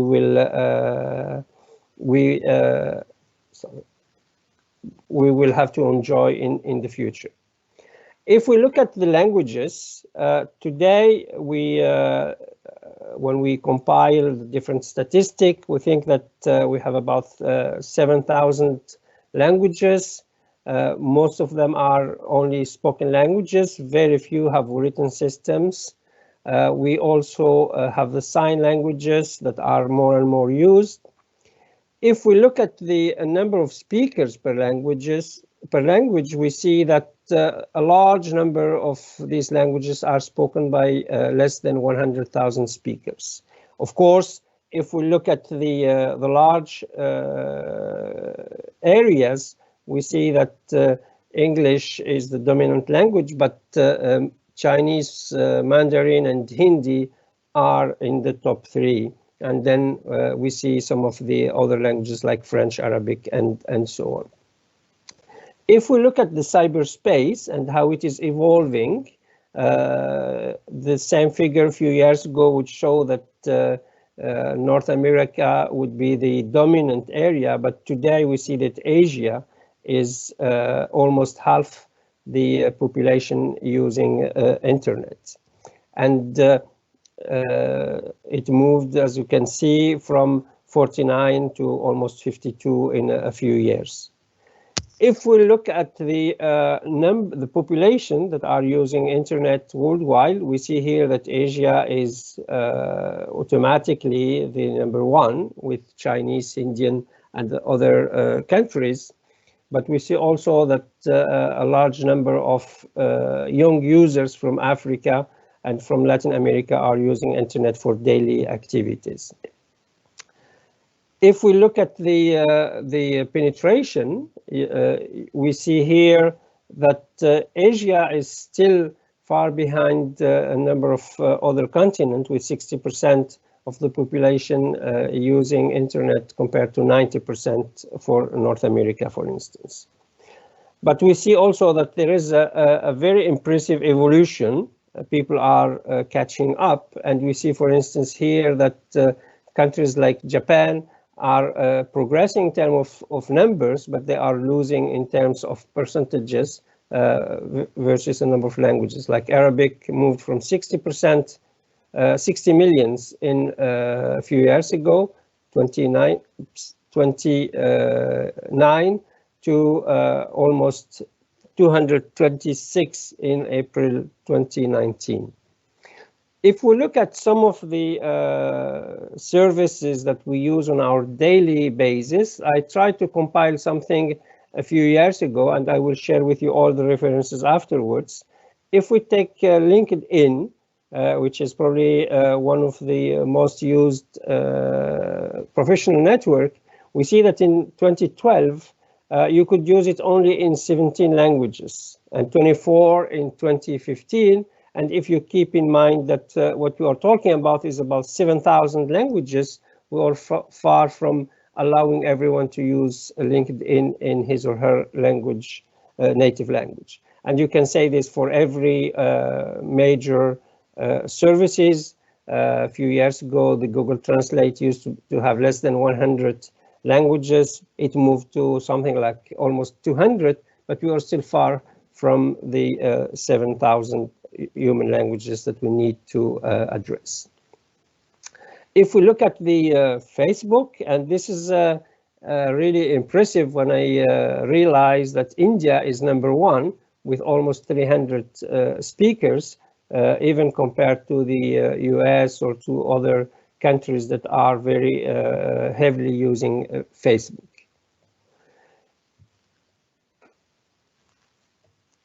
Let me now move to the third topic about language technologies and language technologies for all.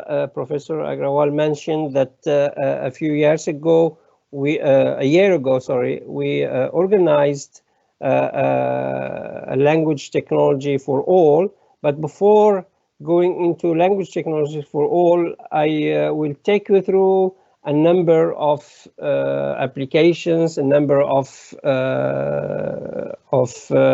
activities that we do when we talk about language technology. So some of us who have been in this area for some time remember that the first technologies are going back to almost 1700 with this very known apparatus that was used to do text to speech. So people could play with this and you hear sounds. Some of the people compared to this, the Baron Kemperlen, that had this chess player that he tried to convince people that it was technology or magic, while someone was hidden in the box. So these are kind of the start of the technologies. Other people are looking today to how people try to think of translation, looking at parallel data like what we see in the Rosetta Stone, that people can today decipher using artificial intelligence and machine translation activities. So what we are talking about when we talk about language technologies is how are we using all the dimensions of human facilities to interact with machines and with others. So we are talking about how we are processing speech and audio data, how are we processing text, how are we processing sign languages, handwriting, gesture, images, videos, but also biometrics like face detection, face recognition, etc., and the combination of all this into one single modality. So let me give you some examples of these technologies. We have seen a large number of them in a previous talk, but when we're talking about speech technologies, we think of speech recognition, which means that we convert speech to text or speech to commands. Speech synthesis, this is text to speech, and this is very useful in the accessibility where we have system reading text from the web. Speech to speech, this is exactly what Professor Agrawal mentioned. Imagine that I can speak English or French now. We have a system that understands what I say, translate it into the other language, and then get it into speech output for you in your mother tongue. Translation technologies, well, I'm sure that we all are using today a number of translation services like Google Translate, Bing, or DeepL, and there's a large number of associated technologies like translation memories or terminology management systems. The localization technologies, this is a very important piece of activity, and I know that a lot of work has been done in software development to make it sound local to the users. One of the important combination of localization technologies, speech technologies, and machine translation is all the subtitling and the dubbing that one can do. In the natural language understanding, today it's very common to use chatbot or virtual assistant. It's common to use automatic summarization tools and so on. Text analytics is about text mining, search for information in documents, but also sentiment analysis, e-reputation, authorship attribution, and the like. Multilingual and semantic search, this is probably the most known activity in the area, where we are all searching information every day in multilingual setting. Let me give you some examples of practical techniques or technologies that we are looking into these days. For instance, you can imagine a TV show where you have a journalist speaking, and what you would like to do is to understand who is on the video.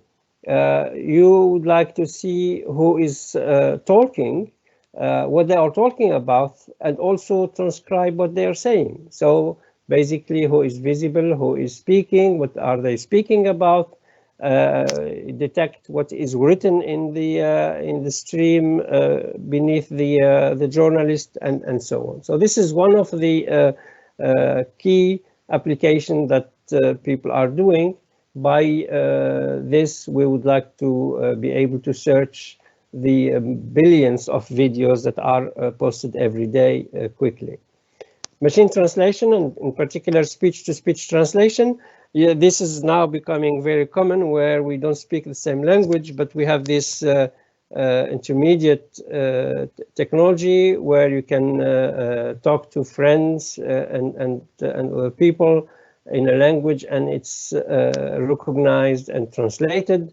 This is very much used in university setting. We know of this lecture translator in Karlsruhe University with Professor Weibel, where the lectures are given either in English or in German, and students can either listen to the same lecture in other languages or go to the web and read the transcriptions of the lecture. We also, and we see here some of the pictures of Professor Weibel and his group. We also hear about the virtual meeting translators. This is pictures from Skype, but you have a number of applications today where people are talking in different languages with this translator in the middle. This is another application where in a meeting we are in a position to identify the participants by image analysis, but also to understand what they are talking about and transcribe the meeting minutes immediately.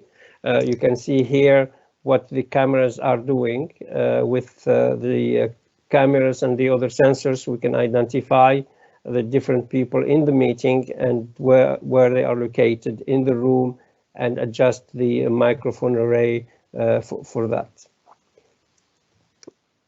We can also look at face tracking and face identification. Here we have an example where we can see that we can identify a number of features in the face, either to use it for face tracking or to use it for person identification.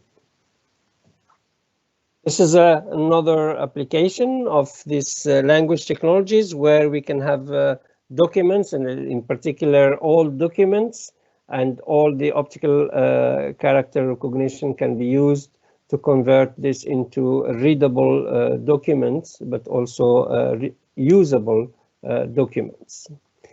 This is another application where we can do sentiment analysis.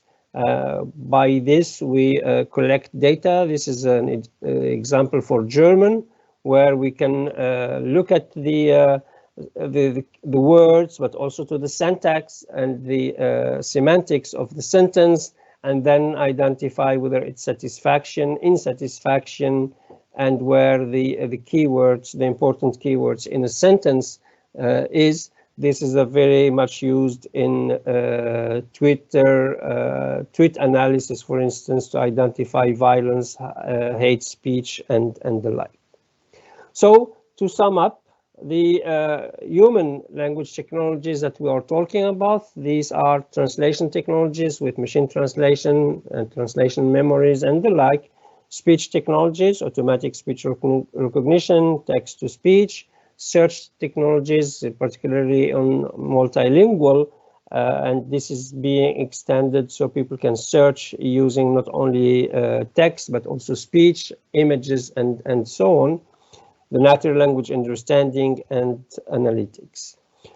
Of course, when we started, some of us a decade ago, the idea was, can we understand phone numbers? Can we use speech in car for car navigation, or at least entertainment facilities in the car? And you see that things have been clearly developed over the years to be able to today to address a very sophisticated, complex things like meeting translation, and of course the technologies are evolving and the capacities are improving, particularly with the new paradigm of artificial intelligence with deep learning and machine learning. Technologies for all, this is really something that is in the main focus of my activities and the activities of my group.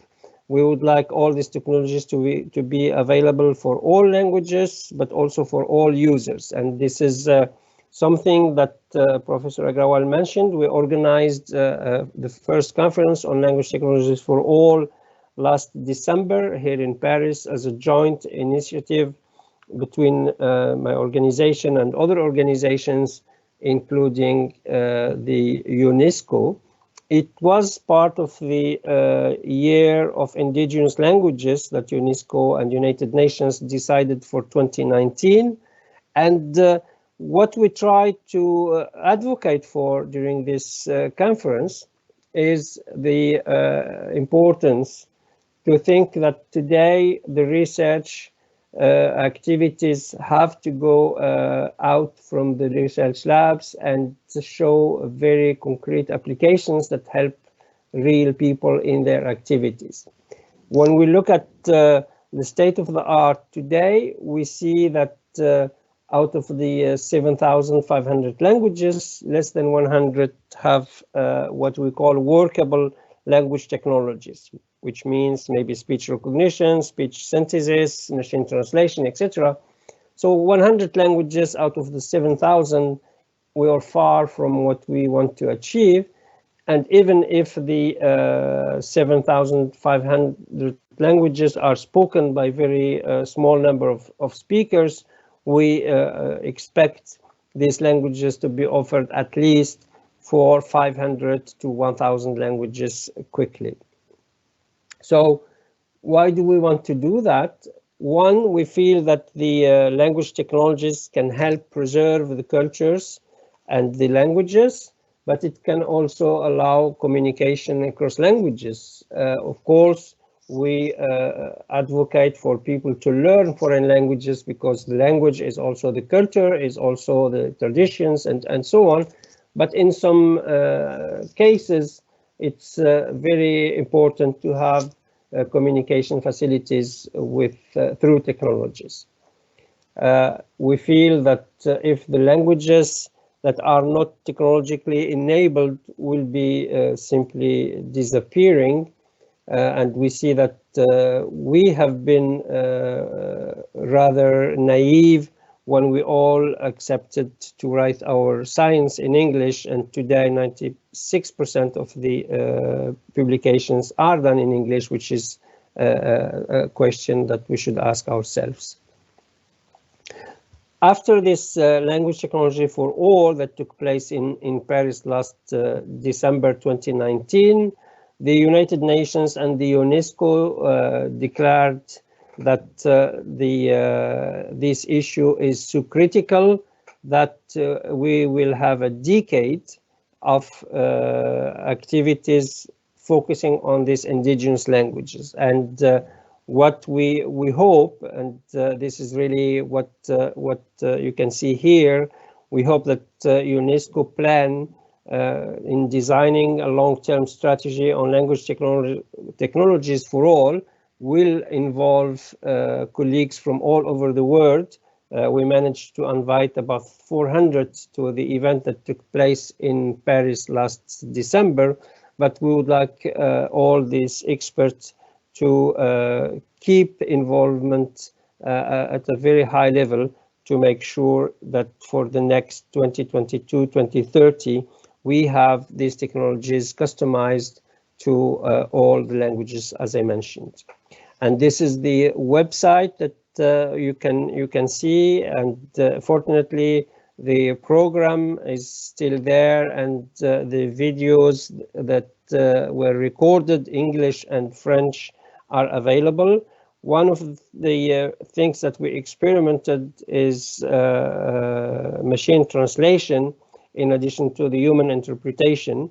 We had the possibility to use automatic speech translation from English to French, and this is also a very good way to compare what the technology is able to do today. So this is the technologies aspect, and I'm sure that my good friend Professor Haizuli will elaborate on the technical aspect later on today. Let me move to the technologies and the markets. And the first thing that I would like to say is when we consider all these technologies and we look at the market analysis companies, it's very difficult to compare what all these companies are doing. Very often, either they compile and consolidate data from different segments, or they address different periods of time or different geographical area and so on. Here we feel that some of them are paying attention to at least translation and speech, but this is not the common thing that we see. Sorry, I did so. Do you still hear me? Sir, you are perfectly audible. Okay, thank you. Sorry. Yeah, so when we look at the market figures that these companies, market analysis companies compile, it's very impressive. And I wanted to start with the big figures to give you some flavor about where we are heading, and maybe to encourage some of the young generation to look into this language technology and language industry seriously for the opportunities that it might offer. If we look at this first diagram, we see that the Common Sense Advisory Company think that at least 2019, 2022, we are in the vicinity of 56 billion US dollars in the language services industry. If we look at another research company that is looking ahead, 2020, 2027, the global market for natural language processing will grow from 13 billion US dollars to 25. So more than almost a double in the period 2027.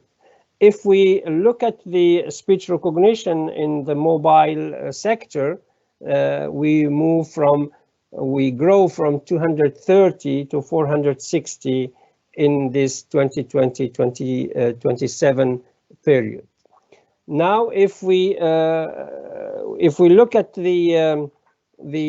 another market analysis that focuses on these few areas: interactive voice response, optical character recognition, text analytics, but also adding pattern and image recognition.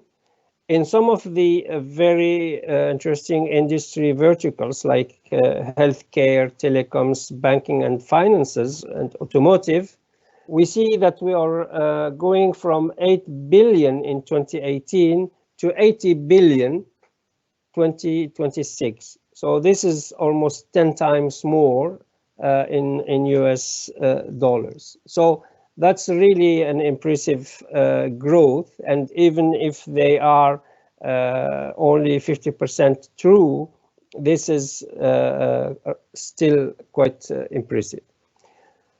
We conducted in a European project in which my team is involved, called European Language Resource Coordination, a number of surveys in Europe to understand what people are looking for. And I'm sharing this with you. It's very likely that it's local to the European context, but some of this may be applicable to other countries. We asked people about in which technologies they are mostly interested, and the yellow orange part is the those who said they are very much interested compared to those who said they are not really interested or not interested at all.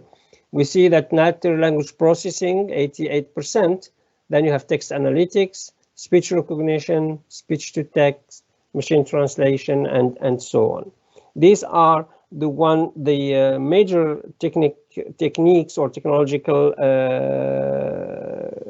areas that we found in every discussion I have with experts in the field. The bottom 8, we see that robotic, speech translation, and workflow management are not very much high in the list, but they are still more than 1/4 of our respondents say they are interested in. Professor Chokri, just to interrupt you, we can see you speaking, but not your slide. We are not seeing your slides and the diagrams. Yeah. Okay, let me go back to the share. Do you see it now? Yeah, now we can see. Yeah. Yes, sir. Now. Okay, so let me go back. Where did I stop? Did you see that one? Yeah, we can see that one. Yeah. But have you seen it before when I was speaking, or? No. You can go about 2 slides back. Yeah. This one? Okay, let me start from here. That's the market analysis. That's right. Sorry for the trouble. So this is the situation that this I still have. Yeah, so this is the market value that the Common Sense Advisory Company reported for 2019-2021, $56 billion in industry, in language services industry. And I said that if we look at some other figures, this is the natural language processing market as reported by Research and Markets company. From 2020 to 2027, we go from 13 billion to 25, so almost double in this 2020-2027 period. Sorry, do you see my slides now? Yeah, sure. Okay. And if we focus only on the mobile speech recognition activities, the figures that are reported are 230 in 2020 to 461 million US dollars, and this is worldwide markets. As I said, it is difficult to compare all these figures because some of the companies take different topics or different research activities in account, and they also consider different industries. Most of them consider healthcare high-tech and telecoms, banking, automotive as important, but some others add things to that that are not very commonly considered. So with this, we see that the growth between 2018 and 2026 will go from 8 billion to 80 billion. And what I said earlier is that even if the activity grow just half of that, from 8 billion to 40 billion, we are still in a very huge market, and this should give some ideas and opportunities to the new generation. I said that one of the things that we conducted with my team is an analysis of what people are looking for in primary interest, and it looks like text analytics, speech recognition, speech text come in the top 8, as you can see here. But even for the low topics, we are still have more than 1/4 of our respondents that feel interested in this. Again, we looked at the market size for Europe, and you see that I underlined here a few areas where these technologies will be mostly used, with a huge amount of revenues like banking, manufacturing, government services, telecommunications, and the like, even if these are only figures for the European market. I'm sure that they can be extended to other countries. Then we conducted, and this is probably an important piece of work, a comparative analysis of the different market, looking at these 7 dimensions: research, innovation, investments, market dominance, industry, infrastructure, open data availability. And we looked at that for 3 continents: Europe, Asia, and the US. The first thing that we looked at was what the UN called the Global Innovation Index, and this is available for all countries. In the top 10, you have mostly Western countries and China. And when we look at what this means, it's mostly because the criteria that are considered are related to the criteria that are more easy to compile in Western countries than in others. So what we did afterwards ourselves is we looked at the countries that have the highest number of scientific publications for the period 2010-2018. So we looked at the major publications that are indexed. And here, and not surprisingly, we see that India is in 4th position, or almost 3/4 position, compared to many other countries. These are the major journals, the major conferences, and we see that India is doing really well. And if we look at the speech recognition, text-to-speech, speech synthesis, we even see that India is number 3, just behind the US and the China. And here we know that, for instance, for the US, a large number of activities are conducted by non-American researchers that are either in sabbatical or settling down in the US because of the ecosystem that the US offers to the researchers. We try to look at the top authors, and here I just want to highlight some nice finding. We identified in the speech recognition, speech synthesis, the major authors with the number of publications. So I'm very happy to see that Professor Haizuli ranks number 1, and we are very lucky to hear him next talk. But we see that also a number of Indian colleagues are in the top 20 in this ranking. Unfortunately, when it comes to the market and the leading market, we see that this is in some alphabetical order. We see that with some exceptions, the large number of leading players are in the US. We see that also in the search industry, although in search industry we see that Asia with China and Russia are also present in this segment. The other aspect that I'm very glad to report on is the startup in search segment. When we looked at the number of startup companies worldwide, what we see is that there is a large number of them in India. And even compared to countries like China or like Europe, India is doing well. And what is missing is how can these startups grow to become world leaders and world champions. If I go back to this analysis that we conducted with this through these 7 investment, looking at the research budget, looking at the number of innovations and patents, looking at the investment funding, looking at the role in the market, the presence of industry, the facilities and infrastructures that are offered, and the open data available, we see that in many cases the US is by far in front of all the other continents. If we look at the investment, clearly there is a lot of funding in the US.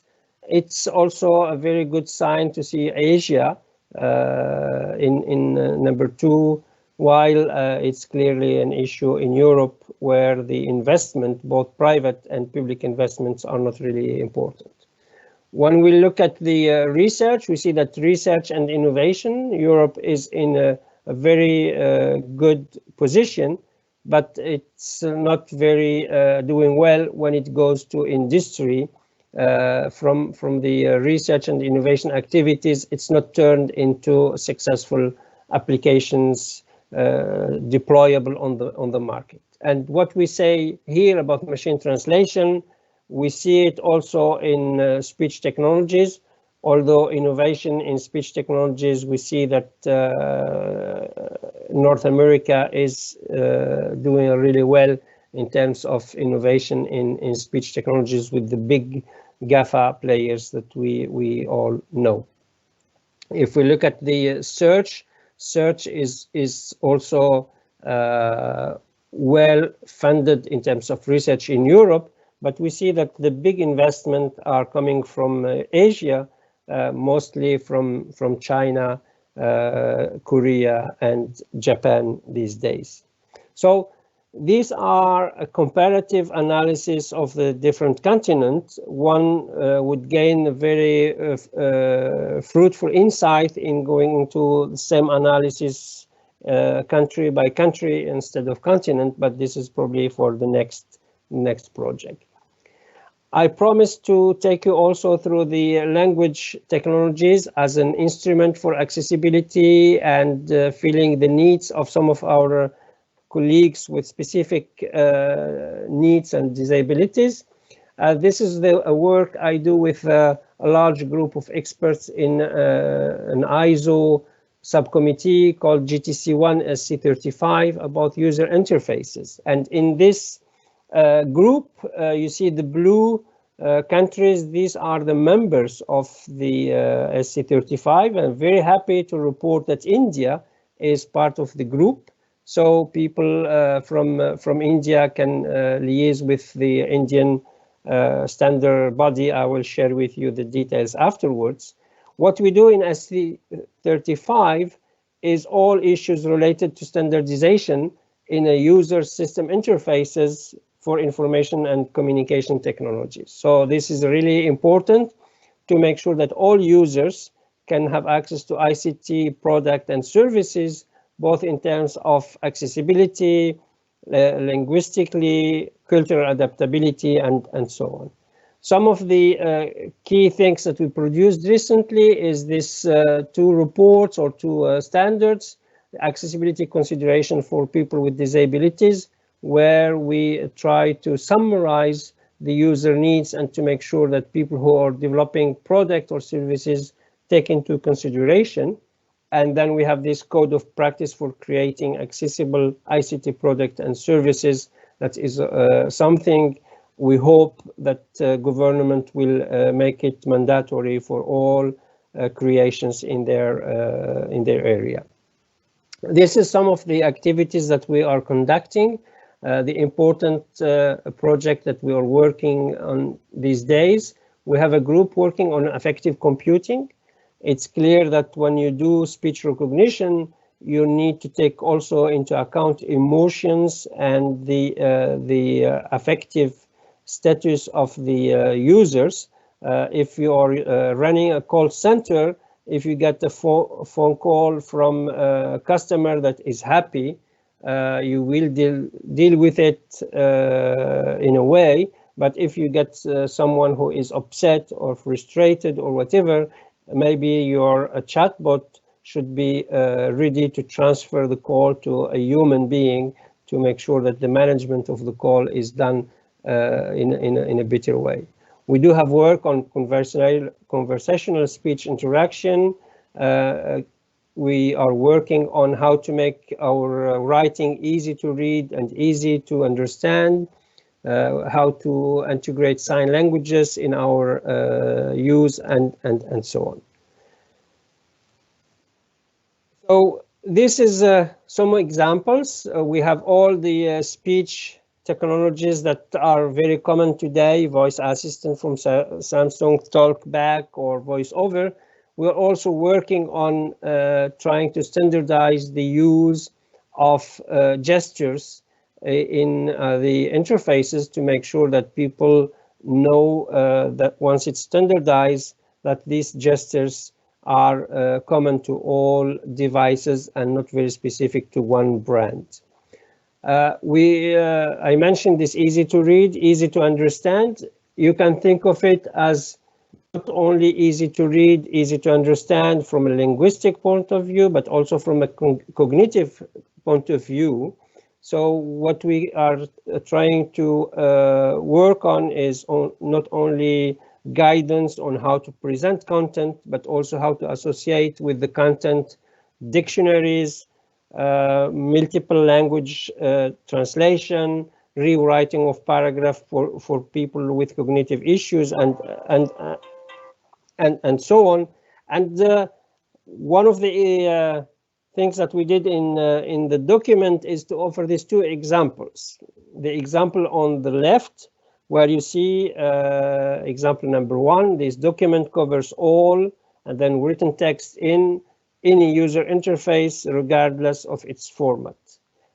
Even if we are not an expert in the easiness of reading, you will clearly understand that example 2, this document covers all written text in any user interface, regardless of its format, would be more easy to read and more easy to pronounce for speech to text.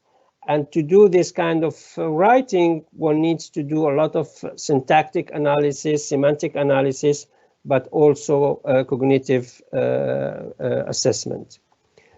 We are also working on speech-to-speech translation, and this is examples of what we would like to standardize all the interfaces between speakers of different languages. What we would like to see is that all developers of these speech-to-speech translation systems use the same interfaces to make sure that the users are not misled when they change their smartphone, for instance. I promised to share with you the details of the Bureau of Indian Standards. I'm sure that most of you know what they are doing. India is already a member of SC35. So if you get in touch with the BIS, they can let you know how to join the work of this group. And I think it's one of the really important activities to provide users with specific needs with the right instruments today. The perspectives, and this is my few last slides. I try to look into the challenges for the coming years, and usually we refer to Gartner hype cycle when we talk about that, where we see the technology trigger, the peak of inflated expectation, where people really expect too much from a technology. Then we have some disillusion, but then we come to the plateau of productivity where things become a rather normal thing. If we look at what they had in their hype cycle in 2013, we see that a lot of the technologies that we are talking about were rather in this first part where people are over expecting things. You have affective computing, we have speech-to-speech translation, natural language question answering. In the plateau, we only had something like speech recognition and predictive analytics. If we look at the same thing a few years later, we see that speech recognition is now part of the normal activity, and that speech-to-speech translation, natural language question answering are still in this high peak of inflated expectations rather. When I looked at that, I tried to see what the experts in artificial intelligence are telling us today, and I came up with a very nice paper that is based on surveys and some expert opinion about when will AI, artificial intelligence, exceed human performance. And the way they define this is the high-level machine intelligence is achieved when unaided machines can accomplish every task better and more cheaply than human workers. So they try to assess this through a large survey, but also asking experts. And what is really important is to see that looking at the years to come from 2016, and here we have 200 years later, 175 and so on, they try to see what the experts and people feel about that. And for instance, if we take the full automation of labor of all human jobs, they feel that in average it's 125 years, but maybe more. They when they think of when will the IA be able to write the New York Times bestseller, they think that in the next 30 years it will be doable, and maybe in the worst case it's 50, 60 years from now. I tried to look into some of the details of what they say for the next 30 years, and looking at some of the activities that we are dealing with, like translation. And translation, like an amateur who is a skilled person in language, but not necessarily a professional translator, we see that machines are able to do the same job in the next maybe 5, 7, 10 years. And indeed, later on, I think Professor Haisuli will elaborate on that. We see that we are already there somehow for a number of languages, and the issue is how can we go beyond the few lucrative languages to address more. Transcribing speech, the same thing. Today you can use your smartphone to dictate a number of documents, but again, the quality is poor and the number of languages are rather small. One of the things that is very nice to see is the optimism of the respondent. Here you see the number of years that people expect these things to happen for a number of activities, and the high probability is the high confidence. So you see that Asian people are more confident that these things will happen more than, for instance, Europeans and North Americans. And the surprising thing is that out of the countries where people are more confident that these things will happen is India. India we are close to almost 90% compared to France, where we are in the 75. So what are the challenges to make all these things happen? I think today we are in this artificial intelligence, deep learning, machine learning paradigm, where the key things is data. So we need more and more data. We need to focus more and more on the less researched languages, and country like India has a large number of languages that have to be dealt with seriously. And we need to keep an eye on the technologies. And the good thing today is that all the research community is adopting this open source approach, which is very helpful to make the technology transfer from a continent to another. So I think that's some of the things I want to share with you. I'm very happy to answer question and very grateful for your listening to my talk. Thank you so much. Thanks a lot, Professor Chokri, for such an informative insight about dimensions of the human language, multimedia technologies, sentiment analysis, along with language technology for all. A lot of questions are here. I can able to see from the side of audience. With your permission, I'm taking few of them, sir. Please do, yes. Yes, sir. Sir, the first question is, how can we handle emotions and sarcasm in translation? Emotion and sarcasm. Yeah, well, in both in terms of written text and speech, there is a lot of research activities about that. Of course, there will be never 100% accurate analysis.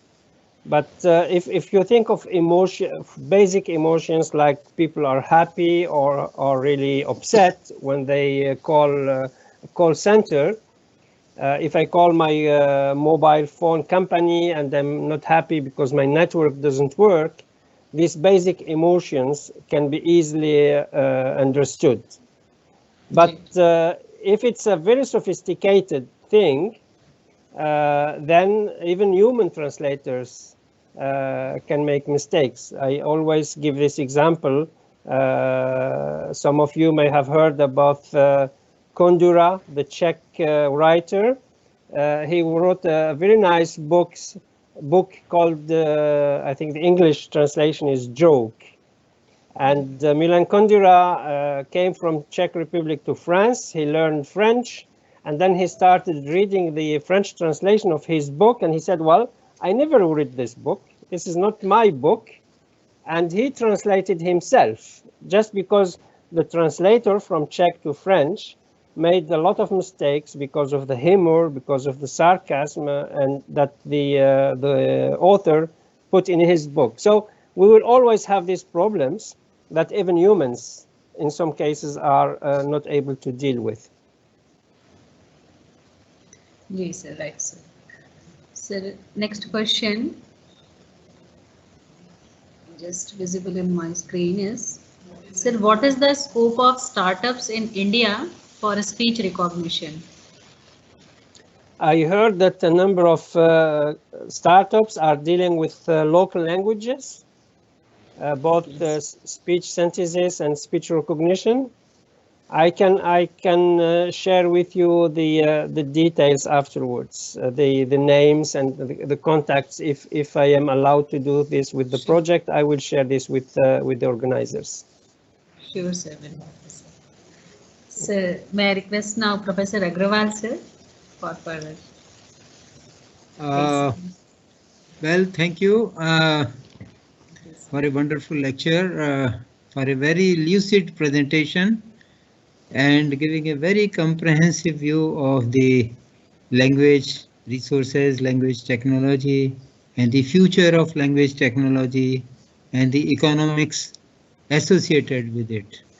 I'm really surprised to see the economics of it, that the business from $8.18 billion in 2020 is going to be raised to $80 billion in 2026.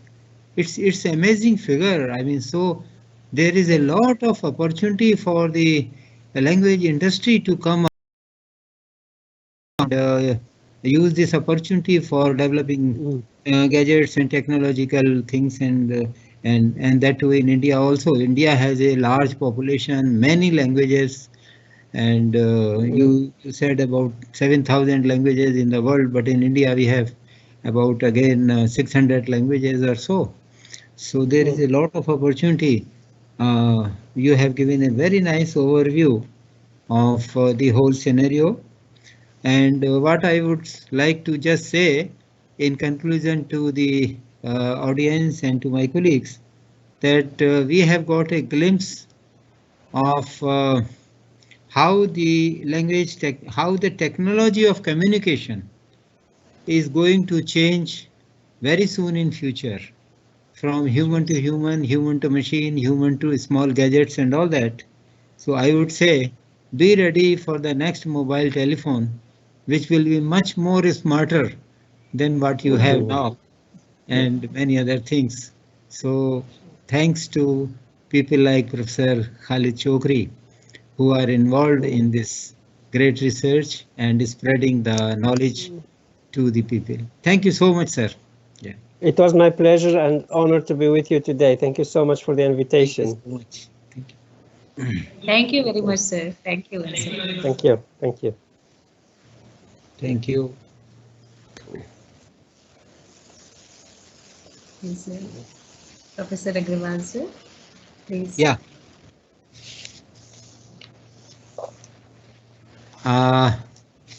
Yeah, you want to start the next talk? Yes, sir. Yeah. Yes, sir. Sir is with us. Yes. Sir, namaskar. I can see Professor Haizuli here. He is already present. Thank you so much for accepting our invitation and delivering a talk which is in a real sense related to artificial intelligence and converting into machines.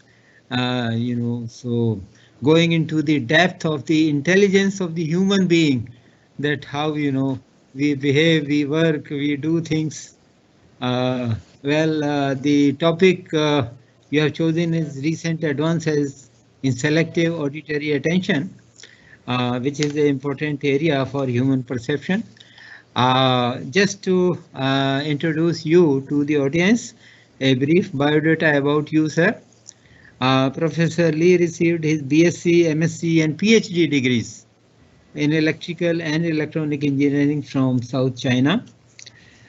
I'm not going to elaborate on that, more on that. He is now professor at the Department of Electrical and Computer Science Department of National University of Singapore.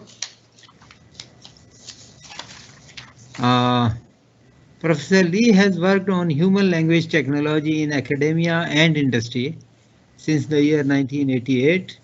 He has taught in the University of South China, University of Technology in Guangzhou, China, Nanyang Technical University, University of Eastern Finland, the University of New South Wales. He was visiting professor at CRIT.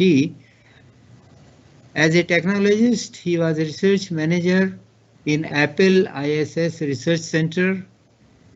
Then he was the principal scientist at the department, head of human resources and Institute of Information Communication Research in Singapore from 2003 to 2016, and research director of the Institute of Information Research, co-founded by Baldu I2R Research Center in Singapore. Professor Lee was known for his technical contributions for several products, and for example, Apple's Chinese dictation kits for Macintosh, and Learnout and Housepiece speech pen keyboard text products. and languages. He was architect of a series of major technical developments, which includes telefix, voice automation, Singapore at the Changi International Airport, voice print engine for Lenovo A586 smartphone 2012, etc. And a few others. I'm not going to elaborate on that. A few more things. Professor Lee research interests include speech communication, information processing, natural language processing, human robot. Over 300 technical papers he has published.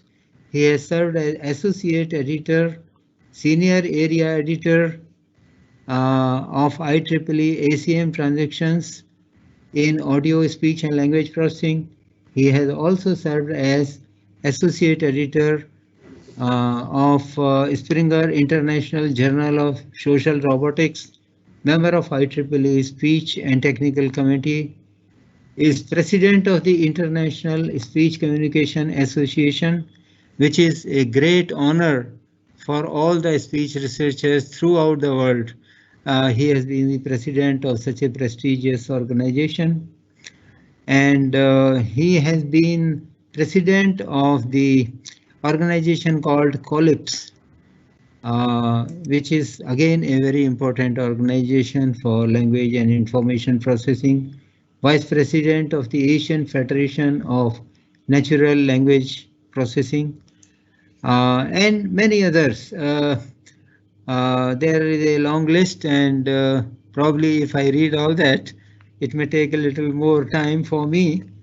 What I would say is Professor Lee was a recipient of the National Infocom Award 2002, Institution for Engineers Singapore prestigious award in 2013 and 2015, President's Technology Award in 2013, and MTI Innovation Activist Gold Medal in 2015 in Singapore, and 2 Nokia Visiting Professors in 2009 by Nokia Foundation. He is a fellow of IEEE, member of ACL, ACM, and other organizations. Well, this is a very brief introduction about you, but there are many things which I cannot cover right now. So over to Professor Lee yourself. Please continue your talk. Yeah.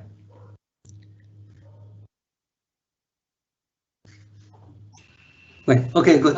Yeah, I just unmute my microphone. Yeah. First of all, I thank Professor Agrawal and the colleagues in the conference for giving me the opportunity to be here.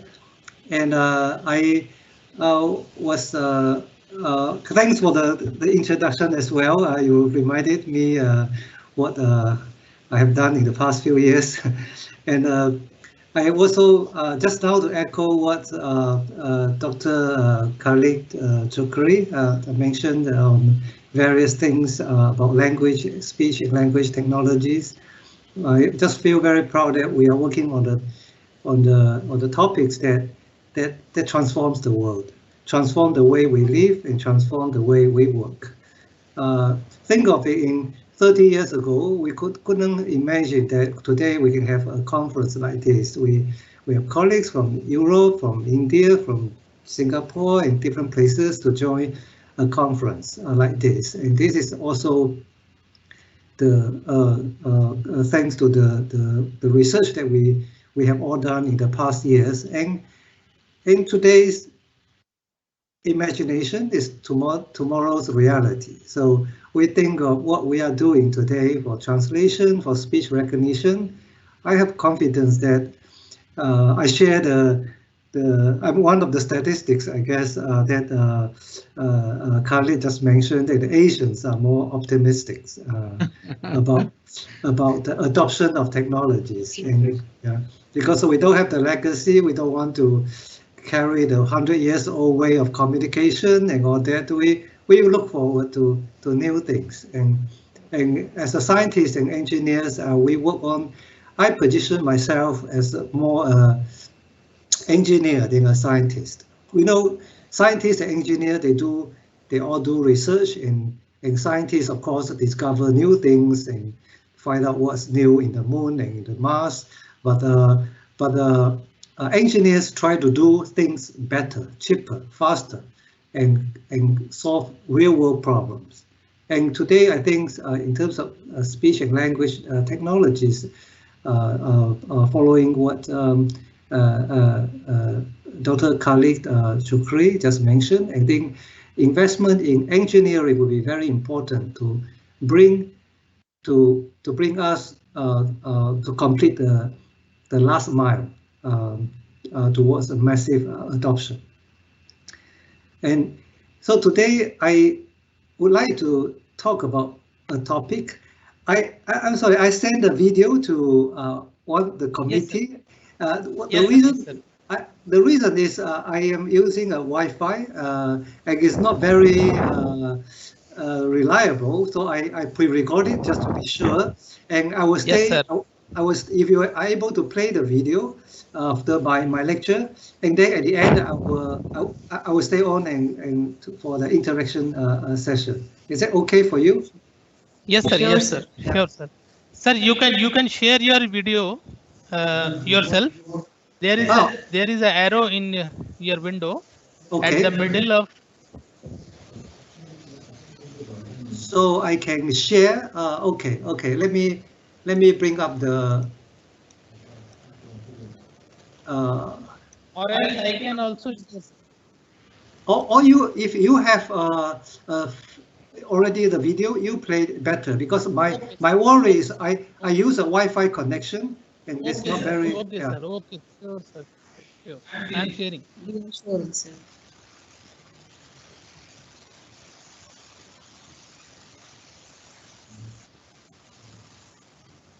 So in the lecture, I'm going to talk about a very new technology that I believe that it will also bring about a change of a future speech recognition. Will enable many things that today we cannot do. And for example, in a multi-talk situation, a human can clearly listen to one voice among many, and today's computer cannot do. And I'm working on the topic to make the computer to do the same. Wait a minute, sir. I'm sharing.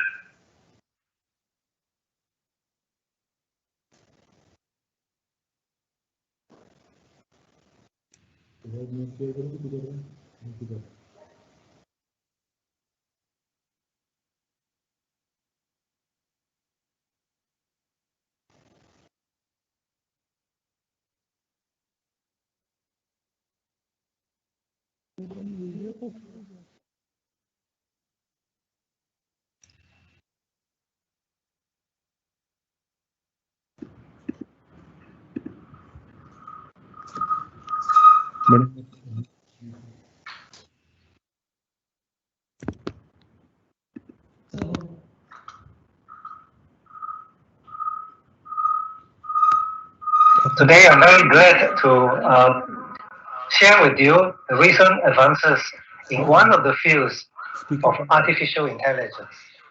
This is a particular topic that I personally work on in my laboratory. So I'd like to share with you an overview of this field and also the recent progress in my laboratory. We know that artificial intelligence is to emulate human intelligence. So to start with, we need to understand how humans work, so that we can learn from it. And today we would like to share with you this topic, which is called selective auditory attention. So what is selective auditory attention? Auditory attention, I think you have the experience in your daily life. In this picture, you will see many pictures. I'll just give you some examples. So, for example, you have this wheel tapper. In the old time, you have the railway workers. They use a hammer to check the health of the wheels, to integrity of the wheels, whether there's a crack lines or not. They use a hammer to knock the wheel, and from the sounds, from the feedback sounds, they check the quality of the wheel. Similarly, medical doctors use something that we call stethoscope to listen to the chest sound. What do they hear? They listen to the heartbeat in the lung sound in order to make a diagnosis. And all this, the people actually pay a particular attention to particular sounds even before they hear the sound. So in their mind, they have something that they expect and they would like to hear. And this is what we call voluntary focus, top-down focus, that is coming out from the mind, not from the stimulus from outside. Similarly, mechanics stethoscope, this time stethoscope actually means chest scope, but this time they are not checking the chest, they're checking the car engines, the health of the car engines. They also have a similar device that's called mechanic stethoscope. And we come to the cocktail party. So cocktail party means you have many people talking at the same time, and human has the ability to just listen to one of them. That's the focus of today's talk. So now we know what is auditory attention, and we would like to look at this research problem from different perspectives, from different research fields to get a better understanding of how human performs and how we can build a machine to simulate a human behavior. So from a physiological point of view, actually the study is about our human ears. We have a human ears that has 3 sections. Typically, a picture is like this. We have the outer ear, the middle ear, and the inner ear. The outer ear acts as a resonator from an engineering point of view. It's actually an amplifier that receives the signals, amplified it, and you have the middle ear, which we call it, from electrical engineering, we call it impedance matching. Basically, it is a way to transfer the vibrating motion of the eardrums to the motion of the steps. Steps is something like a stirrup inside. Transfer the energy from outside to the cochlea. In cochlea, from engineering point of view, we call it a frequency analyzer. It responds to different frequencies. So these 3 structures together form a system that is very similar to what we call a microphone in today's computer system, but it's much a smarter architecture than what the microphone does for us. Just now in the previous slides, you see there's a cochlear structure which looks like a snail. If you take the cross section of it, you will see something like the upper left corner diagram. It has outer hair cells, 3 together, and there's 1 inner hair cells. Actually, they work sort of in pairs. So we have 1 to 3. And actually, there are 3,000 inner hair cells, and there are 12,000 outer hair cells. So like 3 times more than the inner hair cells, right? But they are different. Oftentimes we think that our ear is actually picking up the sound from outside. Actually, our ears do much more than that. You have the inner hair cells that kind of pick up the signals and transmit to our brain, our auditory cortex. And at the same time, our brain actually sends control signal to the ears through the outer hair cells. They control the ears as to what to listen and what not to listen. So that our ear is like a smart structure that works both ways. On one hand, work as a sensor, it receives the signals from outside. On the other hand, it receives signals from our brain as to what to listen. So when these two together, modulated, two signals modulated together, we form something that we call a receptive field, which let pass the signal that we want to listen. And just now I also mentioned that the cochlea is actually a frequency analyzer. If you straight the cochlea, the snail into a straight line, like what you see on the right hand side, you see a strip, and then you can see that each section responds to one frequency. At the point that is near the base, which is near the eardrum, it responds to a higher frequencies, like 3000 hertz, for example. And at the other end, towards the apex, it responds to a lower frequency, for example, 50 hertz. So the lower frequency sounds travels along the cochlea to the further distance, right? And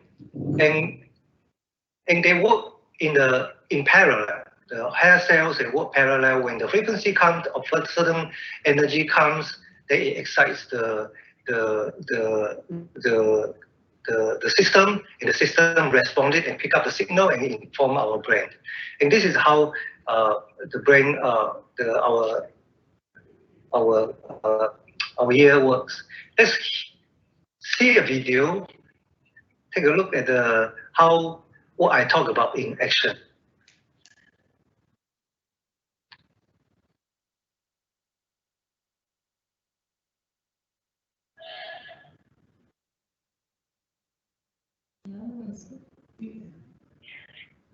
कुछ भी नहीं आ रहा है, आवाज भी नहीं आ रहा, कुछ नहीं आ रहा है।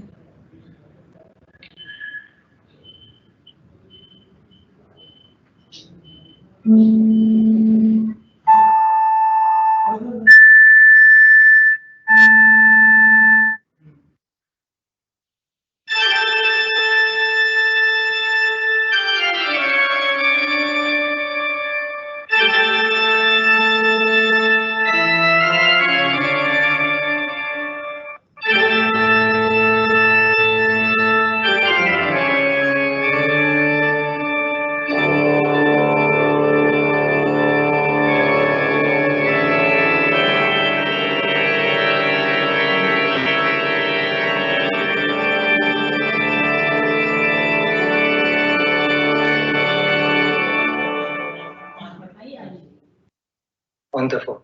So as you can see, the narrow end actually is near the eardrum, and the wider end actually it is near the apex, right? And then you can see the different frequency response. There are two things that you observe. One is the place of the response. You know, it responds to the frequencies. You know, when a different frequency comes, then there is one section that responds to that particular frequency. And another thing that you observe is the displacement of the surface that tells the strength of the signal. So there are two things that we pick up through this two-way interaction, and we get the signals from the cochlea and pass to the brain and for further processing. So what I try to talk about here in this video is that actually our human ears has a two-way communications with the brain. On one hand, you receive the signals from the outside world, and on the other hand, you receive the signals from the brain to control the response, what to pick up and what not to pick up. There are engineering systems that try to implement such mechanisms. There was published like 30 years ago, the circuits that implement the inner hair cells and outer hair cells, like two-way communication. More recently, there are also research in the front-end processing. So people, you know, when we do signal processing, we always use a Mel scale capture coefficient, MFCC, for example, to do speech acquisition, but there are also recent studies using deep learning techniques to automatically learn the front ends and to allow the front ends to have a two-way communication. These are just some publications, including some of the some of the studies in my own laboratory. From the neuroscience point of view, I would like to share with you one Chinese character, which is the character to listen. You know, to listen, okay, if you take a person, and then you have the eyes, so you have the ears, you have the eyes, and you have the heart. So in the old time, people think that the heart is making sense of the sounds to extract the meanings. And you have the ears, of course, to listen, you need the ears. And why to listen, you need the eyes? Because the eyes helps you focus the attention. Okay, I will give examples later. So when all these organs work together, we form a task called to listen. And actually in engineering practice, we also do the same thing. We build attention mechanism, we use the microphone to pick up the sounds, and we build language model to make sense of the signals, and particularly in speech recognition. And in the inner mechanism of doing this in our human brain is actually modulation between a top-down process and bottom-up. The top-down process, which is also called voluntary focus, is something that coming out of the brain. We have something to listen to, like the medical doctors catching the particular sounds using the stethoscope, or the wheel tappers listening to the sound from the reflection from the train. So before you hear the sound, you already have an idea of what you want to listen, and you focus your attention on that. You ignore the rest. And there's another one that is called bottom-up, or it is called stimulus-driven focus, where the sounds triggers your attention. So for example, somebody knocks the door, that's out of your expectation, then you pay attention to the door. Or somebody drop a cup to the floor, then it attracts your attention, right? So there's a bottom up and there's top down. And when these two interact, they form a so-called receptive field. And this receptive field reflects the attention that we would like to give to the particular sound source. Okay, so there are also many studies in psychoacoustics. One of them, very famous one, is called cocktail party effect. You know, when we go to a cocktail party, actually, if you go to any Chinese restaurant, it will be very noisy, and everybody speak very loudly. So as a result, the voice that you want to listen may become weaker than the background. You know, when we do noise speech enhancement or noise removal, we always assume that the foreground signal is always stronger than the background. But in cocktail party, actually, the situation could be reversed. And in this case, human has the particular ability to pay the attention to a particular sound, even if the sound is weaker than the background. This was first studied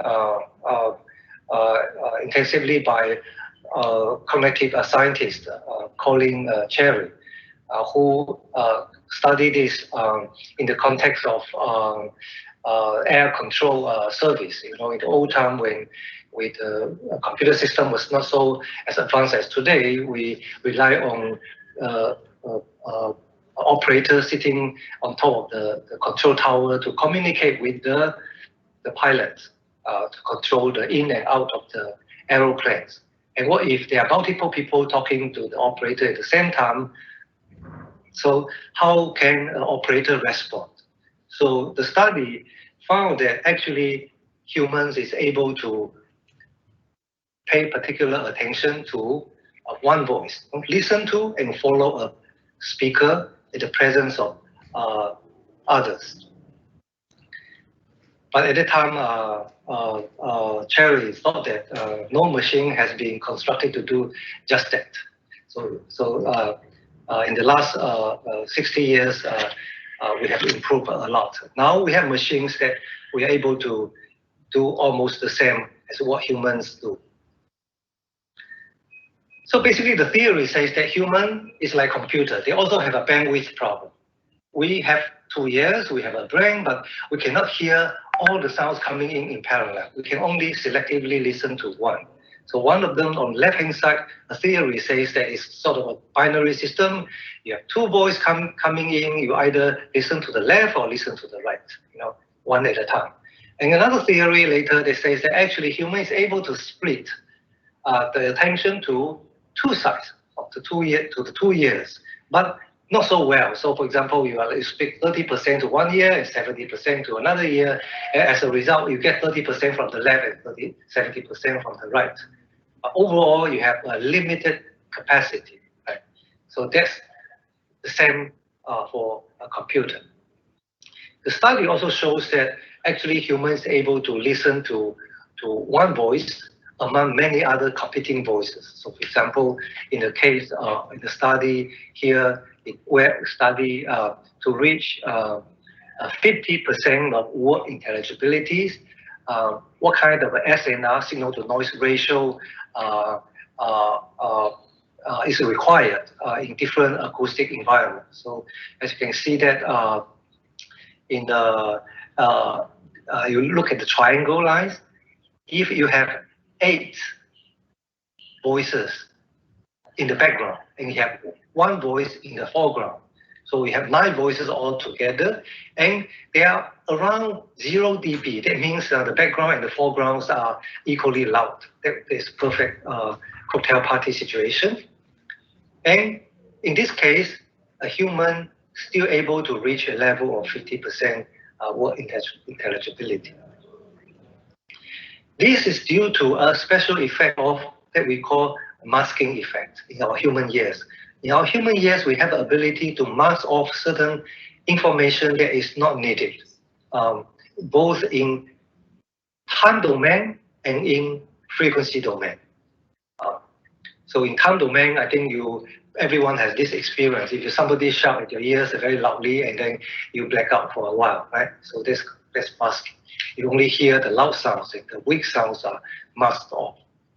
So I would like to give you an example of see how this mask can help us separate the voice. So we have 2 voices now, 2 female voices in a mixture. Separately, Bismarck serves as a trade and shipping point for an area of large mechanized farms. The 2 voices are overlapping, and then with the mask that we have, this is called ideal ratio mask that we computed in advance. And we put this mask on top of the mixture voice, we're able to separate the 2 voices. This one. Bismarck serves as a trade and shipping point for an area of large mechanized farms. The second one. Separately, Shell Oil Company's net income rose 21%. So you can hear that the 2 voices are rather clear, right? Now, with this masking technology, human ears is able to hear clear sounds from the mixture computer. If we manage to get this mask, we are able to separate them as well. So now the question is how to find the mask. And how much do we mask off?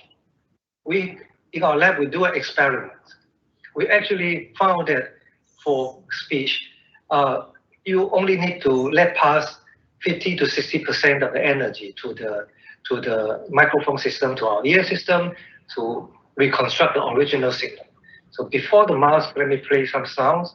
Before the original signal is like this.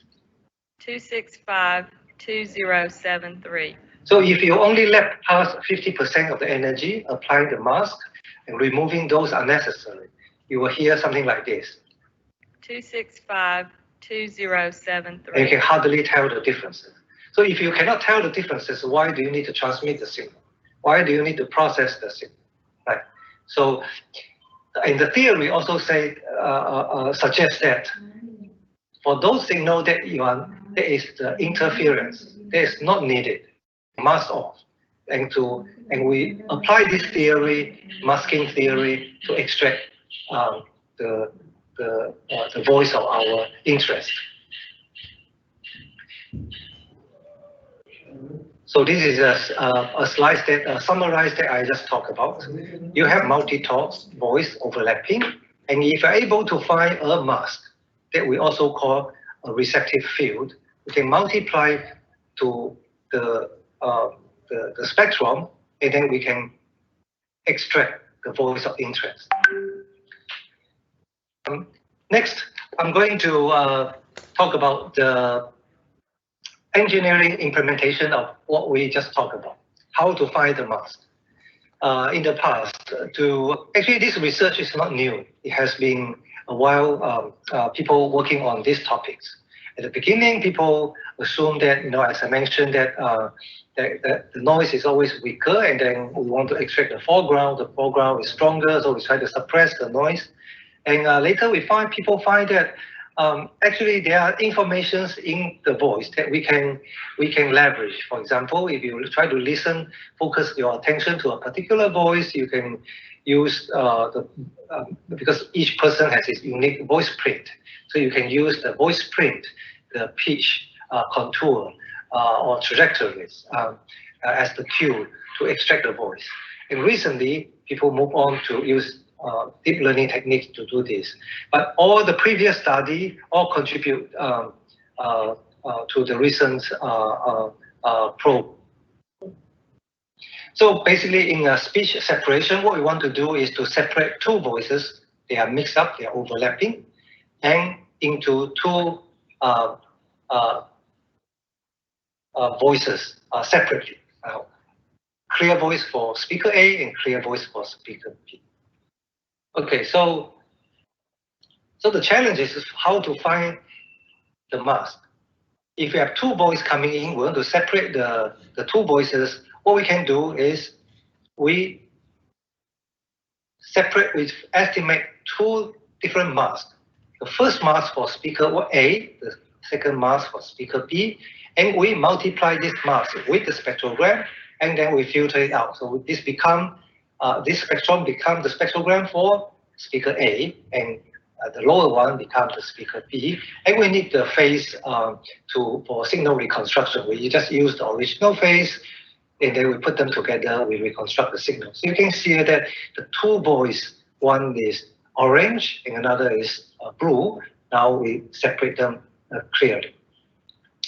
And there are also time domain implementation of it, which simplify the process. We don't need the phase anymore. So basically, you can see that this pipeline is very similar to the upper pipeline of the frequency domain separation system.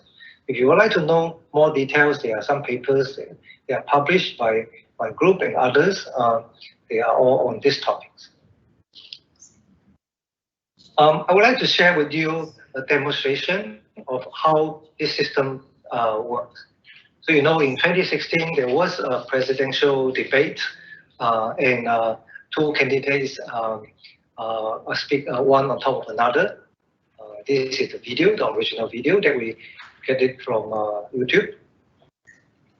She has no idea whether it's Russia, China, or anybody else. I am not quoting myself. No idea. I am quoting Hillary, you 17, have no idea. 17 do you doubt 17 Our military country has and no idea. civilian agencies? Well, Yeah, I he'd doubt rather it. believe I doubt it. Vladimir Putin. So this was the mixture speech, two voices mixed up together. And with the things that I just talked about, the algorithm that I just talked about, we're actually able to separate them into two clear voices. She has no idea whether it's Russia, China, or anybody else. She has no idea. Hillary, you have no idea. Our country has no idea. Yeah, I doubt it. I doubt it. This is speaker A, and then we have speaker B. Think it's time. You take a stand because I am not quoting myself. I am quoting 17 17 you doubt 17 military and civilian agencies? Well, he'd rather believe Vladimir Putin. Good. So, speech separation means to separate two voices or n voices into individual voices, right? And this technology has an assumption, made some assumption. The assumption is that we know the number of speakers in advance. But in many situations, actually, we cannot know the number of speakers in the recording, for example, in advance. So there's another technique that is similar to speech separation that we call speaker extraction. This time, we do not attempt to estimate the mask for each individuals in the mixture, but rather we try to use some prior knowledge. That's what we call the top-down voluntary focus. We try to focus our attention onto one of the voices, and then we follow it. So this is so you can see that there's a top-down voluntary focus, like a human brain. I want to listen to speaker A's voice. At the same time, two voices coming in. This is bottom-up stimulus-driven focus. And when these two things work together, and this happens in the auditory pathway, not just in the human ears, but also in the pathway all the way to the brain. And the modulation of this forms a receptive field, and we are able to extract one voice in this process. So in engineering implementation, for this to work, we need a reference voice. We need some reference, right? The reference voice for us to form the top-down voluntary focus. So we need to pre-record some voice from a target speaker. And with this voice, we use it as the reference point, and then to build a mask. And this mask, this time, only works for one of the speakers. We don't care about the other speakers. Right? So this is called speaker extraction. We only extract one at a time. So finding one mask at a time for one speaker. So we have a reference speech, we use an encoder, and we pass to an extractor. When we have the mixture speech coming in, passing through this extractor, we build a mask. We need to use the laser pointer. So we have the extractor. The extractor extract from the mixture speech to predict a mask. And this mask and the speech multiply together to form the output. So this time, I say that I call it one mask at a time. So we build one mask just for one speaker, the reference speaker, right? And this is actually a neural network. How it works, it has 4 major modules: the speech encoder, the mask estimator or the extractor, the speaker encoder, which kind of provide the top-down voluntary focus to the system, and then the module, the decoder that reconstruct the signal. That is kind of the basic framework, and now we are working on more advanced topics. There is kind of find a better way to use the reference speech. Just now I mentioned that you need a few seconds of reference speech pre-recorded in advance. People say that it's very difficult to get reference speech pre-recorded. So what if we have only very short, like 2 seconds of a speaker's voice, like what human does when you go to a lecture and you listen to the person's voice at the beginning or a few seconds and use that as a reference to strengthen your listening. So can you see in this diagram on the top, you can see that at the beginning you don't hear very clearly, then the signal gets stronger and then you get very clear, right? So we have a pipeline architecture, 3 neural networks cascaded one after another. The first stage use very small signals to extract the voice, and pass on the signal to the second stage together with what you have already heard in the process. And you combine to strengthen the reference, and then in this way you get better and better. So this is a technique that we just came out from our lab, and the paper was submitted to ICAST for 2021. And this is a result that summarizes some of our recent experiment results. You can see that the time domain processing in general gives better result in the frequency domain methods in terms of SDR, signal to distortion ratio. Okay, the higher is the better. So 18 dB of signal to distortion ratio actually gives very good quality of speech. And just now, I remember that at the beginning, I shared with you one Chinese character. I said that to listen, you use eyes as well, right? And then the eyes is to help you catch the attention, to help you focus your attention on the list to listen. In the eyes and our ears, eyes actually coordinate in listening. So for example, when you listen to somebody's talk, if you look at the person's face and lips, you feel you get better voice. Am I right? Everyone has this experience. That's because your eyes helps the ears to focus the attention. The same theory, we try to implement it in the engineering system. So basically, we now take the video and we try to extract the information from the lips of the person, which is in synchrony with the speech. So this is something like a lip reading, right? You can without hearing the voice, actually you can read. If you are trained, that you are able to observe the movements of the lips to understand what person is talking, right? So, but now you have both. You have the lips movements in the video, and you also hear the sound. Can you put two things together and to hear clearer? So we build systems that use visual cues as input and making use of the information between the speech and the lips, make use of the synchronization information between the two to extract the voice of interest. And we have got very good results. This is a demonstration of what we have just implemented. It is a video that is very new, and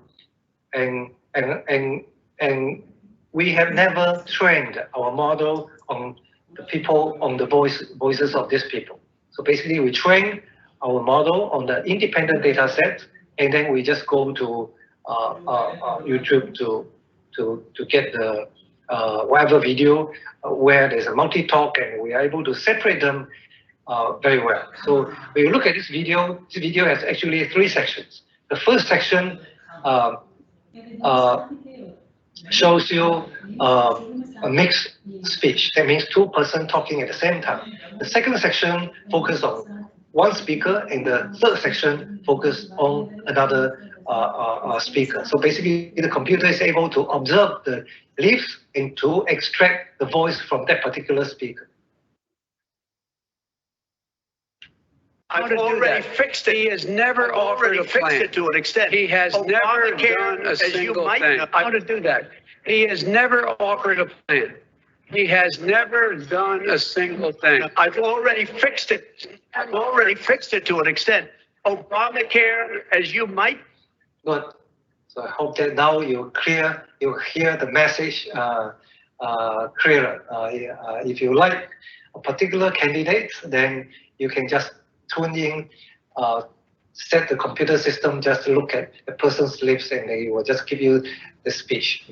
You effectively disentangle the 2 voices in the debate. Okay, these are just some results that we show that quantitatively the performance of the separation. So this is a 2-voice and 3-voice mixed experiment. You can see that our system, which we call music that works consistently better than the reference system that was published in the literature. The same technology can be also used for speaker verification. You know that when multiple people talk and you want to authenticate whether one of the candidates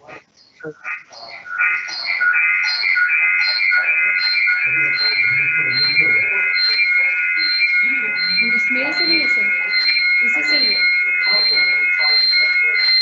speaker verification बता रहा हूँ।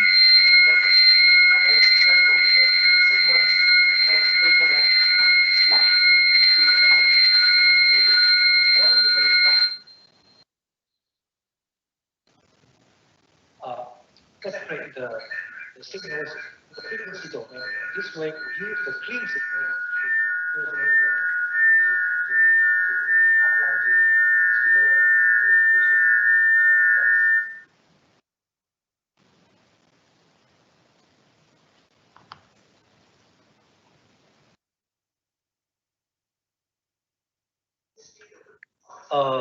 speaker.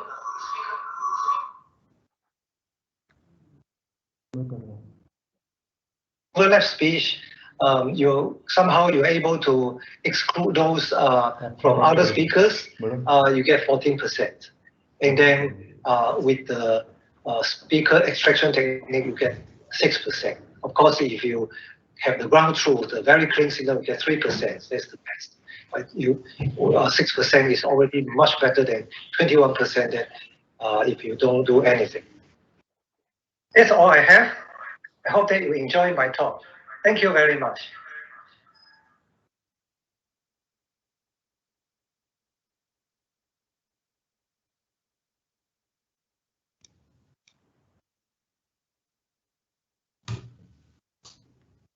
Thank you so much for enriching over-racing observation about technology and mechanism of hearing through internal ears and correlated with sensors.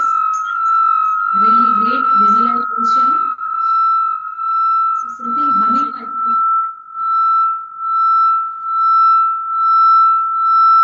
Some noise is there.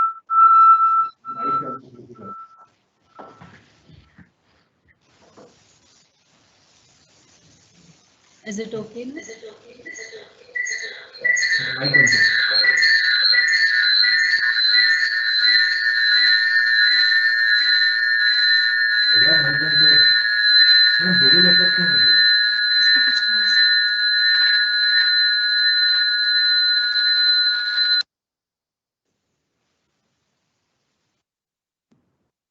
Hello. Is it okay now?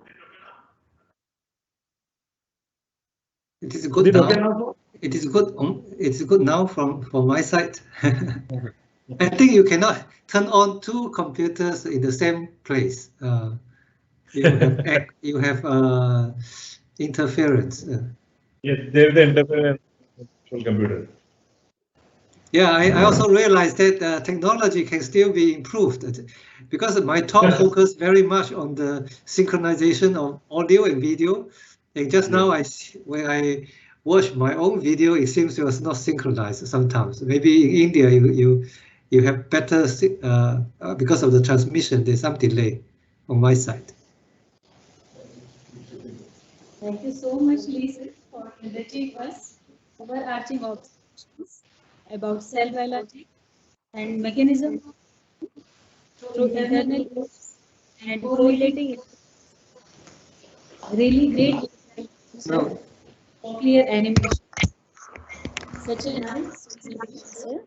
One more request from our side, sir, that our institute have many students are pursuing PhD in speech recognition and auditory sense analysis, etc. Sometimes they need guidance, sir. So shall they able to connect through mail, sir?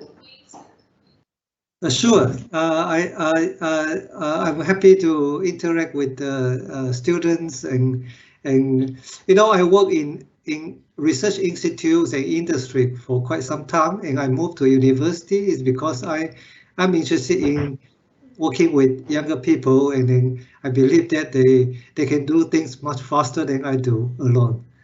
Yeah, sure, sir. Yeah. So, sir, as so many questions are I can able to show in chat box, so I'm taking one or two questions very quickly.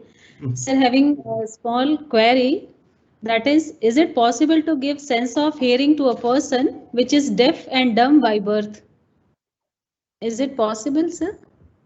So the answer is yes. In general, there are different level of impairment of hearing, and some of them are at the eardrum level. Then, if that's the case, then you can bypass. We can use the technology that I just talked about to bypass the eardrum to connect directly to the inner ears, and in this way, the person can still receive signals. But if the communication channel between the ear and the brain is disconnected, that means the nerves has a problem. Then it is harder.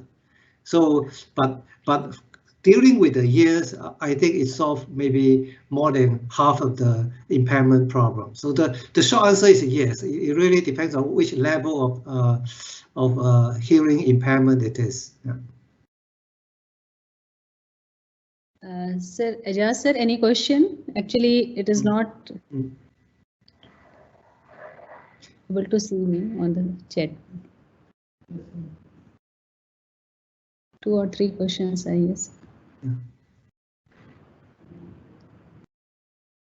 So one more question is there, that is, what are the speech conversions which may be beneficial in future communication?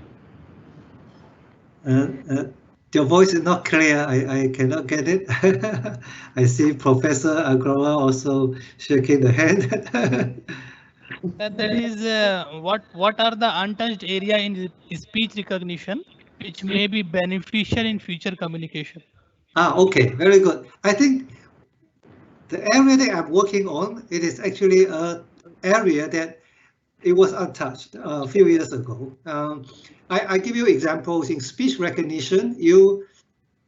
Today's system always assume that there's a clear signal into the system. Either you have a Google system or Apple Siri or whatever. If people are talking, many people around you, you say stop. I want to speak, right? So but human doesn't do this way, right? You cocktail party, you would talk the way you like, but you can still hear your friend's voice. So how for a computer to have the intelligence and the smart ears to pick up the voice of the interest? I believe this is the last mile for speech recognition into massive adoption. So this is an area that it was not possible just 5-10 years ago, but now we are working on this. And just now, a topic that before my talk was in question to Professor Khalid Chokri on emotional intelligence. There is also an area that need further studies. You know, human speech carries more than just the words. We carry our emotions, and we always think that we use speech to communicate, to deliver the words, but actually, studies shows that humans were able to sing, to exchange emotions way before we invented languages.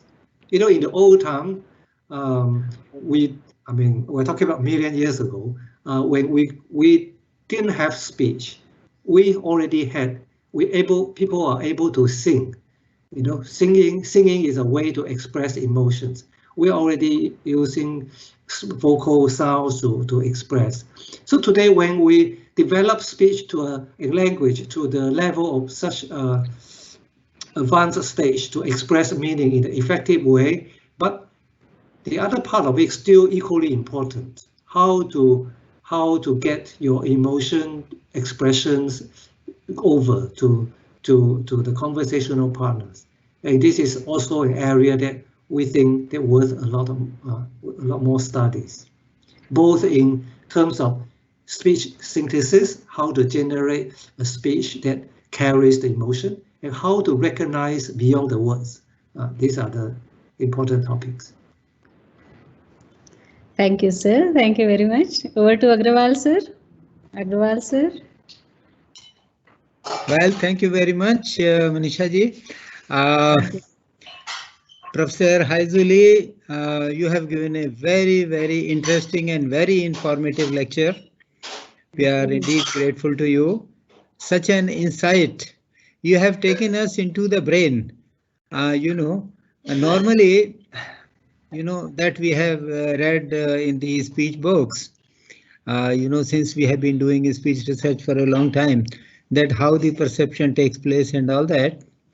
So, I mean, all these researchers, students who are listening to your lecture now must be knowing that, they take it very casually if somebody is speaking, but they should understand, how this speech goes into the ear, analyzed, and goes into the brain, how it is interpreted, how they comprehend it, and all that.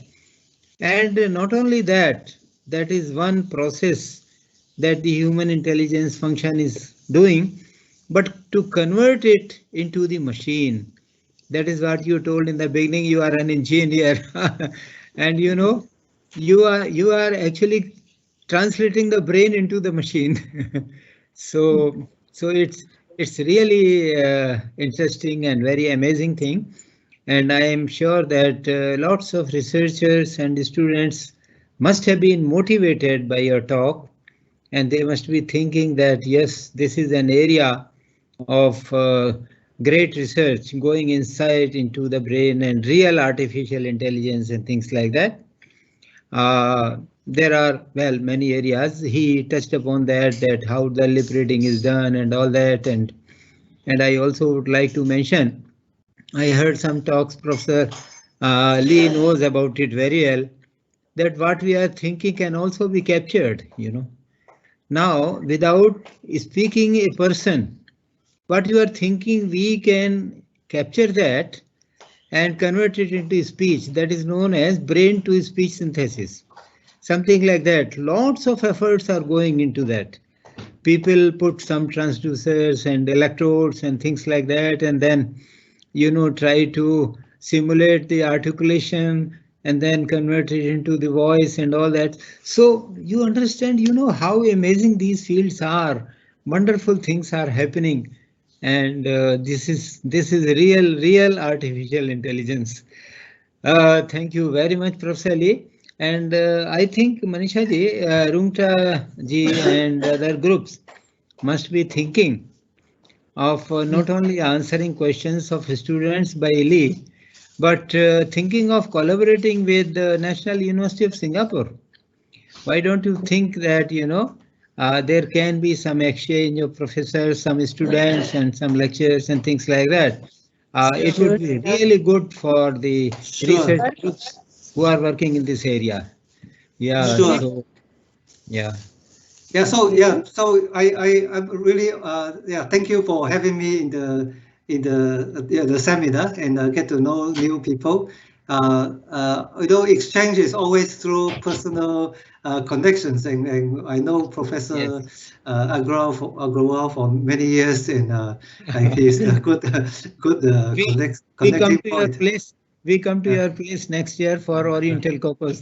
Yes. You're welcome. So you. Yeah, so we will keep the collaboration and the interaction going. Yeah, and yes, I do host many exchange students and from India. I do have many of them in my lab currently, and I am open for the recommendations, and we can work together on interesting topic that beyond what I just talked about. We have many different topics here in my lab.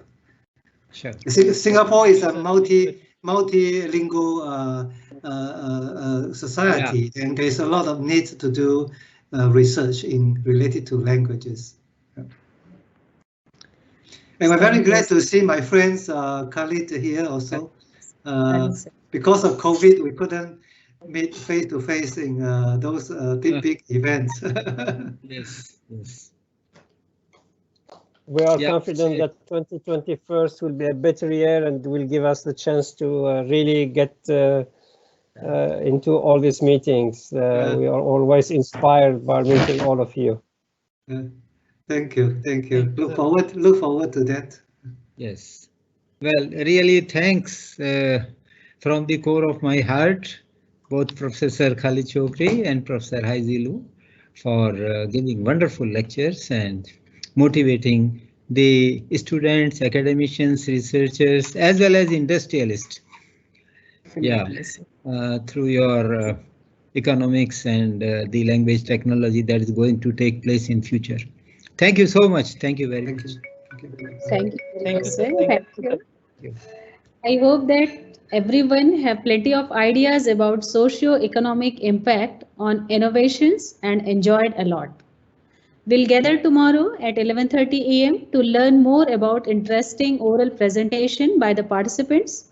And I'm sure that all will be aware about track, link, and online platform. Thank you. A big thank you to all for the active participation. Till then, safe and take care. Have a nice. Many thanks. No, thank you. It's my pleasure. Thank you. Thank you very much. Thank you. Thank you very much. Thank Okay. you. Thank you. Good night, sir. Have a nice day, sir. Thank you. Bye. Jai Hind. Bye, sir.